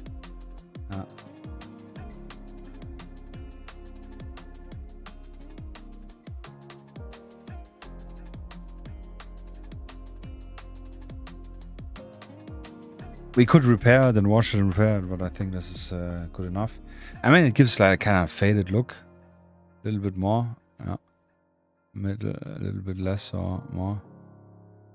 But yeah, this is always hard with camouflage. Should you wash it? Should you not wash it? Do you guys remember? Or this one here, yeah, we also did highlight here. It works really well. The highlights without destroying the camouflage. But here also it's very heavy actually. Yeah, it looks crazier on the camera than in reality. And the same goes for this one. Yeah, the contrast is way harder on the camera than it is here. Me looking at it. But yeah, it doesn't from the front does not look definitely like VSR. Hey Sierra, moin. Long time no see. How you doing, my friend? Was geht ab? Yeah, just about to finish. Yeah. But I think still it's good. Quite happy with it. I think the show stealer definitely the AK and the hat and the fur. The camouflage is kind of like it is there because it needs to be there. So yeah, let's wait for him to dry with his secondary wash. Gonna give it a varnish. Varnish. What's new, Sarah? What you're doing? How's your progress on your little German PMC going?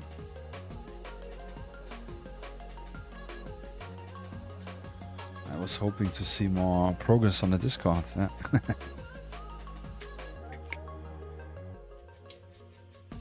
Oh, but yeah, I also did nothing in between. I'm really behind on my Black Atlas PMC dudes, which I need to kit bash, but this is also probably something for January only. Yeah. Still lots of work. Actually need to do this next week. I need to squeeze in because January is so close and I need to have everything ready for February. End of February for the table, yeah. I'm doing well. How are you? I'm back in New York looking for inspiration. A belt-fed support machine gun. The Division. Oh, nice. This actually sounds good.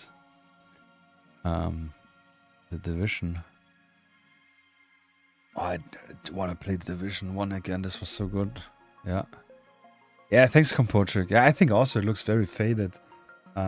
Extremely faded. That's not what we aimed for, but I think it looks definitely Not like shit, yeah.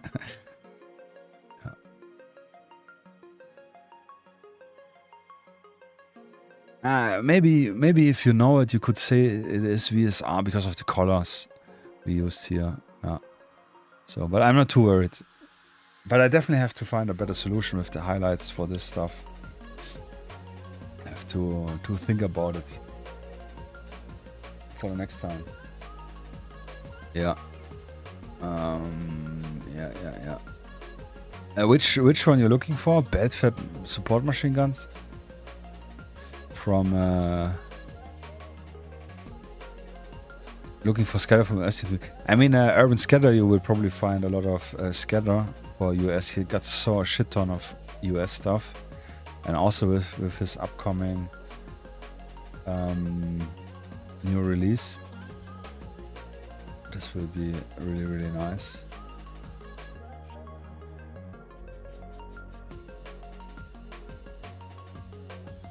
Which I'm looking forward to getting this. Also a US table, but probably for summer. But now I'm actually just said it earlier, kind of hyped and interested to get.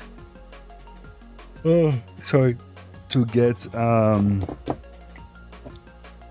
Chechen War table going with some mud and winter. This would be really cool. Yeah, this would be nice. Probably a 3x3 would be more than sufficient for this close quarter battle. But a classic Chechen War thing also is the classic sniper in the building, and you need to try to get there or something, you know, like Full Metal Jacket end scene. Yeah. The great thing is you can paint all three in different variation of VSR, and all will be correct. That's right. Yeah, that's absolutely right. Yeah, thus it's true. How are things with Cairo? USG and MM are usually good source for it, yes. Yeah, absolutely, that's right, MM as well.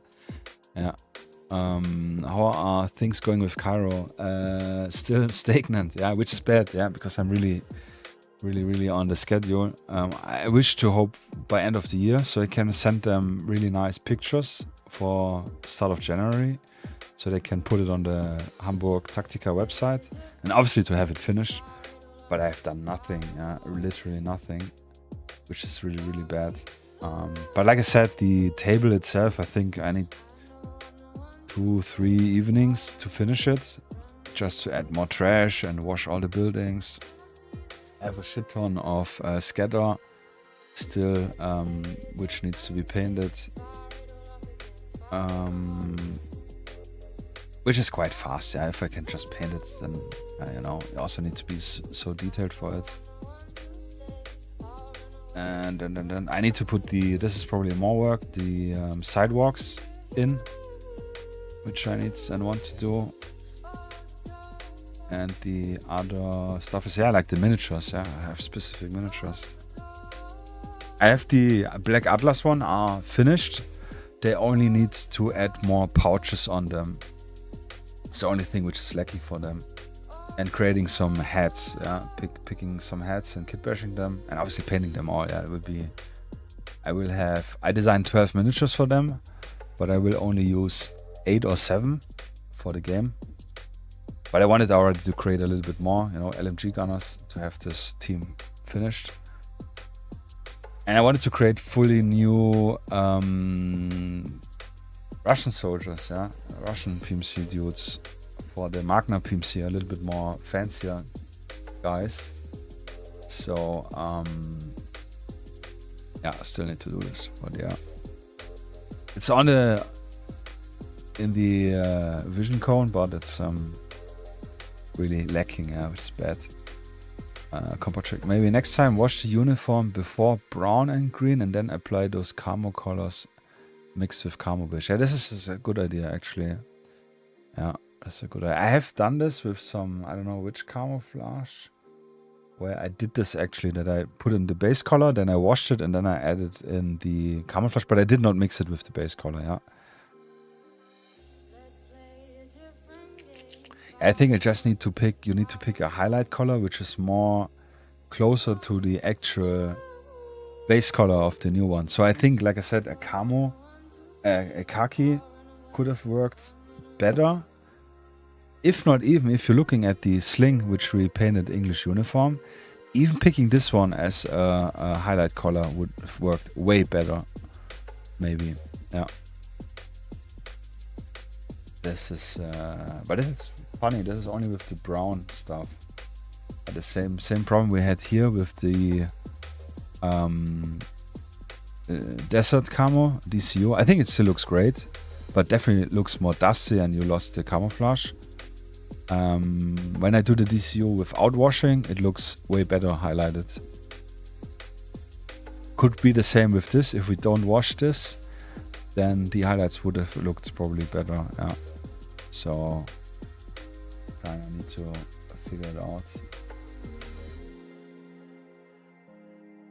Keep on trying. Yeah. So is he dry? Yeah, he is. So let's varnish him. Fresh one. We don't want to have the mistake like last time. Yeah, this really annoyed me with this guy here having all the white dried old bits from the varnish. Yeah, it pissed me really off. But I don't know. I mean, it's harder on camera. You can see every spot. If I look at the miniature, you just see here on the front the stuff a little bit. On the arms, hard to see, maybe, but definitely not on playing distance. So I'm not too upset, but still upset enough to have learned from it, yeah. Which is good. I need to make those mistakes to learn from it. It is definitely one of not an important mini. Yeah, obviously it's like a VIP HVT. So yeah. But it's definitely some of my, I want to use him in every game type of miniature. So that's okay. So let's draw on the Ultramat. Then paint in the eyes. And while it's drying, we're gonna have a look a little bit about patches and nameplates for him. If this would be accurate. Would look definitely cool. Especially a name tag. Yeah, but the name tag would probably be behind his arm. That's usually on the left side.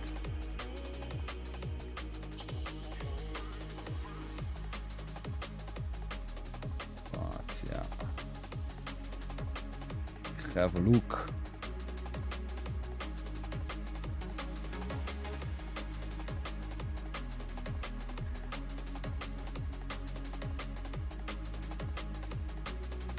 Just popping the bubbles.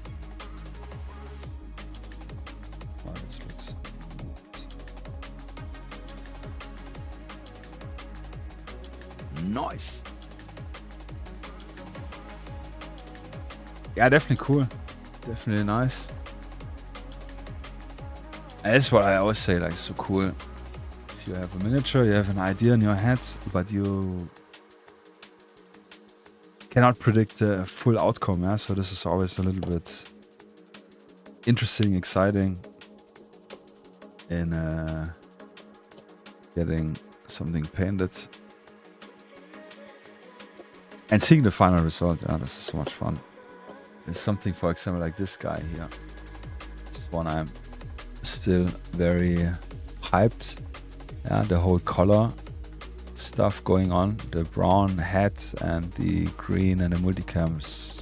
For me, it just looks so good. The gun, the SVD S as well. So he's definitely one of the favorite. I'm not so a fan of his rather big eyes, but it's okay. It's typical style, but I like this guy a lot. Same with this one, which was like, I don't know, I think we googled some jackets and then we just decided to go with this. And Looks also good. And this is like, again, he has just like a jacket on. Those, there are no indentation of the levels. Also no indentation of the stripes. So we added a lot of detail which didn't exist. And also the shoes, yeah, rather fancy sneakers here. So this is definitely one of my favorite dudes. And yeah, actually the guy we did last week, same. I had like a rough idea, but also no idea how it will look. Those are really cool. GSG9. Technically every miniature is the same. Could not say one miniature which... I mean, okay, this one actually... yeah, this one I kind of envisioned the outcome. Absolutely, yeah. Gray suit, red tie. Yeah, this was less exciting, but still very cool.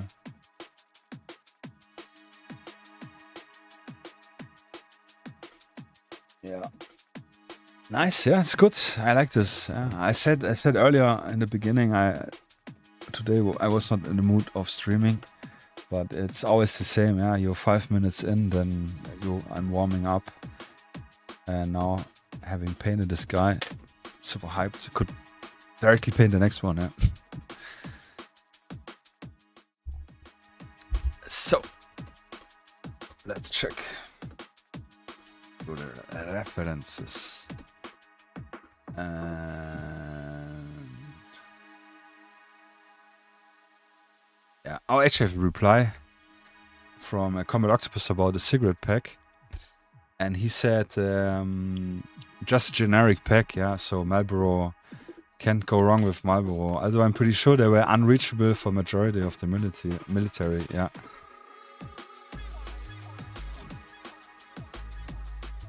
Which is interesting, yeah.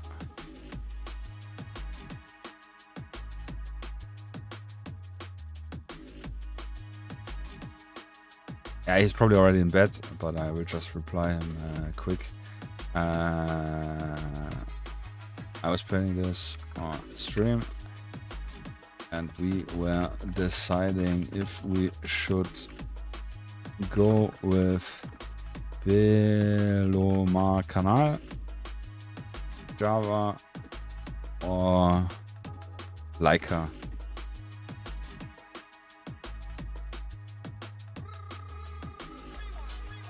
Yeah, and I'm gonna send him a picture later.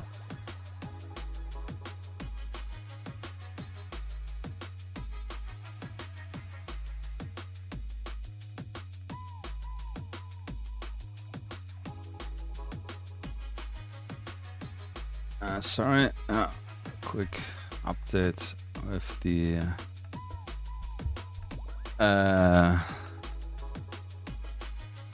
management, yeah.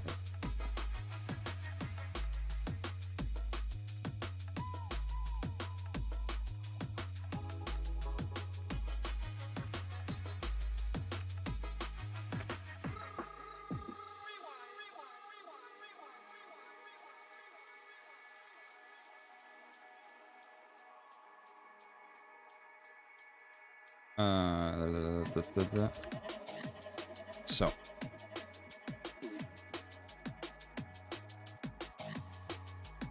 yeah, it's so many updates. So sorry, yeah. Pictures. So I have not so many, and here we have some window ones, but yeah, Evgenka. This is not a window jacket. This is the thing, really. I think with the window jacket, you are more than right. What is he actually holding? Book? KK. Or is it a movie? Here we have a window jacket. Yeah, there's definitely no name. I really don't remember. I really think that the window stuff don't have any. Oh, actually, here with some Americans. Is it? Interesting. Yeah, definitely some Americans. This is like one folder where I just throw every picture in. Yeah, here we also have no nameplates. Yeah, this is actually like the rain jacket I have. Yeah, and he has the winter jacket below. here we actually have a MVD patch. Yeah, I do remember seeing those. Or is it a Navy patch?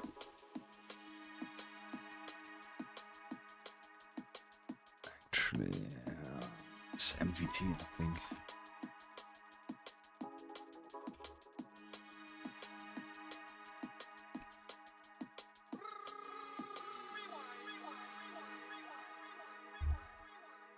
I have one of those. I have all of the patches, but I haven't touched them in years. I think this is MVD. Could also be Navy, really not sure. Yeah, this was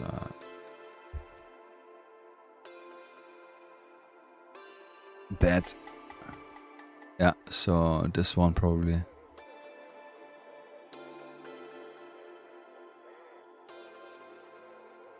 Wrong. Right. Yeah, we cannot see the red one, but we can definitely see the blue in the center and the yellow text. Yeah, so this one on the pouch itself, yeah, could be doable. So we can definitely do this one. And I think they are on both sides for sure. Yeah, I actually like this detail here on the dirt. And I have some ZIL trucks actually. Which makes the urge for doing the Chechen stuff even more.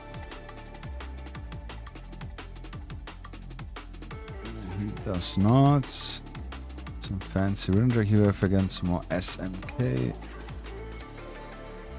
No patch. Here we again have MVD patch. Winter jacket.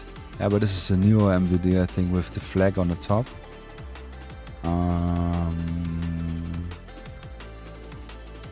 Or is it? Yes, I think it's this one.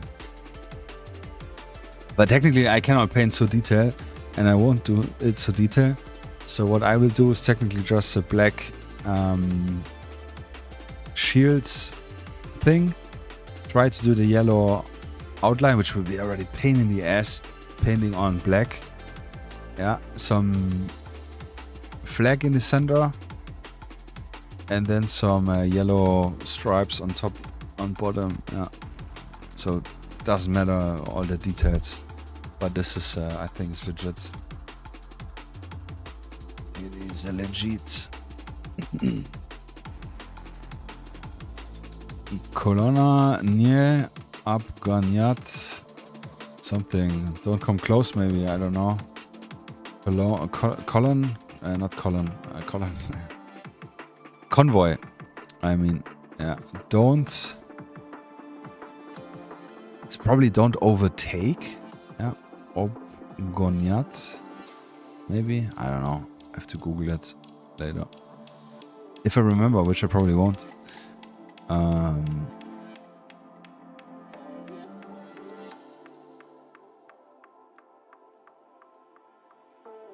Grozny. Yeah, I think with the MVD patch we are on track. With the name patch probably not, for two reasons. First of all, it's the winter jacket. Second of all, he has his hand covered on the left side, which is where we have usually the names all across all military.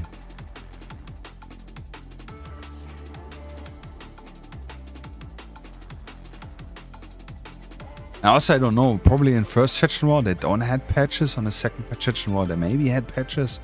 This is something I can definitely not allocate, but I'm more than willingly take the risk of being inaccurate. This is actually interesting.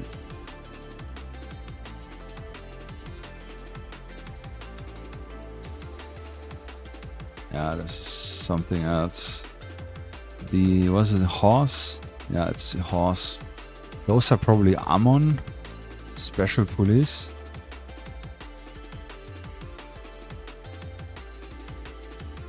Which is part of MVD, I think. Let's see if we can find it. Spetsnaz horse patch, yeah, does not have full.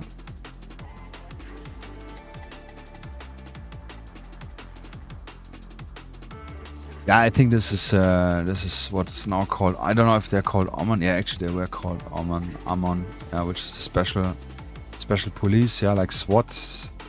Not really like SWAT, but something different. It's different. They have different levels. Yeah, this is actually the Navy patch. Yeah. Oh, I have really long time not dabbled in this stuff due to the lack of airsofting. But yeah.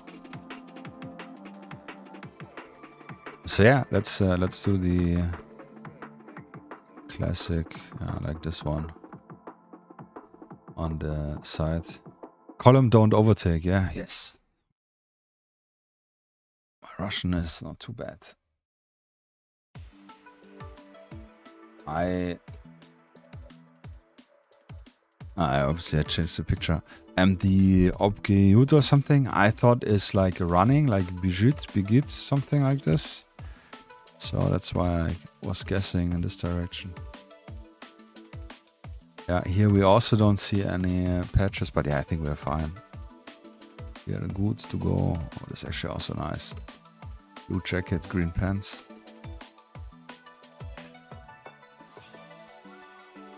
I definitely want to paint some SMK guys with the black clothing. This looks really sick. We saw earlier. But there's no window jacket, is it? No, probably not.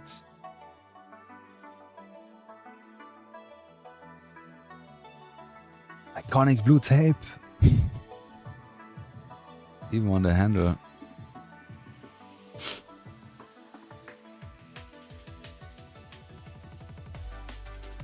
Taped.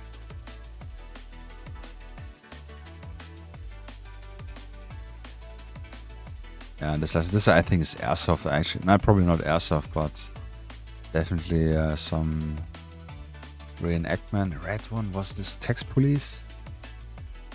I actually don't remember. What's it called? It's on TSSN. It's something else. I don't know. It's really fading away.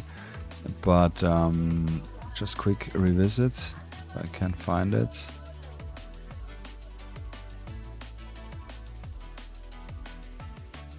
The black SMK fatigue guide was really sick.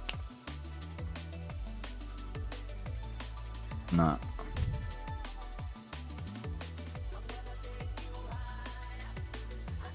The worst part with all the reference pictures, I had so many more and I lost them on a drive which just kind of died.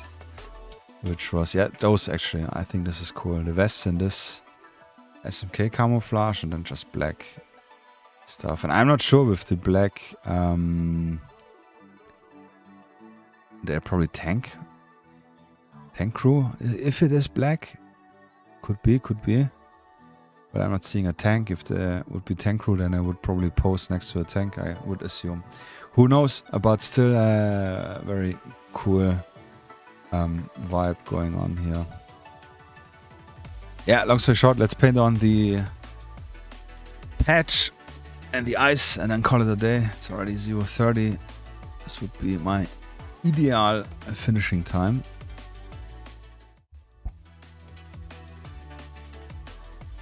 Especially since I just got the news, we need to get up early. And I will probably not go directly to bed, yeah, so I will definitely play another round of solitaire at least. Yeah, but now with the varnish on, yeah, it faded a little bit more grew a little bit more together, I think. I think it looks good. It definitely looks like he has seen some combat, which kind of fits with the gun, being a little more worn. And if we do the basing and add some dirt on the boots, maybe on the gun, some stuff, I don't know. I was thinking actually earlier to put some snowflakes on the shoulders and on the head, you know, some powder I have here, which is called, I don't know. Yeah, it's called snow, yeah. Who would have guessed? Yeah. But yeah, I will not do the basing rule probably in another hour. And but nonetheless, yeah, the shoulders are clean, they are dry, and it's technically directly on the pouch. Yeah, so this is an easy indicator. So let's shut up. Let's do it. I will use the smoked black again. Yeah, to not do it too black.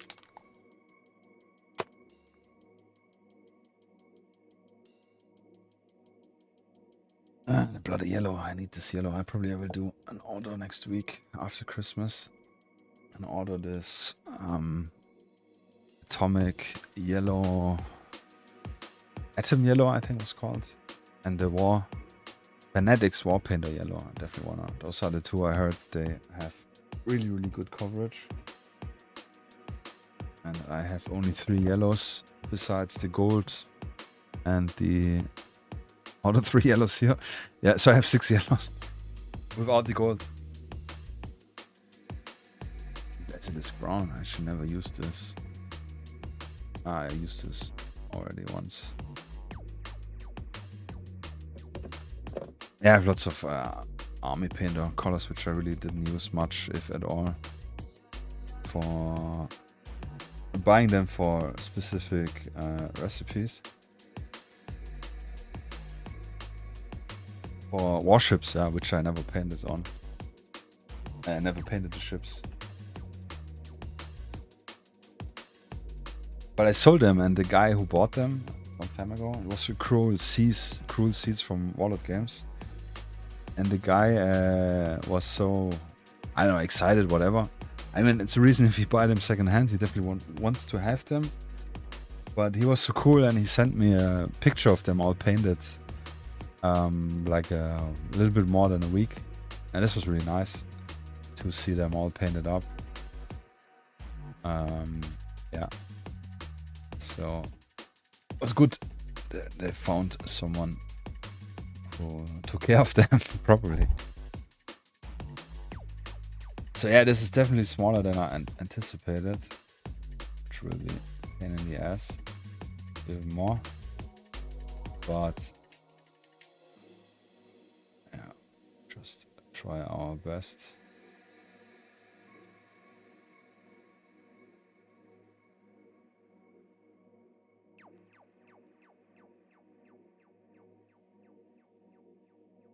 Try our best and accept the worst or something.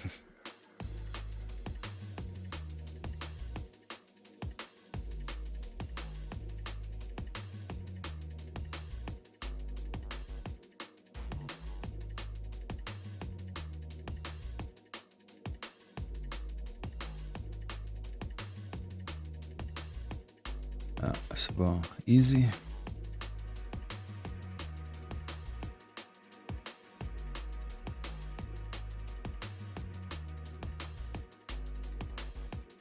So with the yellow I will not dilute it with water, because this makes it even worse with coverage.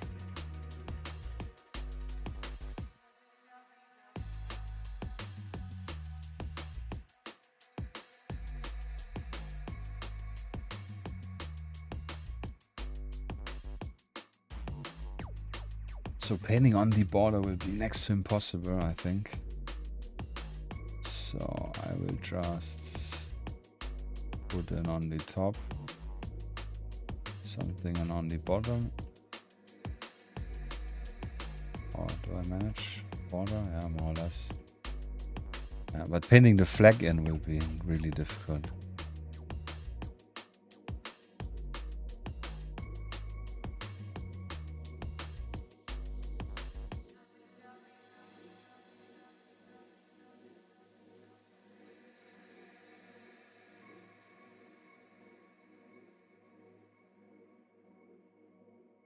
Actually, not too bad, yeah. Damn it. It's too good.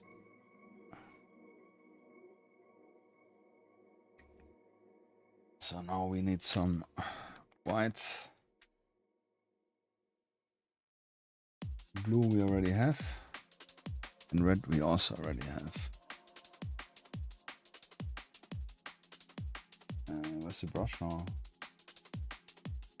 Ah, here.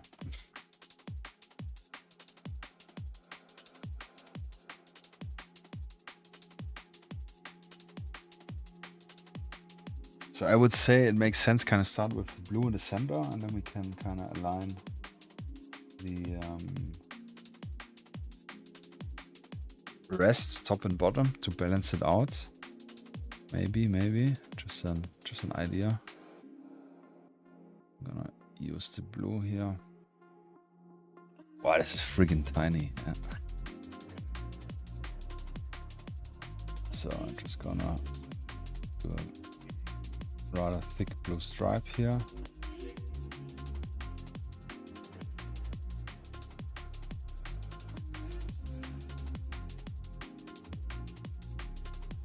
Yeah, way too thick, but it's okay. Like I said, if this is the center one, we can frame it in. I mean, even if we do the other parts not too big, we can still try to use the yellow to bounce it in again. So I will use now the red.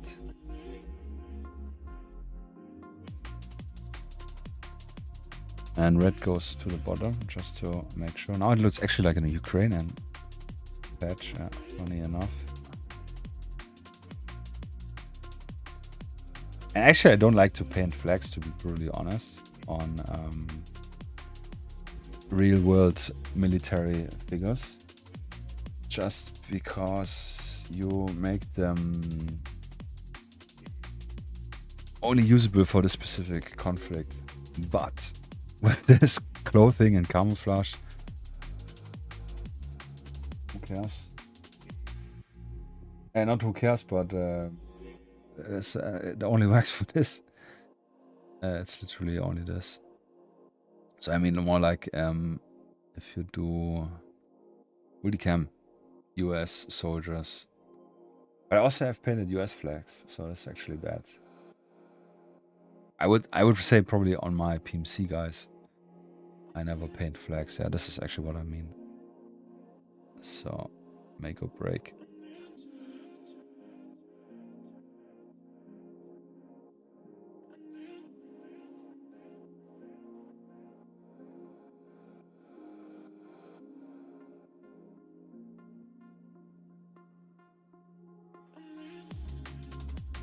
I think it's good. The blue kinda got lost a little bit.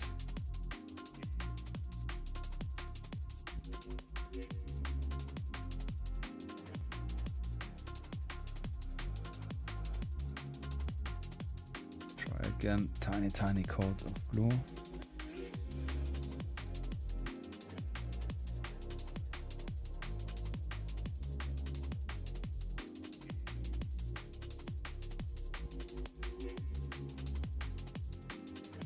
Yeah, I think this looks now better.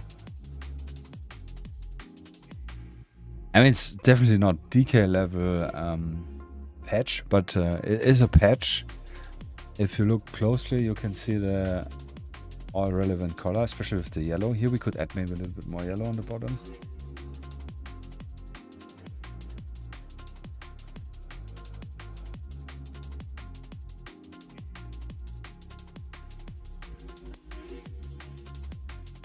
Scheiße, this was too much.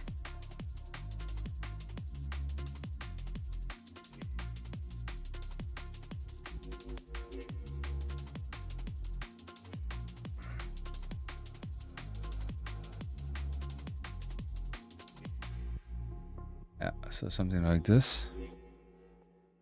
So it looks a little bit like here.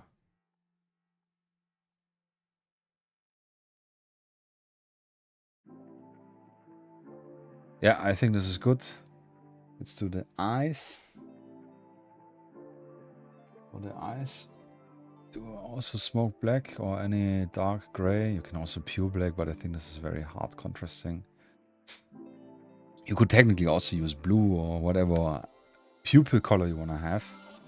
And this works actually also. But I think black is just easy neutral. Paint in the center of the eyes. That is okay, again a little bit too big.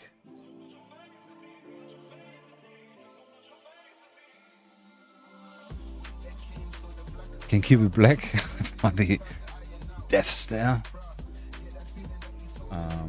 We also need actually to paint the eyebrows.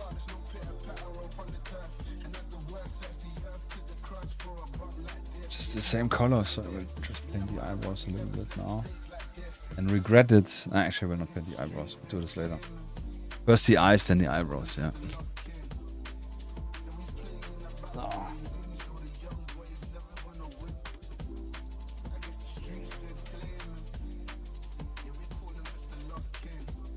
Technically I should, and I will use the other brush just to get it more precise.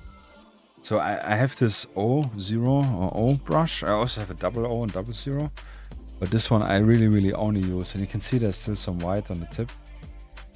Which is bad. Nice acrylic. Really just used for the eye stuff.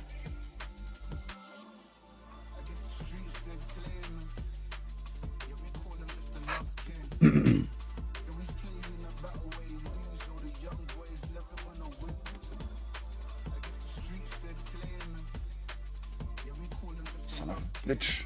It's fucking white. It dries so freaking fast.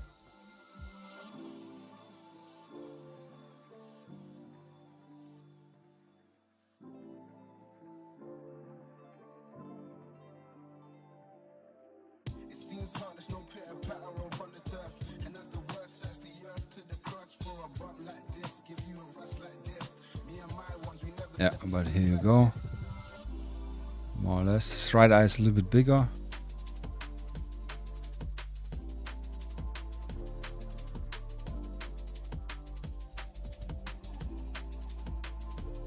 We can fix the left eye to make it also a little bit bigger. Just adding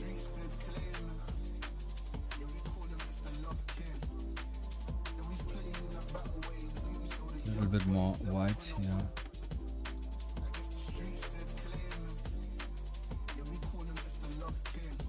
Yeah, now it's a little bit more balanced. Sadly, it has the snake eye style, which usually don't get painting this way. But it's okay, I only want to clean up this little dot here under the eye, which was from my first attempt. So I will just use some Kislev.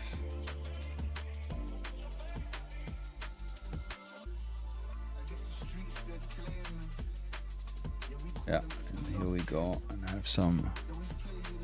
We have some eyes, yeah. They're decent. Especially on distance. It makes a difference. In my opinion, it makes a difference. But obviously, it's a style choice and skill issue, I don't know. You must be comfortable doing it, yeah. Maybe it's the way. The more you do it, the more you get comfortable with it. It's maybe an idea. If you always avoid doing the eyes. Yeah. Oh, scheiße, and we did actually some big boo-boo here on his side, which I actually don't know how we managed this. But we just take some water, and since we varnished it, yeah, we should be able to just scrape it off. Yeah, and it did work. And that's why I always, with eyes, always varnish first. Because if you make some mistakes, yeah, here we have also some skin color, which I actually don't know. I will probably had before on, which is okay. But yeah, then you can clean up the errors faster or easier without destroying the camouflage or whatever. Yeah, so the only thing I will do now is again use a little bit varnish and go over the patch area. And the eyes, yeah, technically you don't need to wash the eyes because they are indented. Yeah, so you most likely not rub them off. But who knows how the paint reacts in 20 years from now. So we just fill in the eyes a little bit. And then we're technically done, yeah, technically and practically. So the only thing I do want to do right now, quick, is I will use some... Oh, I actually have leather brown. Never knew. Probably for my body. We'll use some chocolate brown to paint the base quick, just so I can make a nicer picture later. I usually do this after the stream, but now, why not do it right now?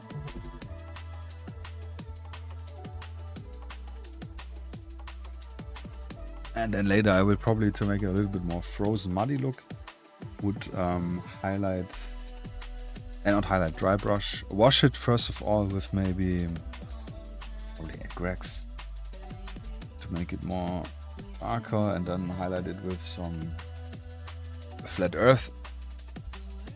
And we'll throw in some water effect and some snow stuff, yeah, something like this. I have actually no idea, but I will think about it. And most likely I will probably do this again. It's my cheap excuse. Finish it with when the rest is finished.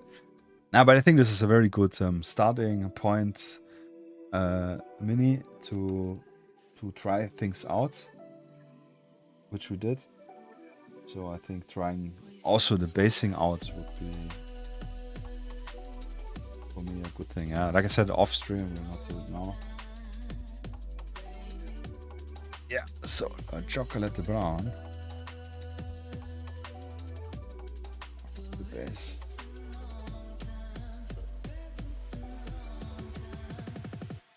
And I have this really fucked up brush, which just works excellent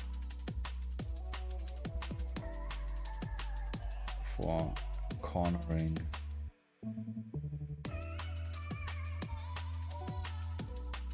Yeah, you see going here. Inside, yeah, with the corner I can just go in and then pull it out, yeah, more or less. I need to look at it. Cannot look at the display.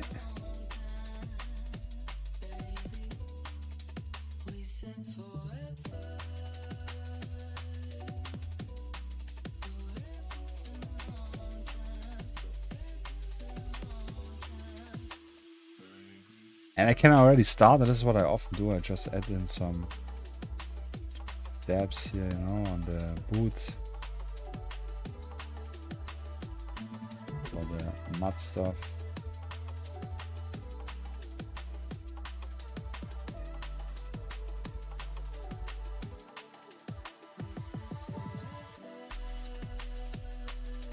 And this looks already good enough. Looks better than unpainted base. If we wash it and do a little, I think I wouldn't even do a dry brush, to be brutally honest, because we want to have a little bit wet mud. Yeah, and what we can do later on is throw a gloss over it to make it shiny, or keep it shiny. Also on the areas we painted it now brown, we can throw over the gloss varnish to make it like look a little bit more like mud.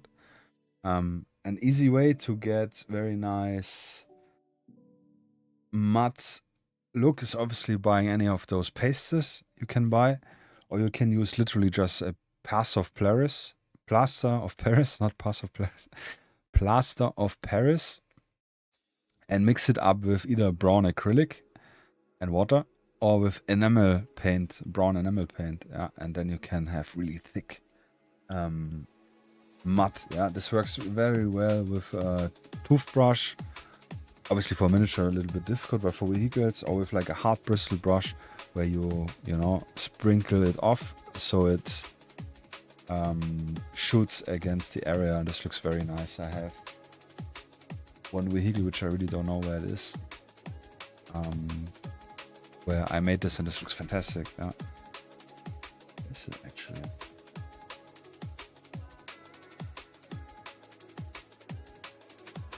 I don't know. This was the Ford F-150 from Turn-Based Miniature, which was one of his early, I think, October release with the cartel, with the Sicario stuff, if you remember. Federal Police and so on. I was so hyped for this Ford F-100, but when I painted it up, or started painting it and building it, I did like heavy kit bash with tires on the roof and antenna and so on. And when I painted it, I kind of realized it's a little bit small, eh? So then I did the measurements, math with some friends in America who know the 2010 Ford F-150, as well as checking Google and so on, and he scaled it to 1/62 scale. Yeah, the vehicle, which pissed me really off. Yeah, because I hate. For miniatures, it's okay. Yeah, like with this one being obviously bigger.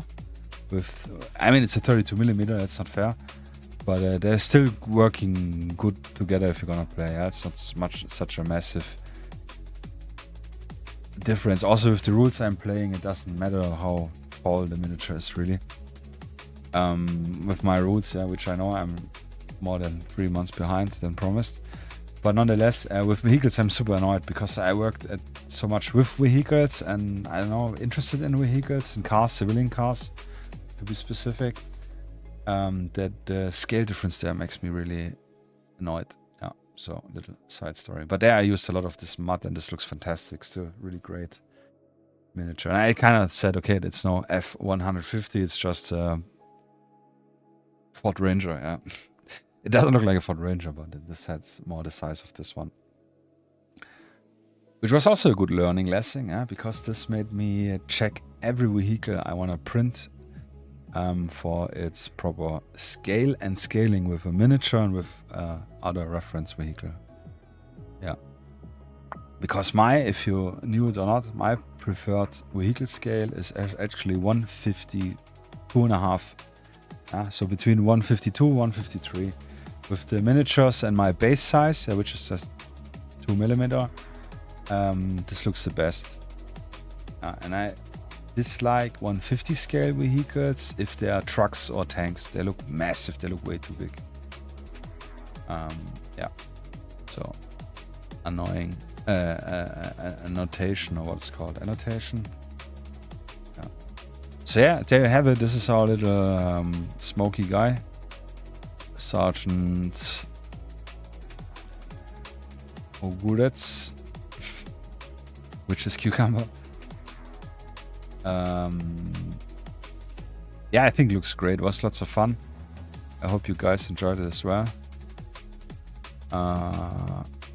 Definitely got me hyped up in doing more of my old school Chechen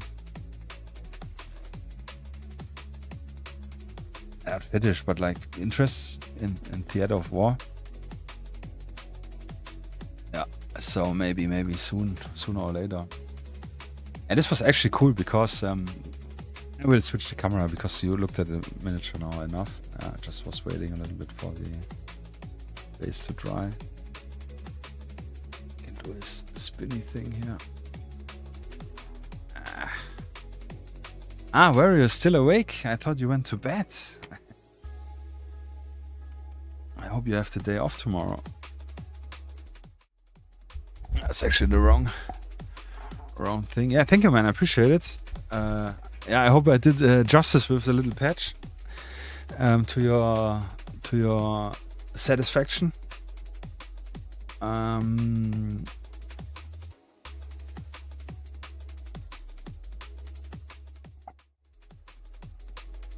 you in the bed?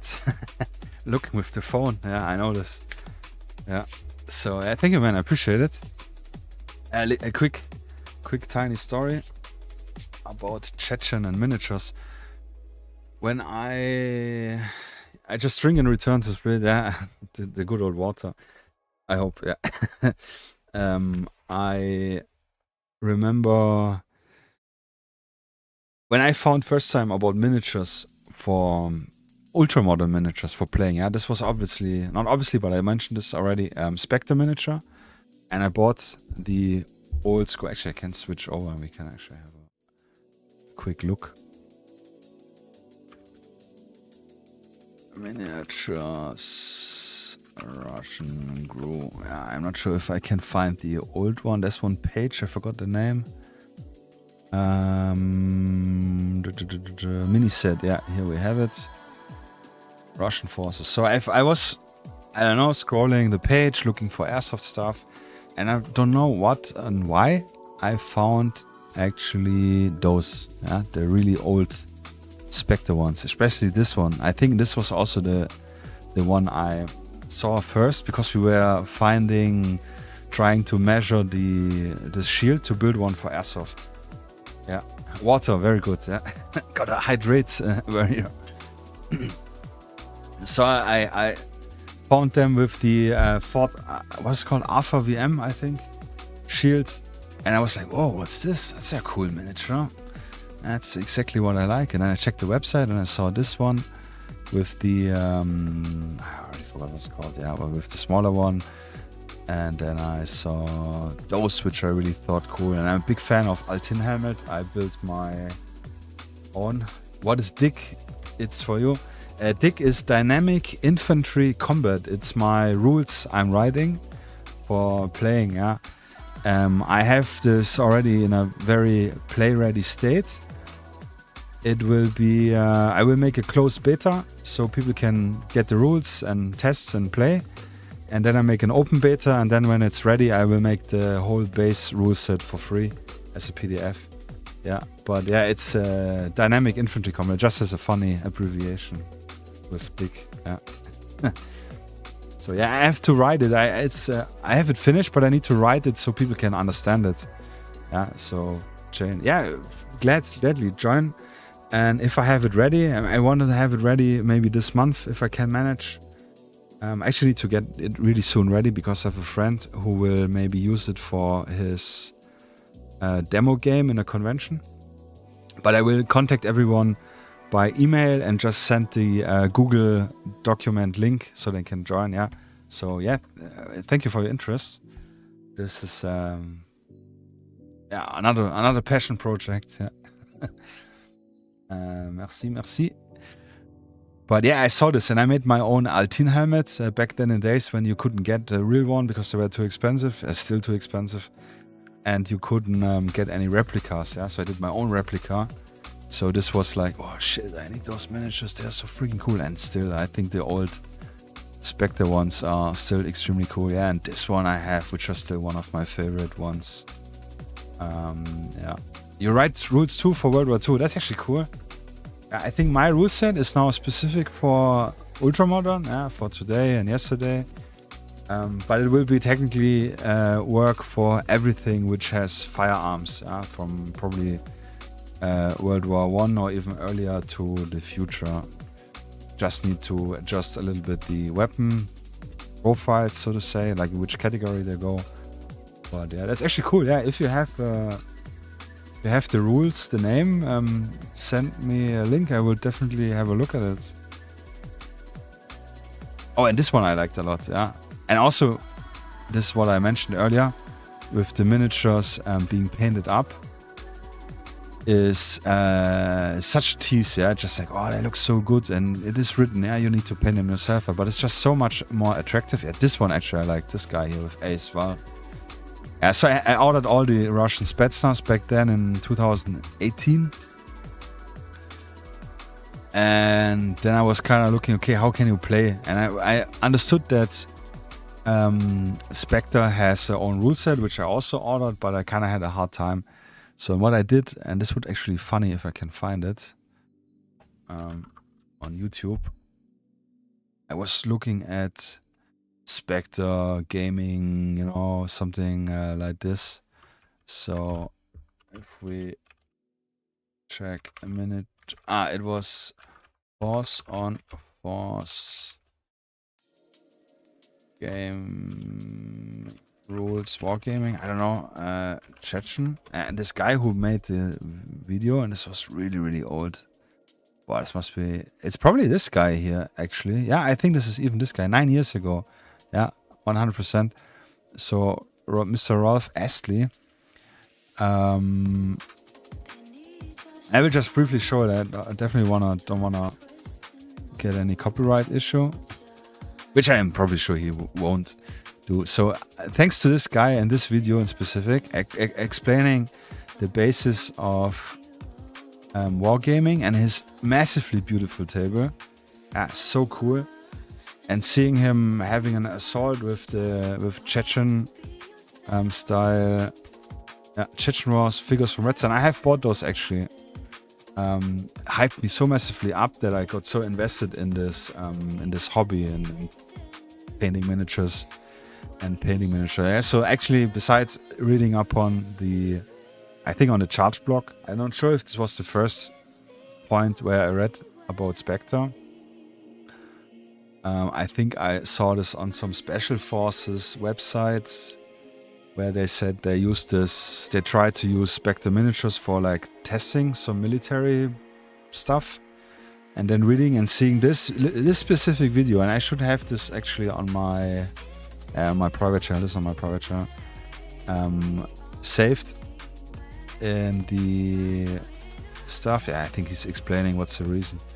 Yeah, and seeing him play and roll the dice, and the figure moves, and the figure shoots, the figure misses. Wow, this hyped me so crazy up. Yeah, so this is where the story begins. Mr. Ralph Astley, if you're watching, thank you very much for your mad inspiration. Yeah, the figures look so cool. Massively awesome. So yeah, we are full circle now with the Chechen War. And I think here, if I remember correctly, and maybe this is a different video. Yeah, part 1. I guess this is setup, and then he has part 1 and I think part 2. Yeah, I think he's explaining the composition of the miniatures and so on. But his table is just so sick. Yeah, so good. In part 1, just to go quickly through. Yeah, you can see more of the table. And if I remember correctly, I'm not sure if this is green areas, but those are like sewer entrances. And I remember, yeah, here you can see a little bit. On the right side was one sniper guy. And they were like passing it, and then they were spawning behind them. I don't know. I don't remember what was the goal, but I think something like cross the street. Yeah. Oh, this was so amazing. Yeah. Oh, rolling the dice. It's got me so crazy hyped up. I was like really like, oh shit, what is this? This was cool. Yeah. Actually, just for the nostalgia, giving him a little subscribe here. Yeah, I actually have to rewatch this. I have this watched probably in probably 6 years or 7 years, or I don't know, 2018 or 17. I actually don't remember. 18 or 17, probably 17. I bought the figures. In 18 I started to learn and get confidence to paint. No, early 18 I actually painted my first miniature. Yeah, sorry. 8 years already. Yeah, so I bought them 2017. Yeah, so literally nearly 9 years ago. Which is crazy. Crazy. So long story short. Yeah, thank you very much for joining, for watching. Thank you very much. Kompochik, thank you very much for all your input. Yeah, highly appreciate. I'm also super excited that this is also your niche. Yeah, so we are same hype level. I guess. Yeah, I think also funny revisiting Frontovich. Yeah, I think you guys enjoyed it. Thank you for all the input, and yeah, most important, have a very nice Christmas, holiday. What's it called? Holidays, and have a nice time with your family. Stay healthy, stay positive, minded, excited, and I catch you next week on Sunday. We will not do it on Thursday because Thursday is second Christmas day, and I will be at my dad's house, place, grandma, and so on. And yeah, and if you haven't yet, check on YouTube. We still have the voting going on. If you want to have any input, what we're gonna paint on the 28th, I think it is. Is it? Yeah, Sunday 28th of December, which is the community stream. So yeah, guys, have a excellent Friday and weekend and Christmas and happy holidays. Yeah, thank you. And I catch you in the next one. Oh, it's a good time. Pause. Perfect timing, yeah, with the song. So yeah, happy Christmas. Thank you, man. I appreciate it. Thank you very much, everyone, for joining, for all the input, love. and hate. Yeah, no hate so far. Too small for anyone hating me. But yeah, thank you very much, guys. Take care. Have a beautiful Christmas and Friday and weekend and everything. And see you on Sunday. Peace.